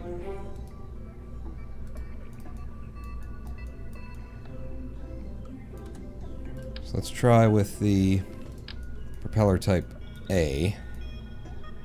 Which is going to be too long, because that's just how my life is. Yeah, you're going to be too long. Grab you. Pull you out. I can give you full clearance.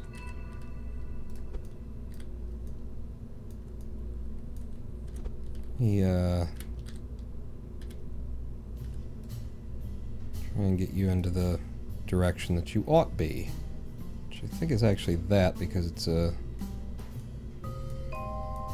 because you're you. So now that ain't right.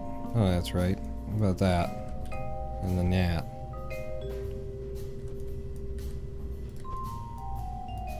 You're all kind of crazy, but that does look reasonable anyway. So I grab you. Nope, that doesn't look reasonable. It's not. These parts aren't actually designed to fit their rotational properties. That's cool. Thank you, Kerbal. Always looking for something else that you could fuck up.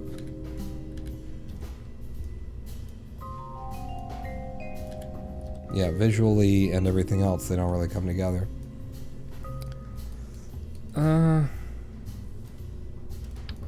If I build off of you instead...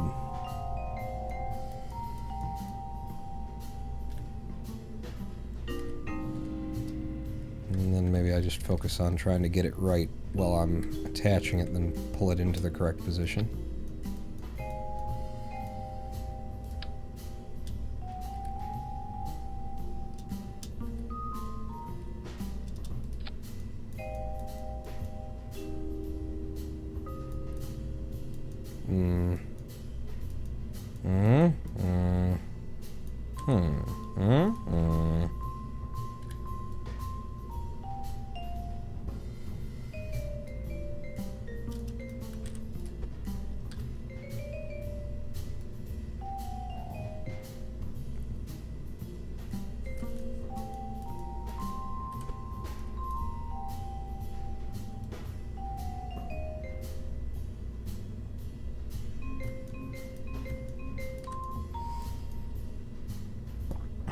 It's looking good in the places where it's looking good.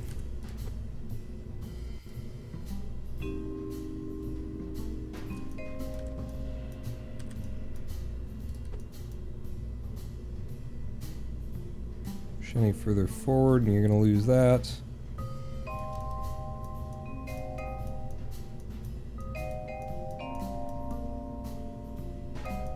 Doesn't look good on this side though. It looks okay on this side, but there's the twist. That's why I don't like to look, work with these, because the twist does weird things. You know that, and it's pretty cheesy bullshit for me to be forcing this stuff to happen the way that I want.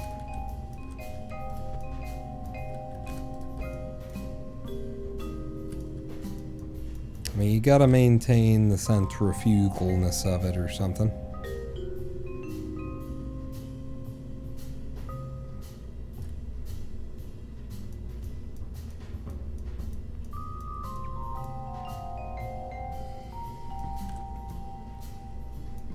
I think I liked it better embedded.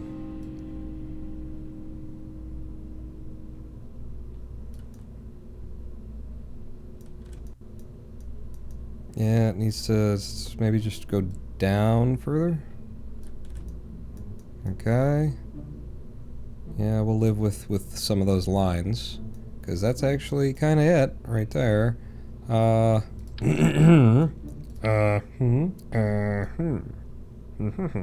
We've got all of the monoprop control right there. Center of mass and weight, 0.235 center of mass is where it would need to be in order to, you know, come down that end first. If I tuck the monoprop storage into our nose cone again, as I have been doing, let's see, maybe I just don't even try and get it right. And then I pull it to rightness.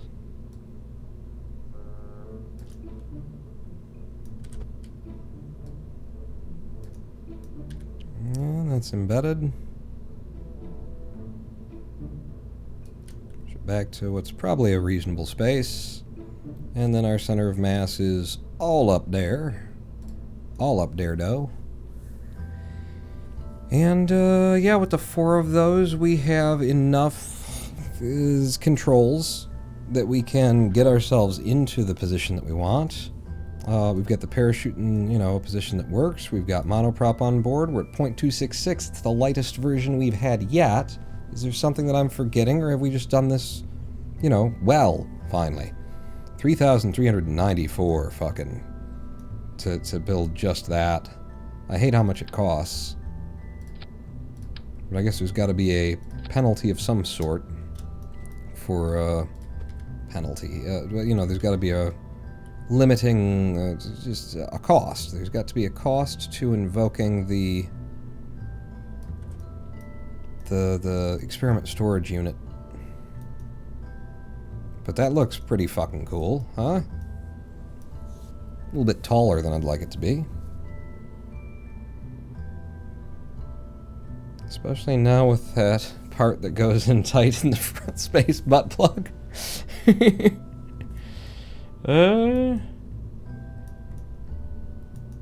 mean, it's something. I can always change the rotation on that and fuck everything up by clicking on the alternate model, but that's something. I could something with that something, I guess. I mean, if I had to, probably. Yeah. Alright, that's the Science Bullet Mark III. Even with everything put back on it, it is sub. That's the first one that we've made that is less than 0.3 tons, down to 0.287. And this one probably has a good chance of working. Still, you know, certainly things that bother me about it, but it looks simple and clean. I'll tell you that. Will you tell me that? I mean, if you want to know, I can volunteer that. Yeah, okay. Is rather long, 2.2 meters. Let's put it out up into space and find out what we're dealing with here. So you upright, face me. Aight. We've saved it. I'll save it again and launch.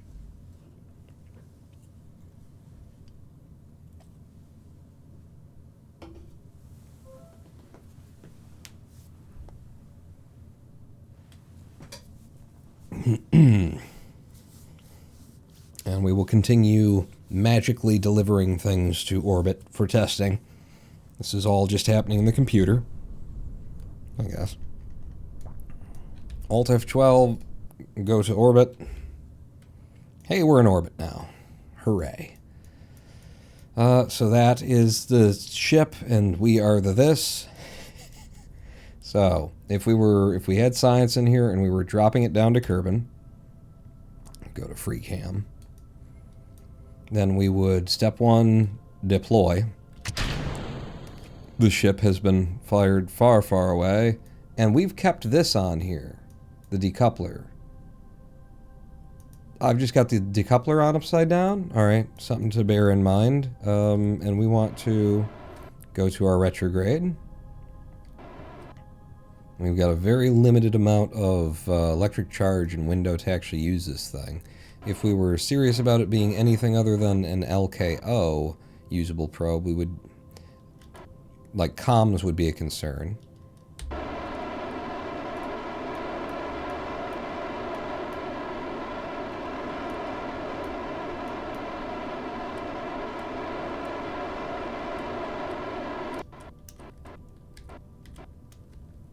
Keep going. I'm just making little corrections as we go.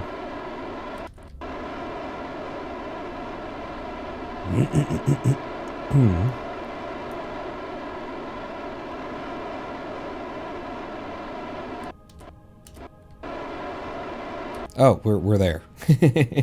All right, we're impacting the planet. I will get a spin going. In fact, I'll get a real spin going.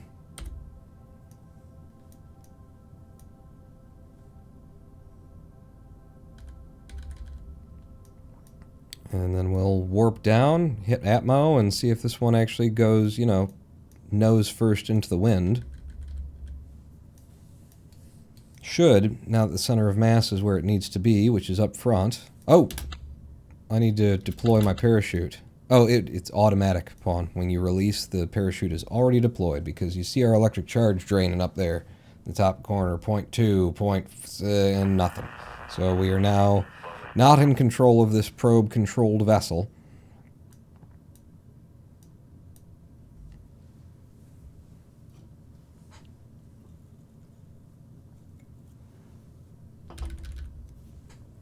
We've got ourselves some heating. And if we look at the heat overlay there, it did manage to keep this good and cool when it hit its maximum temperature, which I think we're already descending from. We're also keeping quite a bit of speed that we didn't before. This is very much acting as a bullet.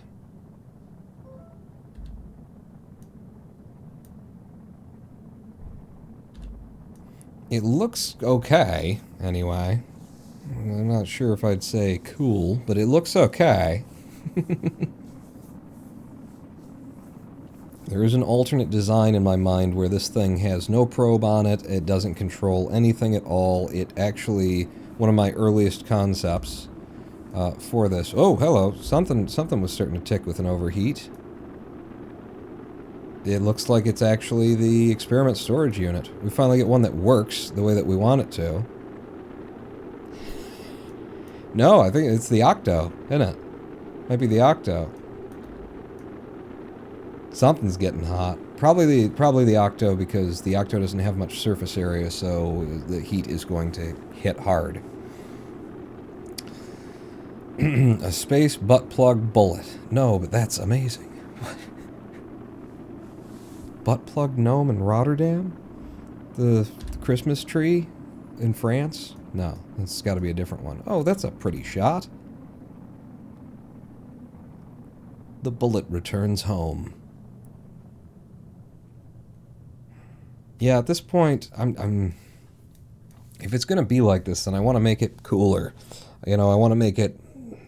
So one of my earliest ideas that seemed a little, you know, massively overcomplicated is that these things would actually be grabbed by an arm, and then pointed in the direction that they're supposed to go, and then they would have a Sepratron on them, single Sepratron that fires them on the direction that they've been pointed into.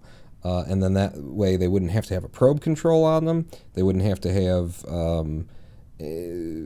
RCS, SAS. Okay, that's interesting that it does that. They wouldn't have to have these things. They wouldn't have to be able to direct their own, you know, direction. Literally from the ship, it would grab it, it would orient it onto its retrograde, let it go, and then, well, see, now that's a trick, isn't it? Because if it's holding it on its retrograde, and then it needs to fire its Sepratron and let go at the same point, but that would be, you know, toward the attempt of not having to have any probe on here at all. You just need a way of launching it. Oh, King Akira. The USS Hershey Highway. What? Who? When did you get in here? They're talking so fast and saying such horrible things. Hi, Ronan Pawn. How are you today? Good. We're wrapping it up. We got our Kerbal Lawn Jart system. Have you seen King Akira? Did you see our Kerbal Lawn Jart system? Oh, it's so good. Oh, it's so beautiful. It works now, like perfectly. I've got it built like 12 of them onto one thing. It costs about 19 grand, but like you could just put that onto a Kerbal space station or onto an orbital platform of some kind, and you're good. And look, because we've got helicopter blades on there, we have just constant rotational velocity. Look, the spin it guy. Yeah. You missed the Star Trek opinion coverage with Pawn. Oh, okay. Well, that was just fizz warp. And we just keep rolling, apparently, there. Wow, lots of spin. Kraken does like its spin, doesn't it? At these speeds, there's no doubt that we will land nicely. It's just the system, it's simultaneously overkill and underkill is my problem with it, because it's overkill in that we can come down, we could just throw this thing, just chuck one of these into the atmosphere from LKO, it's going to make it down. So, like, there's no need for everything that I'm doing here. But I want to do it this way. Jesus, look at how fast it gets going. I want to do it this way because it seems like more realistic of a system. But then, like, in this more realistic of a system, I've had to put the parachute on backwards attached by 3 helicopter plates standing out in front of the thing, and it's not, really giving us much, like, ablative effect into the wind. It's like it's doing too much and not enough simultaneously for me to be happy with it. My God, what are the RPMs on this thing? We could power a city. All right, there you go. Slow down. And at 3 meters per second. I got a spinning top and crashed the game. Shit, the game just crashed. Oh no. Oh my God, the game didn't crash. I have dug it into the surface of Kerbal. As the game was crashed, we've created a perfect balance. The literal lawn dart. We did it. On the thing that I wasn't going to call the lawn dart after doing the lawn, we've got the lawn dart where it's the Lawn Jart. It's a javelin dart. We've done it. We nailed it. It's stuck into the fucking ground. I've never seen that happen. I think maybe the game just, like, gave up. Did you see how it was like, you've got something spinning like a top. I don't know what to do with this. I'm just going to stop rotating it and left us in the perfect upright position. I don't know how we got there, but we got there. So it's now a gnome on a lawn, right? And it's not even, like, straight. It's not even upright. What the fuck is going on here? Is it straight up and down and the terrain is just messing with? No, that's an angle. It's going off like that. Oh, Kerbal. Sometimes you make me very, very happy. Well, I think that's got to be the success that we end on then. I've just managed to literally stick the landing. I stuck it all right. I stuck the thing right in there. Navball says it's centered. No, it doesn't, does it? It didn't say that it's centered at all. That ain't upright. I wasn't looking at that. Wait, orbital? No.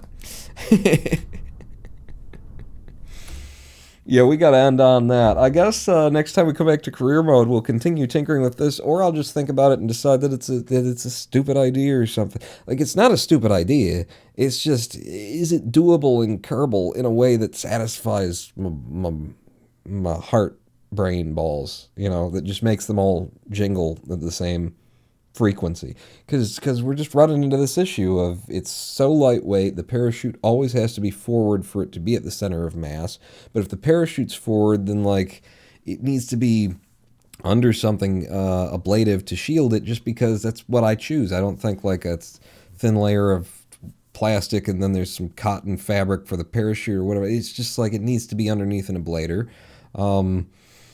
I don't know. It's everything that I just said. It's an overkill and an underkill system simultaneously, and most of the time you can find a happy place in Kerbal where it's like, yeah, no, but that's perfect. You know, if we it just makes the ball brain heart jingle right, and this isn't doing that. So I don't know.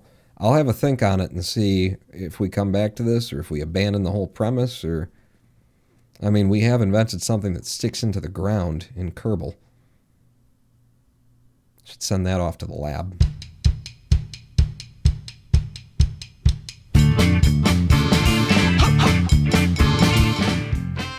I am the Ronin Ball. Brain balls. Ball brain. By the way that I said that, I can't remember what that's from in a movie. Thank you all for coming out. We've been here 4 hours and 50 minutes. Lady Pawn is definitely making some foodses. Shall we see if there's someone doing something that we can raid? King Akira. Come on.